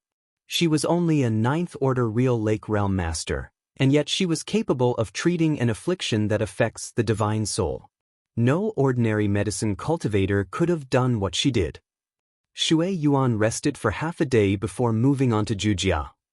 To her surprise, treating Jujia turned out to be much easier than Zhao Li. Not only that, what had tormented Zhao Li greatly even in his unconscious state hadn't affected the body-tempering cultivator in the slightest. It was almost as if he had fallen asleep. Even better, the big guy actually started snoring when the treatment was over. It was such an unexpected reaction that Shui Yuan started doubting her own skill and inspected him all over again.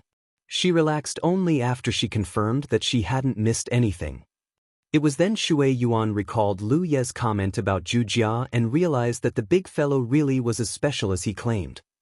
She took a moment to catch a breather before returning to Lu Ye's side. She then attempted to hand him the jade bottle containing the soul-cleansing water. She had used only a total of 5 droplets to treat Jujia and Zhao Li. The treasure was extremely precious, so Shui Yuan had saved them as much as possible. However, Lu Yi pushed it back and said, "You can keep it, senior sister. I have more." Shui Yuan caught his wrist and deposited the jade bottle firmly in his palm. "This treasure is more precious than you think. When you've reached real Lake Realm, consume it bit by bit to realize its effects." A strong divine soul will make ascending to divine ocean realms so much. Suddenly, Shui Yuan's words became lodged in her throat. It was because she saw Lu Yi grabbing a couple more jade bottles from his storage bag. "How? I told you I have more, so just treat it as my gift to you and the sect master and keep it, Sister Shui Yuan. Don't hesitate to come back to me if it's not enough." For a moment, Shui Yuan could not say anything. She had gone through many highs and lows in life, but never had she seen this much soul-cleansing water. Lu Yi had told her that his reward came from the lost city of Xianyuan, but since when did the city have this much soul-cleansing water? For that matter, how was it that everyone else who had gotten some walked away from the lost city of Xianyuan with just a few drops of soul-cleansing water, while her junior brother had walked away with several bottles of the treasure? In that case, I happily accept your gift. After she had calmed herself, Shui Yuan turned toward Yu Xiao and started walking toward the sect master. "Let us begin, sect master Yu." Yu Xiao looked at her in confusion. He did not understand what she was talking about. Suddenly, Shui Yuan's pupils turned a shade of purple. At the same time, she spoke in a tone cold enough to rival the wind of the 9 nethers. "My junior brother visited the heavenly derivative sect as a guest, but now he is dead by an assassin's hands. What do you have to say for yourself, sect master Yu?" Now Yu Xiao was completely confused.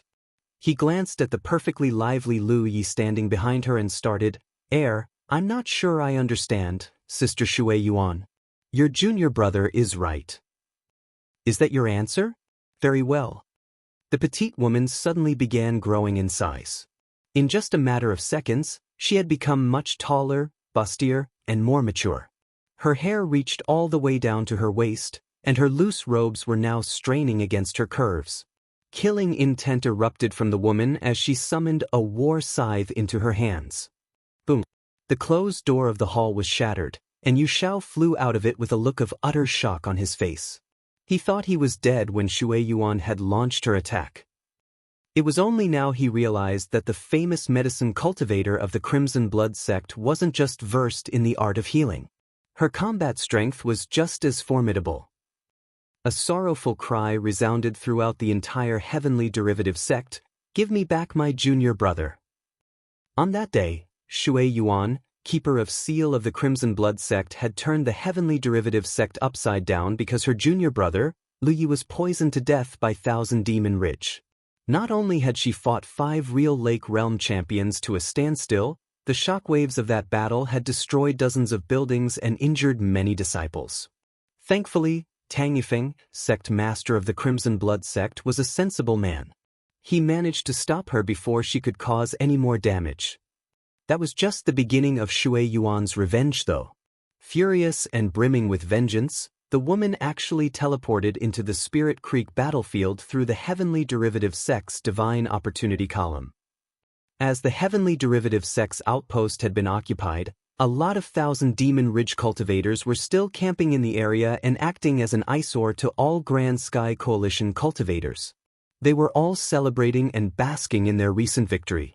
That was why they were caught completely off guard when Shui Yuan appeared out of nowhere with her ridiculously huge war scythe. Naturally, there wasn't a single person in the outpost who was a match for her. While enduring the judgment of the heavens, Shui Yuan slayed dozens of Thousand Demon Ridge cultivators and chilled the hearts of every soul present. Not a single person dared to stop her when she finally ceased her madness and retreated. Naturally, the world was shocked when the news was spread. This was the second time the Crimson Blood Sect's Keeper of Seal had invaded the Spirit Creek battlefield and thrown herself into a senseless slaughter.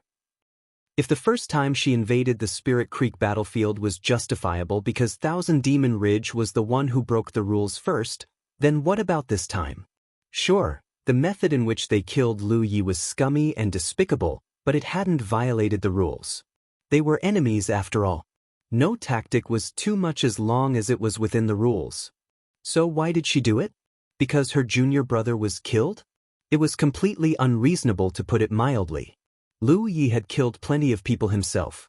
If everyone were to emulate her example and go on a killing spree every time one of their disciples was dead, then the Spirit Creek battlefield would surely fall into chaos. No low-level cultivator would be safe anymore.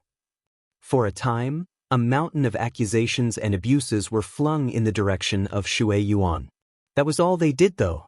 Shui Yuan dared to invade the Spirit Creek battlefield because she could neutralize the punishment of the heavens via a special method, but the champions of Thousand Demon Ridge could not boast the same thing. They would most likely be dead if they tried to emulate her example.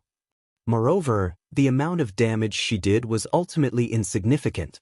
Women were emotional beings, and in her fury Shui Yuan had chosen one of the worst ways to retaliate against Thousand Demon Ridge. The death of just dozens of Spirit Creek realm cultivators just wasn't a big deal.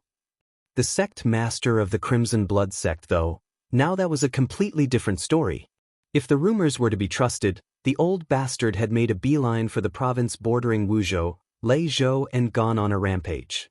The good news was that Thousand Demon Ridge was prepared for this. Several Divine Ocean Realm cultivators showed up just in time to repel Tang Yifeng and prevent him from dealing any significant damage to their sects in Leizhou. They were able to stop him in time not because they could predict the future, but because there was a precedent.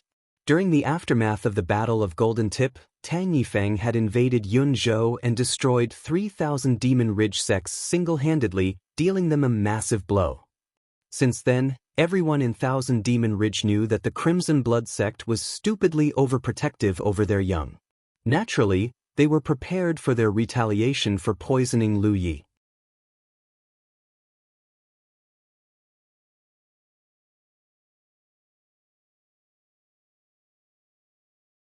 Chapter 312, Cry or Else. Just as they anticipated, Tang Yifeng had attacked Leizhou. What they didn't anticipate was him not retreating after they repelled him the first time. Right now, the man was roaming the borders between Leizhou and Wuzhou and waiting for an opportunity to present itself. This was a massive headache for Thousand Demon Ridge, of course. To give an example, it was way harder to be the guard than the thief because the guard had to be on the lookout all the time, while the thief only needed to succeed once. This was doubly true for a champion like Tang Yifeng, who had shed all pretense no less. The one true way to deal with him was to trap and kill him once and for all, but this was Tang Yifeng they were talking about. To call him a wily old fox would be to shame him, and to dream of catching him in a death trap was just that, a dream. The fact that he was single-handedly turning Leizhou upside down was a testament to that. Not even the core circle of the Spirit Creek battlefield was spared from the Crimson Blood sect's wrath. Specifically, Li Baxin had left his sect to cause trouble. The most authoritative list of the most powerful cultivators in the Spirit Creek battlefield was the Roll of Supremacy. It was because it was governed by the heavens themselves, meaning that it was 100% fair. The list was automatically updated by the heavens based on the strength a cultivator displayed in combat. The names on the list were prone to frequent changes because a cultivator who reached the peak of Spirit Creek realm rarely lingered at that cultivation level. At most, they would spend some time accumulating their strength before ascending to Cloud River realm. In the past, Li Baxin was 10th on the list and the only 8th order heaven-grade cultivator on the Roll of Supremacy. Everyone else was a 9th order cultivator. Today, he was 3rd, not only because the previous holders had ascended to Cloud River realm, but also because he was that powerful. He was able to hide his strength for a time until he battled the first runner-up on the Roll of Supremacy, Yan Xing. Since then, his true strength was revealed to all. Speaking of which, every genius in the Spirit Creek battlefield from both Grand Sky Coalition and Thousand Demon Ridge had some nasty words to offer the top 3 cultivators on the Roll of Supremacy. But it was because the 3 bastards had remained at Spirit Creek realm for over a decade. How could any up-and-coming youngster possibly hope to replace them? It was said that the top 3 cultivators on the Roll of Supremacy would earn the boon of the heavens, though the specifics were unclear because no one got the exact same boon. The only thing they knew for certain was that the higher your placement, the better the boon you got. That was until these 3 bastards claimed the top spots 3 years ago. Since no one could replace them, no one else had received the boon of the heavens for the past 3 years. Even the heavens seemed to loathe their refusal to ascend and free up the Roll of Supremacy. It was because the heavens stopped bestowing them its boons after the first couple times. Of course, the Roll of Supremacy wasn't the only list that existed within the Spirit Creek battlefield. There were many more lists created by the cultivators themselves, such as the Hidden Dragon list, Beauties of Spirit Creek, and so on. One of them was called the Lazy Crane list. It was aimed at powerful cultivators, and they were evaluated based on their threat level, battle frequency, and kill count. To put it simply, the higher the cultivator's threat level, the lower their kill count, and the longer it had been since they fought a battle, the higher they ranked on the list. Before the Battle of Golden Tip, Li Baxin was the indisputable king of the Lazy Crane list. In fact, it had been years since anyone even came close to dethroning him. It was because he was that lazy. He spent most of his days holed up in the Devoted One's outpost like a shy woman who was afraid to show her face to the public. He never exited the gates, and he barely even stepped out of his own room. He was nominally the Devoted One's prolgate, but in reality even the disciples rarely got to see him. However, the king was dethroned and knocked all the way to the bottom of the list after the Battle of Golden Tip. Today, his name was completely removed from the list. The reason was very simple.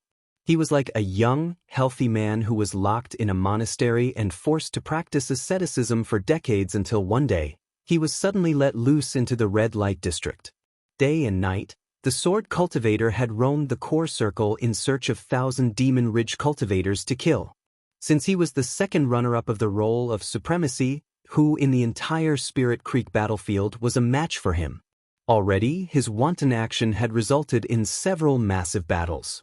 Naturally, his newfound bloodthirst had disqualified him from the Lazy Crane list. To be fair, Li Baxin and Feng Yuechan had not caused any trouble during their time in the Devoted One's outpost. Their presence also made their outpost the safest place in the entire Spirit Creek battlefield. No one even dared to shoot them a word of challenge, much less attack them. So, why had Li Baxin suddenly done a 180? It was because Lu Yi was poisoned to death by Thousand Demon Ridge, of course. At the Crimson Blood Sect's outpost, Hua Ci stepped out of her training chamber and stretched like a cat. The sunlight felt most welcoming after several days of secluded cultivation. That was when she noticed that Ruan Lingyu was waiting outside her door. She asked curiously, "What's the matter? Did something happen?" Lingyu walked up to her and grabbed her hand. She then said in a serious tone, "I need to tell you something, but first, you must promise me to stay calm, okay?" Hua Si tilted her head in confusion. What was she talking about? Wan Lingyu looked left and right before moving closer to Hua Si's ear. She then said in a low tone, "Lu Yi has been poisoned to death." Hua Si abruptly froze like a statue, and Lingyu could feel her body temperature departing her fingers in just a matter of seconds. Realizing that this was going to turn into a disaster if she didn't reveal the truth as soon as possible, she added hurriedly, "It's fake. He's faking his death. Lu Yi is really fine." When I asked Sister Shui Yuan about this, she said that a lot of Thousand Demon Ridge cultivators mean to do Lu Yi harm, so Lu Yi decided to turn this against them and fool them into thinking he's dead. She also said we should act like he's dead because our outpost is a lot busier than before.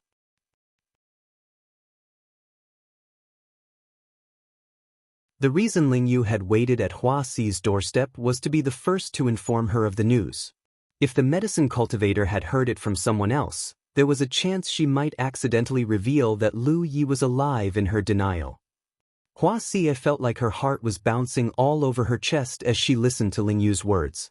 She immediately checked her battlefield imprint and to her relief, found that his imprint was still present. Not entirely convinced, she sent him a message and did not relax until she finally received a reply from him. Hua Si did not reveal her true emotions on her face or her body, however. She even collapsed to her knees and started sobbing in silence, tears streaming down her cheeks like unending waterfalls. "Sister Hua Si." Wan Lingyu was stunned to say the least. She already told her that Lu Yi was faking his death, so why was she acting like this? If Lu Yi was here, he would have praised her acting skills for sure. Half a day later, Hua Si and the core members of the Crimson Blood sect were gathered at a quiet place in the outpost. Well, they were here to burn some ritual money for the deceased, Lu Yi. Towering flames licked the air as Hua Si dumped bundle after bundle of ritual money into the fire, tears still streaming silently down her cheeks. Chen Yu, Kong Niu, Gu Yang, Hixin, Zhu Wenba, Yi Haoren and Luo Qixing were all present. They were also wearing extremely odd expressions on their faces. Everyone here had been notified beforehand that Lu Yi was alive, and yet Hua Si had cried, was still crying, so hard that her eyes were completely swollen. It was such a convincing act that they were starting to wonder if Lu Yi really was dead. It was at this moment Hua Si uttered in a soft but threatening voice, "Cry or else." The gang exchanged glances with each other. Finally, Chen Yu wailed, "What a horrible way to die, Brother Lu." The rest of them started fake crying as well. Gu Yang even went so far as to chant a soul-returning mantra, "Come back to us, senior brother. Come back to us, senior brother," as he wept and burned the ritual money. Hixin wanted to laugh, but one glare from Hua Si caused her to change her mind. She went, "Yuaweya," while rubbing her eyes and tearing up like a waterfall. Some distance away from the group, Feng Yu was watching this happening while barely hiding her glee. She was this close to cheering out loud and thanking the heavens for giving the evil Lu Yi what he deserved. Ever since she was kidnapped and swindled by Lu Yi, Feng Yu had been forced to stay in the Crimson Blood sect. She could not return home because she had lost the outpost, and as the legate there was no way she could escape punishment. Even if she somehow managed to avoid execution, she would have been sold to another cultivation family in a political marriage. She would have no future to speak of. Feng Yu would rather die than accept such a fate. She had been a legate after all. There was no way she would resign herself to such a fate. While she was basically a nobody in the Crimson Blood sect, she was actually treated fairly well because she was a medicine cultivator. The sect had never shortchanged her when it was time to receive cultivation resources either, so she had actually grown stronger over time. The only thing that still troubled her was her contribution points. She was an 8th Order cultivator who was soon to ascend to the 9th Order. When the time came, she would need to purchase a heaven-grade cultivation technique with contribution points. However, she had donated the 4,000 contribution points she had saved specifically for this purpose, so she basically had to restart from zero. To say she was extremely aggrieved would be an understatement. Thankfully, that vile Lu Yi was finally dead. In the future, Hua Ci would most likely be the new lord and master of the outpost. Her mood was already so much better. Back at the headquarters of the Heavenly Derivative Sect, everyone was downcast like a thundercloud was hanging above their heads. Losing the outpost had been a huge blow to them. Although the 1,000 Demon Ridge cultivators holding the ruins hostage had retreated after Shui Yuan's rampage, rebuilding the outpost was hardly an easy matter. At the very least, they had to accumulate enough contribution points to rebuild their Grand Ward. Besides that, the Heavenly Derivative Sect had to temporarily ban their disciples from entering Spirit Creek battlefield just in case 1,000 Demon Ridge had other traps or ambushes in place. As if that wasn't bad enough, they had activated the Grand Ward surrounding their headquarters and cut themselves away from the outside world as well. One could even say that the Heavenly Derivative Sect was completely isolated. Those outside the Grand Ward could not enter the headquarters, and those inside could not leave the place. Not even messages could even get in or out of the headquarters. Obviously, this had everything to do with the rampage of a certain Keeper of Seal. Nearly everyone in the Heavenly Derivative Sect held a grudge against the Crimson Blood Sect right now. No one in the sect wished for Lu Yi to die. The Keeper of Seal's tantrum was unreasonable at best and loathsome at worst. It was even rumored that their great elder, Bai Qian, was injured in that battle. He was recuperating right now. Lu Yi, Zhu Jia and Zhao Li were all at Bai Qian's residence. Zhu Jia and Zhao Li had awoken in succession thanks to Shui Yuan's treatment, although the latter was far more weakened than the former. Still, that he was able to awaken at all meant that all was well. When the real Lake Realm Medicine Cultivator had come to inspect him, she confirmed that the poison was fully purged from both his body and his soul. In fact, the reason he was weakened was just the side effect of Shui Yuan's treatment. He was expected to make a full recovery after a period of rest. Yu Xiao and everyone else in the know were most glad to hear this. At the library, Lu Ye's mind was a jumbled mess after he finished speaking with Shui Yuan via the battlefield imprint. The events had not gone the way he had envisioned at all. When he had asked his senior sister and his sect master to put on an act, he had expected them to fake a mourning at best. He had no idea that his senior sister would go so far to attack Yu Xiao, not to mention everything else. Yu Xiao's reaction made it clear that he wasn't expecting this either.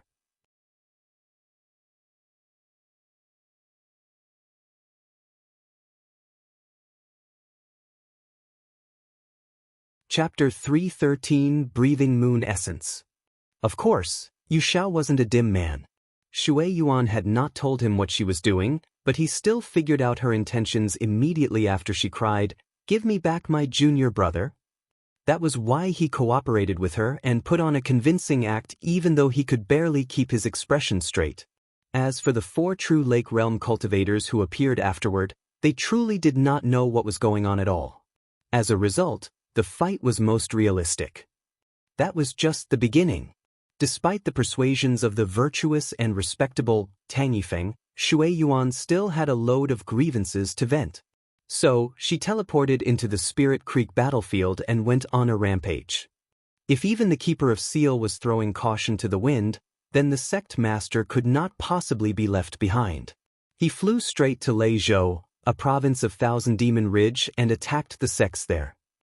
As if on cue, his 4th senior brother, Li Baxian, also began hunting 1,000 Demon Ridge cultivators in the Spirit Creek battlefield as well.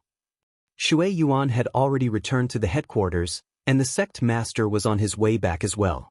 He would have liked to cause some real damage, but unfortunately the province was guarded too tightly even for him to slip through.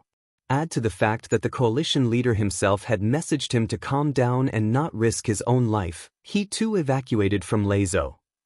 As for Li Baxian, the poor guy had received quite the scolding by the devoted ones. He was then grounded and forbidden from leaving the outpost without an order. It wasn't until a few days later that the commotion caused by the death of Lu Yi of the Crimson Blood sect finally subsided. In the grand scheme of things, Lu Yi was just a Spirit Creek realm cultivator, and the reason Thousand Demon Ridge went to such lengths to kill him was due his ward-breaching skills. Since he was dead, there was no need to cause further problems. In fact, Lu Yi was the one who was still busy responding to his fellow legates and prolegates' inquiries. Most people thought he was dead, but those he had added as friends simply needed to check their battlefield imprint to know he was still alive. There was no hiding his fake death from them, and everyone he added were future pillars of their respective sects anyway. Their background was as clean as it gets, and he trusted them not to reveal the truth. Of course, he didn't go into the details. He simply said that circumstances had forced his hand. No one here was an idiot, so they all caught his meaning. On a related note, the incident triggered most sects in Jianghu to begin ferreting out the spies in their midst. No one wanted to go through what the Heavenly Derivative sect had gone through again. As a result, both Grand Sky Coalition and Thousand Demon Ridge lost a massive number of spies. It was one of the fallouts of the incidents. Lu Yi was in the middle of something when he received a message from Wuxia. It stated, "Today's the 7th day after your death. What do you want? I'll burn it for you." He expressionlessly averted his gaze from his battlefield imprint, rose to his feet and made his way to Bai Qian's bedroom. The entire reason Lu Yi had accepted Zhao Li's invitation to the Heavenly Derivative sect's outpost was to deepen his education in the way of wards. Moreover, most of their disciples cultivated the way of wards because they owned the 100 Wards Tower. But of course, their level of attainment varied wildly depending on their talent and investment. Since Lu Yi had gone so far as to produce the soul-cleansing water to treat Zhao Li, Bai Qian had not hesitated to teach Lu Yi everything he knew. Thanks to this, Lu Yi's attainment in the way of wards continuously grew by leaps and bounds.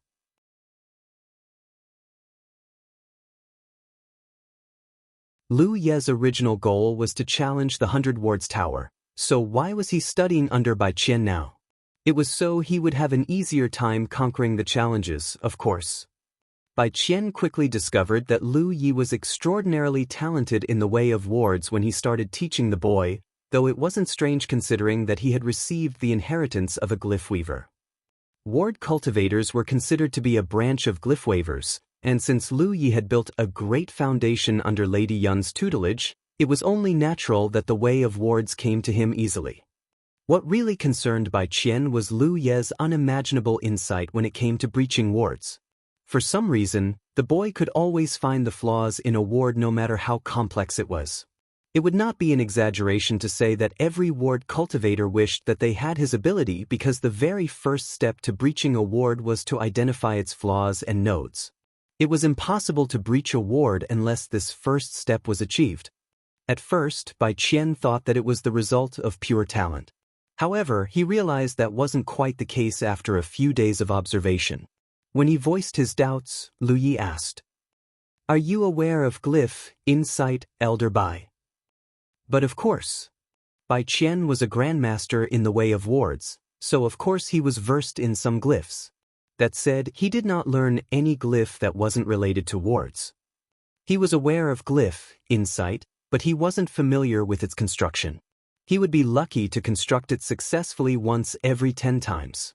It was the core glyph in spirit artifacts that were built for scouting and other similar functions. I build them in my eyes before inspecting a ward. That is how I am able to identify the truths and falsehoods of a ward every time. Bai Qian stared wordlessly at Lu Yi. At first, he thought that the young man was joking. Then he recalled Lu Yi's performance when he was breaching a ward and realized it wasn't. The young man really had constructed an insight in his eyes. "I see." Bai Qian nodded and sighed. The courage of youth is truly commendable. What else could he say? It was the boldest feat he had heard in a long while. "I know you're a glyph weaver, but you mustn't do this too frequently. The consequences are unimaginable if you make even the slightest mistake," the old man warned gravely. While Lu Yi wasn't a disciple of the Heavenly Derivative sect, he had displayed an extraordinary amount of talent in the way of wards. As an appreciator of talent, the last thing he wanted to see was Lu Yi ruining himself. It was ludicrously dangerous to build the glyph, insight in one's pupils. To give an example, it was as dangerous as building the glyph, gathering spirits in one spiritual point. Glyph weaving was an ancient, well-researched study that had been passed down across many generations. Lu Yi was hardly the only one who had considered constructing the glyph, gathering spirits in their spiritual points to improve their cultivation efficiency, or the glyph, insight in their eyes to see the invisible. The reason no one had ever dared to do such a thing was because not even the greatest glyph weaver dared to say that they had a 100% success rate when constructing any glyph. Moreover, the smaller the glyph, the harder it was to construct it. If the construction were to fail, then a catastrophic discharge of spiritual power was sure to occur. For this to happen in one's spiritual points or eyes was to ruin them. That was why such ideas mostly existed in theory only. Not even a master glyph weaver like Lady Yun would attempt this simply because there was a chance the construction could fail no matter how unlikely it might be. But Lu Yi was different from all of them. He had never experienced a construction failure when activating a glyph on the tree of glyphs. That was why he could abuse it to his heart's content. Had he learned insight from the books, he wouldn't dare to build it in his eyes either. He could feel Bai Qian's concern for him, but this wasn't something he could explain to the old man. Plus, it wasn't like he was skimping on practice. As of late, he always tried to identify the flaws of a ward with his own ability before verifying the results with the glyph, insight. Sometimes he got it right, and sometimes he got it wrong. In either case, he learned from the experience and was able to improve his ward breaching skills further. Bai Qian had already given his advice, and it was up to Lu Yi whether he accepted it or not. So, he stopped talking on the subject and summoned a small flag into his hand. Today, we're going to take a look into ward flags and ward keystones. Lu Yi hurriedly sat up straight. The days passed quickly. During the day, he would study the way of wards at Elder Bai's place, and when nighttime came he would cultivate and study the books he brought out of Lady Yun's study to validate the teachings of the day. Elder Bai's residence was extremely quiet and peaceful because he was an extremely important person in the heavenly derivative sect. He might not be the sect master, but even Yu Shao had to perform a disciple's salute when meeting him. That was why no one discovered that Lu Yi and Zhu Jia were hiding in his residence. Plus, it was said that Bai Qian was hurt by the combat shockwaves caused by the Crimson Blood Sect's Keeper of Seal, and that a medicine cultivator visited him every day to treat his wounds. Who in their right mind would disturb him at such a time? Zhu Jia spent all day and night cultivating as usual. Although the cultivation environment wasn't as good as the Spirit Creek battlefield, he wasn't the type to waste even a second if he could help it. Zhao Li was getting better day by day, and as he improved, the benefits of the soul-cleansing water were beginning to show themselves. The legate belatedly realized that his control over his spiritual power had improved, and his perception was noticeably better than what it used to be. As no one had told him about the soul-cleansing water, he had no idea why his power had grown.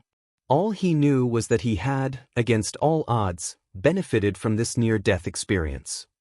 His heart ached every time he recalled his outpost though. Although Thousand Demon Ridge was the one who should truly be blamed for the loss, it did not change the fact that the outpost was lost while he was still in charge. One night, Lu Yi was studying and cultivating as usual when suddenly, Yi flew through the window and called his name in panic, Lu Yi, Lu Yi. Lu Yi looked up inquiringly and she said, Zhu Jia and Amber are doing something weird. You should go see them as soon as you can. A moment later, Lu Yi followed Yi to a giant rock right next to a pitch-black cliff. The moon was hanging in the middle of the night sky and showering everything in its cold light. On the rock, Zhu Jia and Amber were crouching on all fours and lifting or bowing their heads from time to time.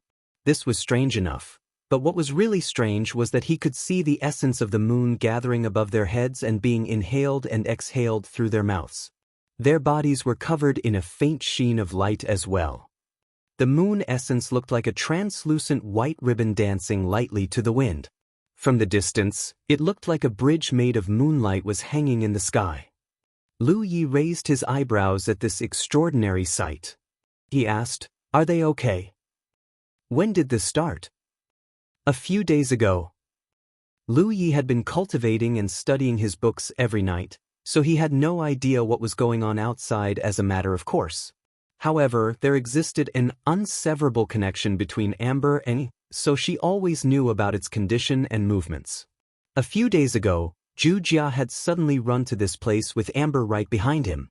At the beginning, there was no bridge of moonlight or weird postures from the duo. It looked to Yi that Wuxia just wanted a change of environment as he cultivated. That was until 3 days ago. Usually, Wuxia could stay in the meditative position for a whole day without moving a muscle. However, the body-tempering cultivator suddenly started tossing and turning as if his usual posture was uncomfortable. He kept changing his posture until finally he arrived at this weird, almost animal-like posture. Amber also copied his posture. Since then, the man and beast pair started lifting their heads when they were inhaling and bowing their heads when exhaling. Their movements were unusually synchronized as well. The luminescence around their body also fluctuated accordingly.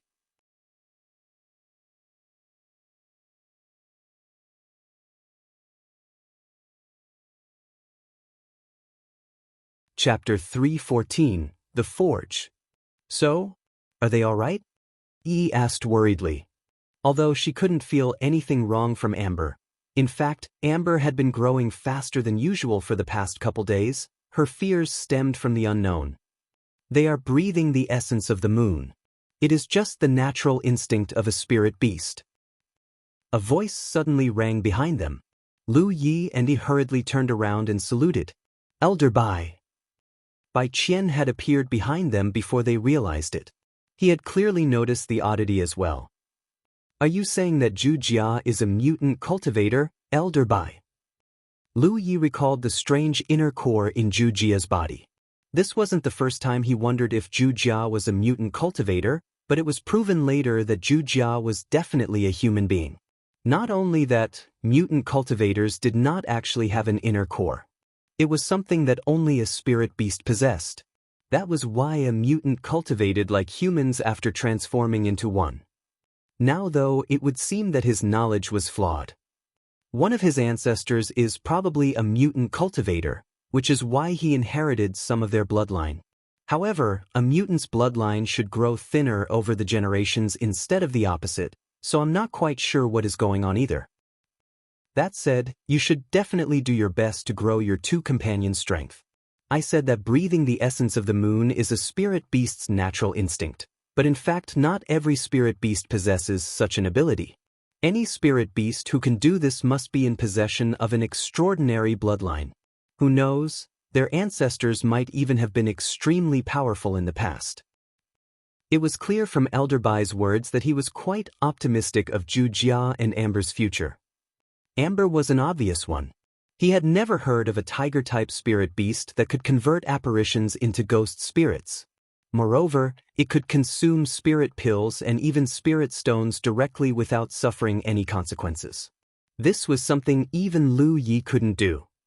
As for Wuxia, Lu Yi already had high hopes for the extraordinary body-tempering cultivator, but now he turned out to be even more amazing than he seemed to be. Elder Bai's prediction that his ancestor was a powerful spirit beast might be spot on. But Elder Bai, Wuxia has never displayed such qualities in the past. What could have triggered it to happen so suddenly? Bai Qian let out a chuckle and tapped his head with a finger. Have you already forgotten that he was poisoned a couple days ago? The experience has probably awakened something in him. Lu Yi nodded. That was a reasonable assumption. Oof, I can't believe I'm getting tired already. My age is really getting to me. I'll see you lads and lasses tomorrow, Bai Qian said as he turned around. He let out a light cough before walking back toward his room. Lu Yi snickered in his head. He knew what Bai Qian was doing, but he wasn't going to play the game, at least not now. So, he told Yi, see Elder Bai off, will you? Okay, Yi replied hurriedly before chasing after the old man. After Yi came back, she returned to Lu Ye's side and stared at the duo still cultivating under the moon for a bit. She then muttered, Do you think Elder Bai is right, Lu Yi? What are you referring to exactly? The part where he said Wuxia awakened something because he was poisoned. Elder Bai is a worldly man. I'm sure he has his reasons for saying that. No wonder Wuxia's been acting odd as of late. He's already a man of few words, but recently he's even quieter and dumber than usual. Wuxia is not dumb, Lu Yi chided her while rapping a knuckle against her head. The guy was only simple, not stupid. Yi hugged her head and pouted. Well, now that we know they're fine, let's leave them to their own devices.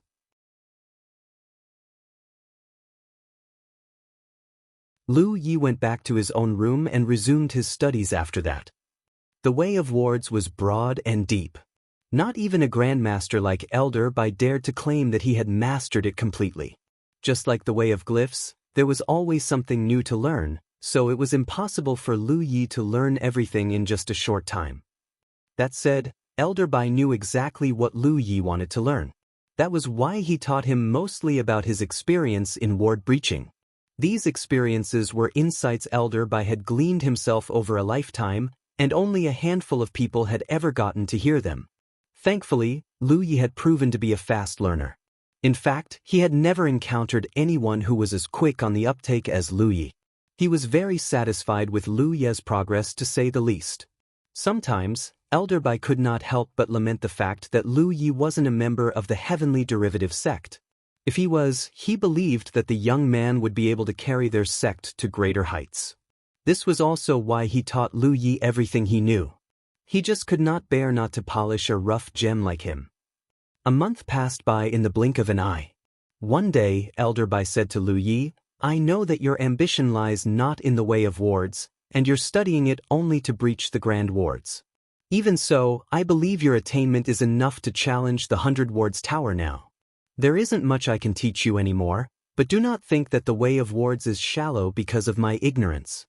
I hope you will continue to study it even if it may never be your main focus. Yes, Elder Bai, Lu Yi replied respectfully. I want you to carefully think about the ward flags you wish to build when you return to your room tonight. Tomorrow I will take you to the forge to build them. Only then will you be properly equipped to challenge the 100 wards tower. When Lu Yi first heard about the 100 wards tower from Zhao Li, he had wanted to challenge it immediately. It wasn't until he studied under Elder Bai for a month that he realized that things weren't as simple as he thought. It was true he could challenge it directly, but he would not have been able to overcome the challenges in an effective or efficient manner. It was because he lacked the appropriate tools to do so. The ward flags. Ward flags would greatly improve his ability to create or breach wards. Thank you, Elder Bai. Lu Yi produced a jade bottle from his storage bag and pushed it in front of Elder Bai. You have given me your full attention and taught me well for the past month, and this disciple is incredibly grateful for what you did. Please accept this as a token of my gratitude. It was none other than the jade bottle containing the soul-cleansing water, but there were only 8 drops inside it. This wasn't a spur-of-the-moment decision, but the instruction of his own sect master.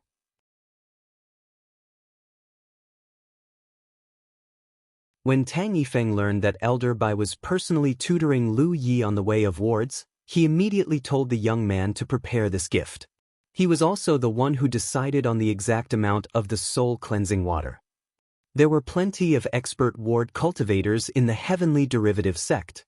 Even a Cloud River Realm Ward cultivator could have provided Lu Yi the education he needed. Therefore, there must be a reason Elder Bai himself had deigned to teach a lowly Spirit Creek Realm cultivator, no matter how talented he was. And there were a couple. 1. The Crimson Blood sect and the Heavenly Derivative sect shared some old ties with one another. 2. Shui Yuan saved Zhao Li's life. They weren't the main reason Elder Bai had undertaken the task of educating Lu Yi, however. No, the biggest reason he did it was for the soul-cleansing water he owned. Obviously, he could not ask the young man for it. It would be even worse if he made it a transactional thing. That was why he decided to earn it by offering his knowledge and experience. Lu Yi was a compassionate man who could give up something as precious as the soul-cleansing water to save someone he just knew for a couple of days. If he taught him the way of wards seriously, he was sure that the young man would repay the favor. The only way a Spirit Creek Realm cultivator could properly thank a Divine Ocean Realm cultivator was the soul-cleansing water. Bai Qian's plot was as obvious as it was understandable. The sect master had figured out his intentions the instant he heard that the man was teaching Lu Yi himself. That was why he had given Lu Yi those instructions. The night he had taken Lu Yi to see Zhu Jia and Amber cultivate via breathing the essence of the moon, Bai Qian had complained about his age before he left. He was really hinting at Lu Yi that he would appreciate a certain valuable gift. If Lu Yi had not spoken to the sect master before this, he would not have been able to decipher the old man's meaning. But since he did, he could only snicker helplessly. Sure, Bai Qian was an old man, but he was also a divine ocean realm cultivator. How could a night walk possibly tire him as much as he claimed? Bai Qian's heart skipped a beat as he stared at the jade bottle in front of him. He let out a chuckle and said, "I respectfully accept your gift." The next day, Bai Qian took Lu Yi to the Heavenly Derivative Sect's forge. It was one of the most heavily guarded locations of the headquarters. Normally, the forge was overflowing with disciples. Those who had cultivated the way of wards to a certain extent would often come here to forge their own ward flags and ward keystones. However, the place was conspicuously silent today. Not a single person could be seen anywhere. It was Bai Qian's doing, of course. Lu Yi was still faking his death after all. The forge was located about 300 meters beneath the Spirit Peak. Yes, it was located underground. There was a wooden elevator that led straight down into a seemingly bottomless hole. Lu Yi looked at his surroundings curiously while Bai Qian operated the elevator. He saw many interlinking gears that were probably made by golem masters. The lower he went, the hotter the environment became. By the time he reached the 300-meter mark, the air was hot enough to repel any ordinary mortal. The Heavenly Derivative Sect had dug chambers of all shapes and sizes beneath the ground. He could feel hot air blowing out of them. Lu Yi followed behind Bai Qian until they arrived at the deepest karst cave. They stopped in front of a forging table. The forging table was 10 meters long and 3 meters wide. There was a flat space used to hammer equipment and a good number of inlay molds on top of it. Judging from the shape of the molds, the forging table clearly wasn't only used to forge ward flags and ward keystones. Finally, there were a bunch of forging tools next to the table, and a furnace in front of it. Hot air was blowing out from the bottom of the furnace. The Heavenly Derivative Sect knows how to force spirit artifacts too? Lu Yi asked while admiring the molds above the forging table. Bai Qian chuckled. Cultivation isn't cheap, so everyone has to do something to earn the resources they need. While there are some artificers in the sect, the spirit artifacts they create aren't particularly impressive. Let's just say that they make just enough to make ends meet. While saying this, Bai Qian took off his shirt and tossed it to the side carelessly, revealing a very muscular torso. Lu Ye's eyelids twitched involuntarily at the sight. I cannot believe he had the gall to say he was getting old and tired when he had a body like this. Since your objective is to breach wards, let us start by forging a ward flag that does exactly that. Watch me closely as I forge, Bai Qian instructed while grabbing a forging hammer from the side. The hammer wasn't particularly huge, but Lu Yi could tell that it was quite heavy. Bai Qian made it look as light as a feather though. Fire is the most essential component of forging, and a fire attribute cultivator who cultivates a fire-type cultivation technique like you holds a natural advantage in this area. But what about those who do not have your natural advantage? Well, they can only rely on external help. That is why we set our forge where the earth fire is located and use wards to channel its fury. Elder Bai activated the fire channeling ward as he explained. Soon, the karst cave grew even hotter, and earth fire seeped out from the bottom of the furnace. It quickly turned the furnace bright red. Something clicked in Lu Ye's head as he stared at the fire. He had a feeling that the tree of glyphs could absorb it. Moreover, the flame of earthen spirits he bought from the Vault of Providence was very similar to this earth fire, which probably meant that they shared the same origin. Quality-wise though, this earth fire was clearly inferior to the flame of earthen spirits.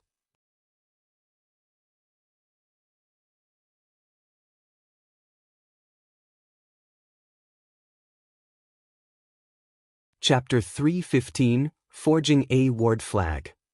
Of course, Lu Yi wasn't going to absorb the earth fire with the Tree of Glyphs. Bai Qian had brought him here to do him a good deed. To steal the fire source his sect relied on would be beyond the pale. The furnace was bright red when Elder Bai tossed a metal ingot into the opening. While doing so, he decided to test Lu Ye's knowledge. What should you look for when choosing the materials to make a ward flag and a ward keystone? I would look for a light but tough metal that has excellent spiritual power conductivity. Honeycomb steel and black iron are among the most commonly used metals when forging both items. If necessary, some spirit beast skin can be made into the flag. Lu Yi recalled Bai Qian's teaching and answered diligently. The old man nodded in satisfaction before launching into a couple more questions. Lu Yi was able to answer them all in short order. Remember that theory is just theory. If you cannot master both theory and implementation, then you are no more than an armchair strategist. The metal ingots Bai Qian had tossed into the furnace quickly melted into red-hot liquid. He snatched it out of the furnace using his spiritual power and shaped it into a ward flag in an instant. When your spiritual power control has reached a certain level, you'll be able to forge a ward flag with just your power. Otherwise, you can use a mold to achieve more or less the same result. While saying this, Bai Qian sent the molten metal into an inlay mold on the forging table. It was none other than the mold used to make ward flags.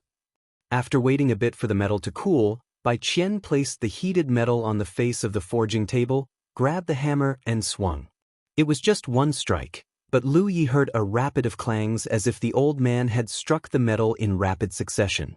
For a moment, he was unable to distinguish what was real and what wasn't.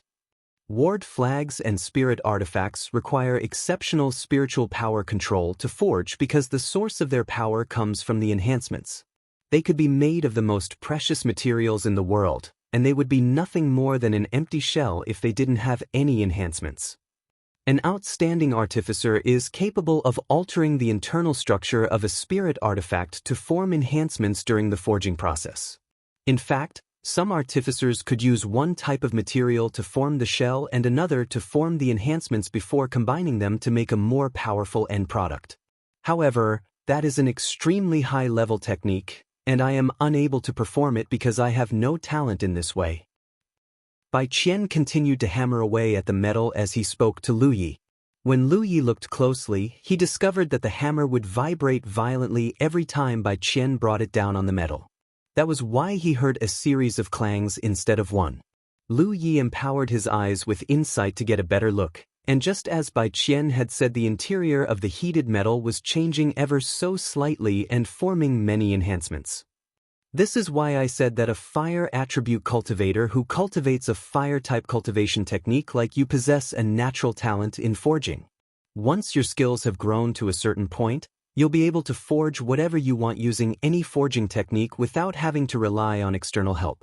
Of course, you do not need to think about this right now. At your current level, there is nothing more important than building a solid foundation. I understand. The incessant clangs lasted only an incense stick or so. Soon, a palm-sized, fully functional ward flag was complete. The metal itself was just a medium though. The enhancements within the metal was what made it a ward flag. Its function varied depending on the enhancements as well. A single ward flag was useless though.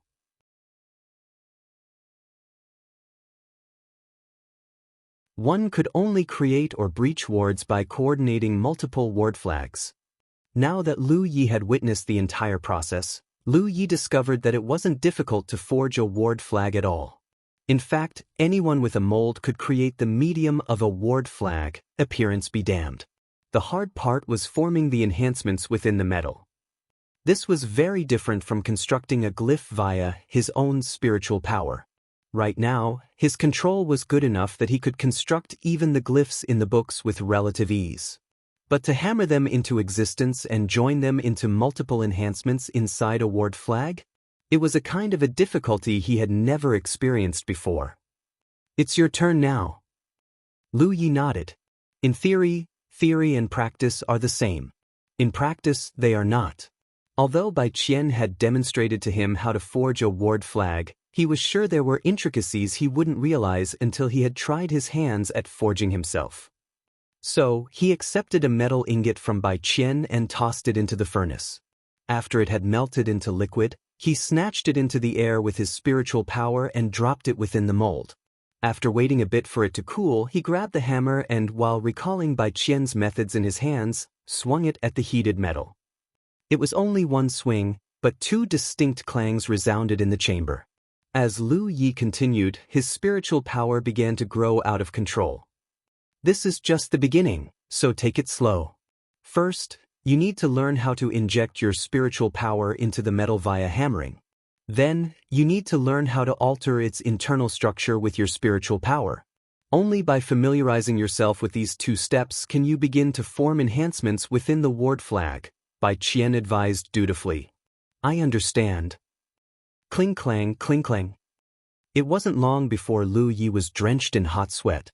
From time to time, Bai Qian would give him valuable advice that clearly highlighted his mistakes and deficiencies, allowing him to try and fix them immediately. For a time, it seemed like the cycle of failure would never end. The good news was that the material wasn't wasted since he could simply toss the ward flag into the furnace and melt it into a puddle if he failed. The soul-cleansing water he gifted Bai Qian before was starting to pay its dividends as well. If it wasn't for the gift, Bai Qian would not have taught Lu Yi so patiently and without reservation no matter how much he appreciated his talent. He wasn't a disciple of the heavenly derivative sect after all. A whole day later, Lu Yi finally managed to create a coarse-looking ward flag. Bai Qian inspected it a bit before nodding. Acceptable. There is still much room for improvement though. Let us continue. Armed with that one successful experience, the next couple ward flags came to Lu Yi much easier than before.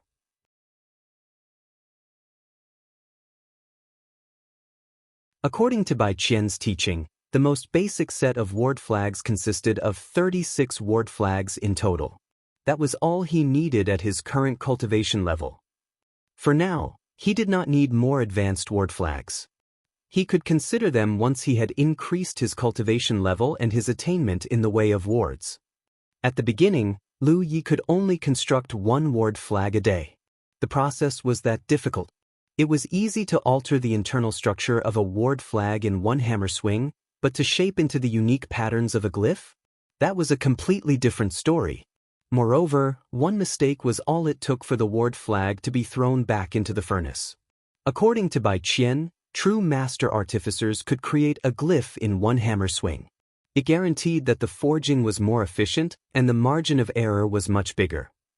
It was even simpler for a fire attribute cultivator who cultivated a fire-type cultivation technique like Lu Yi. Supposedly, he could alter the internal structure of a ward flag directly with their spiritual power when his cultivation was high enough. This would allow him to skip the hammering process completely. Half a month had passed by the time Lu Yi managed to forge the most basic set of ward flags. When Lu Yi stepped out of the forge with Bai Qian, he felt as if it had been ages since he stepped under the sunlight. You should head back and rest for the day. Tomorrow, I will take you to the 100 Wards Tower myself, Bai Qian instructed after leading Lu Yi back to his room. He then left the young man to his own devices. Lu Yi went to the bed immediately after he bade Bai Qian goodbye. He was out like a light the second his head hit the pillow. He had barely gotten any rest during the half a month he forged the ward flags. His fatigue was only natural. When he woke up, he had already prepared a tableful of delicious food for him. He regained his energy only after he had stuffed himself like a pig. Bai Qian showed up as he promised he would. He wrapped Lu Yi in his spiritual power before flying in a certain direction. They soon arrived at a valley. There was a stone tower that was at least 100 meters tall and dozens of meters wide in the middle of the valley. It looked as ancient as time itself. It was the reason Lu Yi had come to the heavenly derivative sect in the first place, the 100 Wards Tower. He had underestimated the preparation he needed to make at the beginning. In fact, he was going to enter the 100 Wards Tower as soon as he arrived at the sect. In reality, it had taken him 1.5 months just to further his studies in the way of wards and learn how to forge ward flags under Bai Qian. It was worth it though. As the saying went, Sharpening an axe will not delay the work of cutting firewood. Just like the time at the forge, the heavenly derivative sect had evacuated everyone in the 100 Wards Tower and put the valley itself under lockdown. It was to prevent the fact that Lu Yi was still alive from leaking. The 100 Wards Tower really was incomplete. On the surface, it looked like a tower that had been snapped in half by some sort of unimaginable force. The upper portion of its body was completely missing. In fact, Zhao Li had told him that the 100 Wards Tower was split into 3 portions.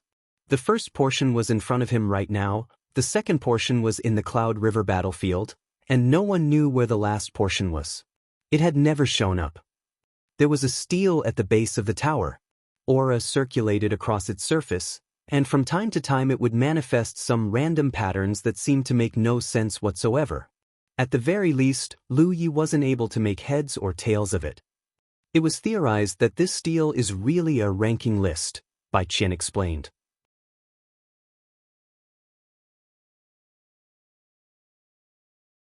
Supposedly, all those who challenged the 100 Wards Tower and put on an exceptional performance would be recorded in this stele for all future challengers to admire.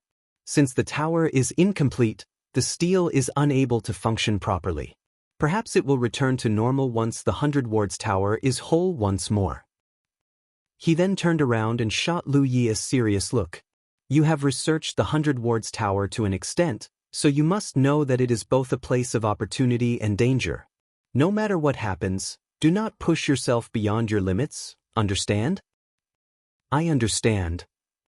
As Bai Qian said, Lu Yi had researched the 100 Wards Tower thoroughly during his stay, so he knew Bai Qian wasn't trying to intimidate him. Everyone knew that challenging the 100 Wards Tower was incredibly beneficial to one's attainment in the way of wards. In fact, there wasn't a single Grand Sky Coalition ward cultivator worth their salt who didn't want to challenge the tower at least once in their life. The good news was that the Heavenly Derivative sect welcomed all these people with open arms. They never even charged their fellow cultivators an entrance fee. The networking opportunities it brought alone was worth it. However, the 100 Wards Tower was also a very dangerous place, and it wasn't just the wards that posed a threat to the cultivators. The reward one obtained after clearing a floor itself was dangerous. This was why a lot of ward cultivators had died while challenging the 100 Wards Tower. A good number of them were geniuses too.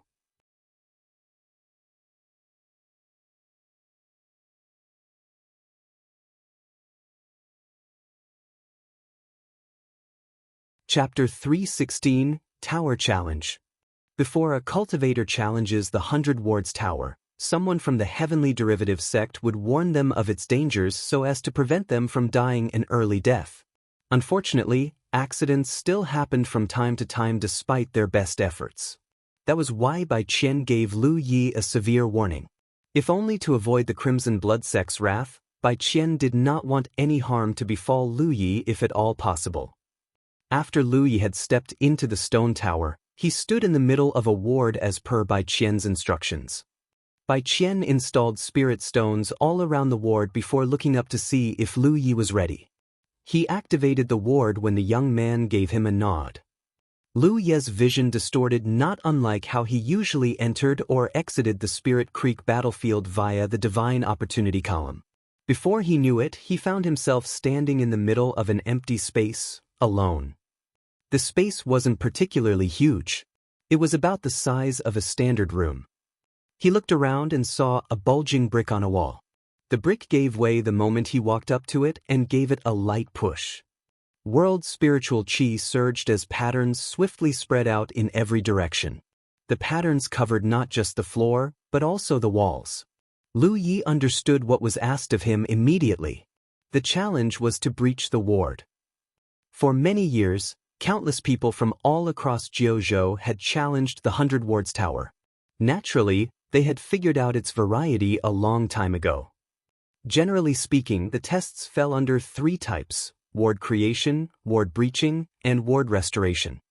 The first 2 types were pretty straightforward. A ward creation test required the challenger to create a ward as the 100 Wards Tower demanded, and a ward breaching test required the challenger to breach a ward that was generated by the 100 Wards Tower. Ward restoration was a little more complicated. Sometimes, the 100 wards tower would generate half a ward and challenge the cultivator to fill in the blanks.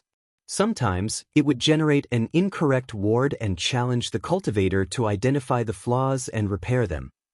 Each floor had a 9-hour time limit. The more challenges a cultivator completed during this time, the better the rewards they would receive. 100 wards tower was named the way it was not because it only had 100 wards, but because it had 100 floors. The test was child's play for Lu Yi. His ward breaching skills were easily leagues ahead of his ward creation and ward restoration skills. Lu Yi kicked off by tossing 2 spirit pills into his mouth and activating insight. His eyes flashed with aura, and he was able to identify the functional nodes in the ward immediately. This was just the first level after all. Of course, the ward was fairly basic.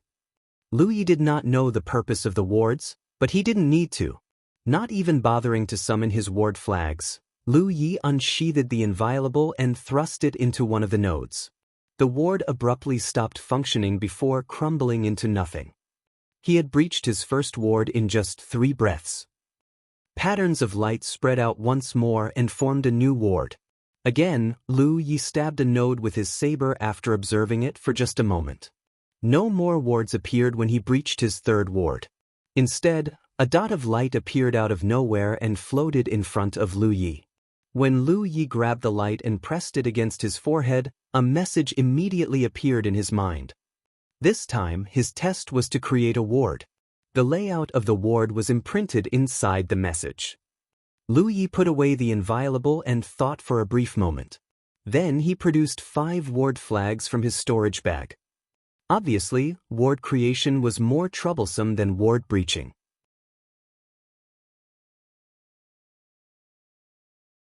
In the past, Lu Yi had created his wards directly using spiritual power, just like how he constructed a glyph. While it was one of the fastest methods to create a ward, it tired him out faster, and the generated ward was pretty unstable. It wouldn't take much effort to breach it. A ward created with the help of ward flags was a different story. Not only did it strain him less, the ward was stronger, and the margin of error was much bigger. This was how most ward cultivators created their wards. After all, not everyone possessed his level of spiritual power control. Lu Yi set down the flags in all 4 directions and built the shape of the ward in a short time. Then he channeled his spiritual power and filled up the blanks within the ward. This was one of the benefits of creating a ward with the help of ward flags. It was much easier to build a ward by establishing the shape first using the ward flags and filling the contents later, than creating everything from scratch and finishing in one go. The ward was completed just an incense stick later. It was a very swift progress, all things considered. When Lu Yi finally created the last pattern, the ward circulated for around 3 breaths or so before an unknown force wiped it out from existence. Lu Yi then put away his ward flags. That was a mistake. It was because his next test was still a ward creation test. It wasn't long before Lu Yi realized that the tower was seemingly targeting him. It was because only 2 out of the 10 tests he took were ward breaching tests. The rest were all ward creation. At least he didn't need to complete any ward restoration tests yet. That test type appeared only after one had cleared the 10th floor. While he didn't know what his fellow ward cultivators had experienced during their challenge, he highly doubted that their tests were as skewed as his. It was to the point where he was starting to wonder if the 100 wards tower had a mind of its own. Perhaps it was scaling the difficulty because he breached its wards too quickly. Despite this, Lu Ye's ward creation speed was actually increasing instead of decreasing. This was just the first floor after all. The wards were pretty simple in structure, and they shared plenty of common characteristics with one another. The more he practiced, the faster he was able to create the wards. In fact, his only problem now was energy consumption. He had unlocked 179 spiritual points in total, meaning that he was only 1 spiritual point away from reaching the 9th order. He would have ascended sooner, but learning how to forge ward flags with Bai Qian cost a ton of spiritual power. As a result, he wasn't able to make any progress during that half a month. There was no hurry though. Once he had overcome the first floor, the 100 wards tower would fill up the room with world spiritual chi so he could recover to full strength for the next challenge.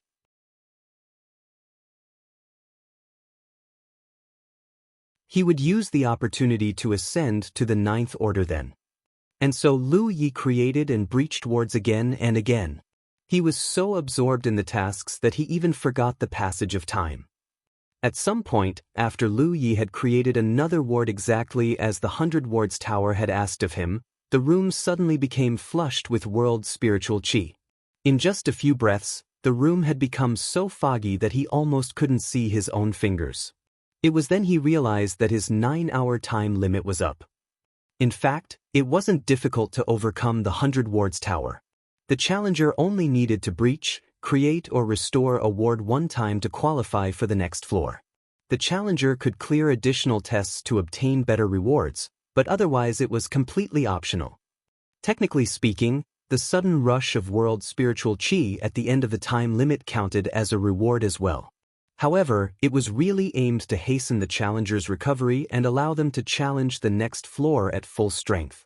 Lu Yi hadn't counted exactly how many tests he had completed during these 9 hours, but he reckoned that he had cleared 40 or 50 tests at least. This was after the 100 wards tower made it so that most of his tests were ward creation tests too. Otherwise, he could have doubled or even tripled that number. Lu Yi did not know this, but his score was among the best of the best. If the steel at the base of the tower was still functional, his name would have appeared on the list for sure, and it would be among the top. Naturally, the 100 wards tower rewarded Lu Yi handsomely for his efforts. The world spiritual chi that was thick enough to be condensed into a fog was the proof of that. That wasn't all. A fist-sized light had appeared out of nowhere and floated in front of Lu Yi. It was the greatest reward the 100 wards tower could offer. Lu Yi did not rush to touch the ball of light, however.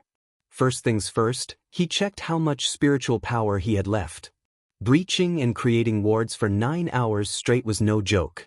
He had nearly run out of spiritual power even though he had been consuming spirit pills this whole time. With a thought, he started constructing many gathering spirits in his spiritual points. Just an incense stick later, 179 gathering spirits had taken form. They devoured the surrounding condensed spiritual chi like mini vortices and refilled his drained body in a short time. When he had returned to full form, he finally grabbed the ball of light still floating in front of him and pressed it into his forehead. The light disappeared into thin air, and a ludicrous amount of complex information abruptly appeared in Lu Ye's brain. What happened next was easily one of the most exotic experiences in his life. If absorbing the info on the leaves of the Tree of Glyphs felt like someone prying open his skull with their bare hands, stabbing a red-hot iron into his brain and stirring it into mush for good measure, then this one felt like someone had hit him in the brain with a hammer. He was almost thrown on his, but as if the force was physical. His brain felt like it was bursting with information, and his temples were throbbing like the way only a migraine could, but 10 times worse. His eyes had turned bloodshot in an instant, and they were bulging as if they could pop out of his eye sockets. He was reacting this way because he had absorbed too much information in one go. It was also the greatest danger in the 100 wards tower bar none. This was why Bai Qian had warned him tirelessly to not push himself beyond his limits. The ball of light contained a ludicrous amount of information regarding the way of wards, and it was basically all jammed into his brain via enlightenment. Worst of all, the tower did not care if the challenger could withstand the knowledge at all.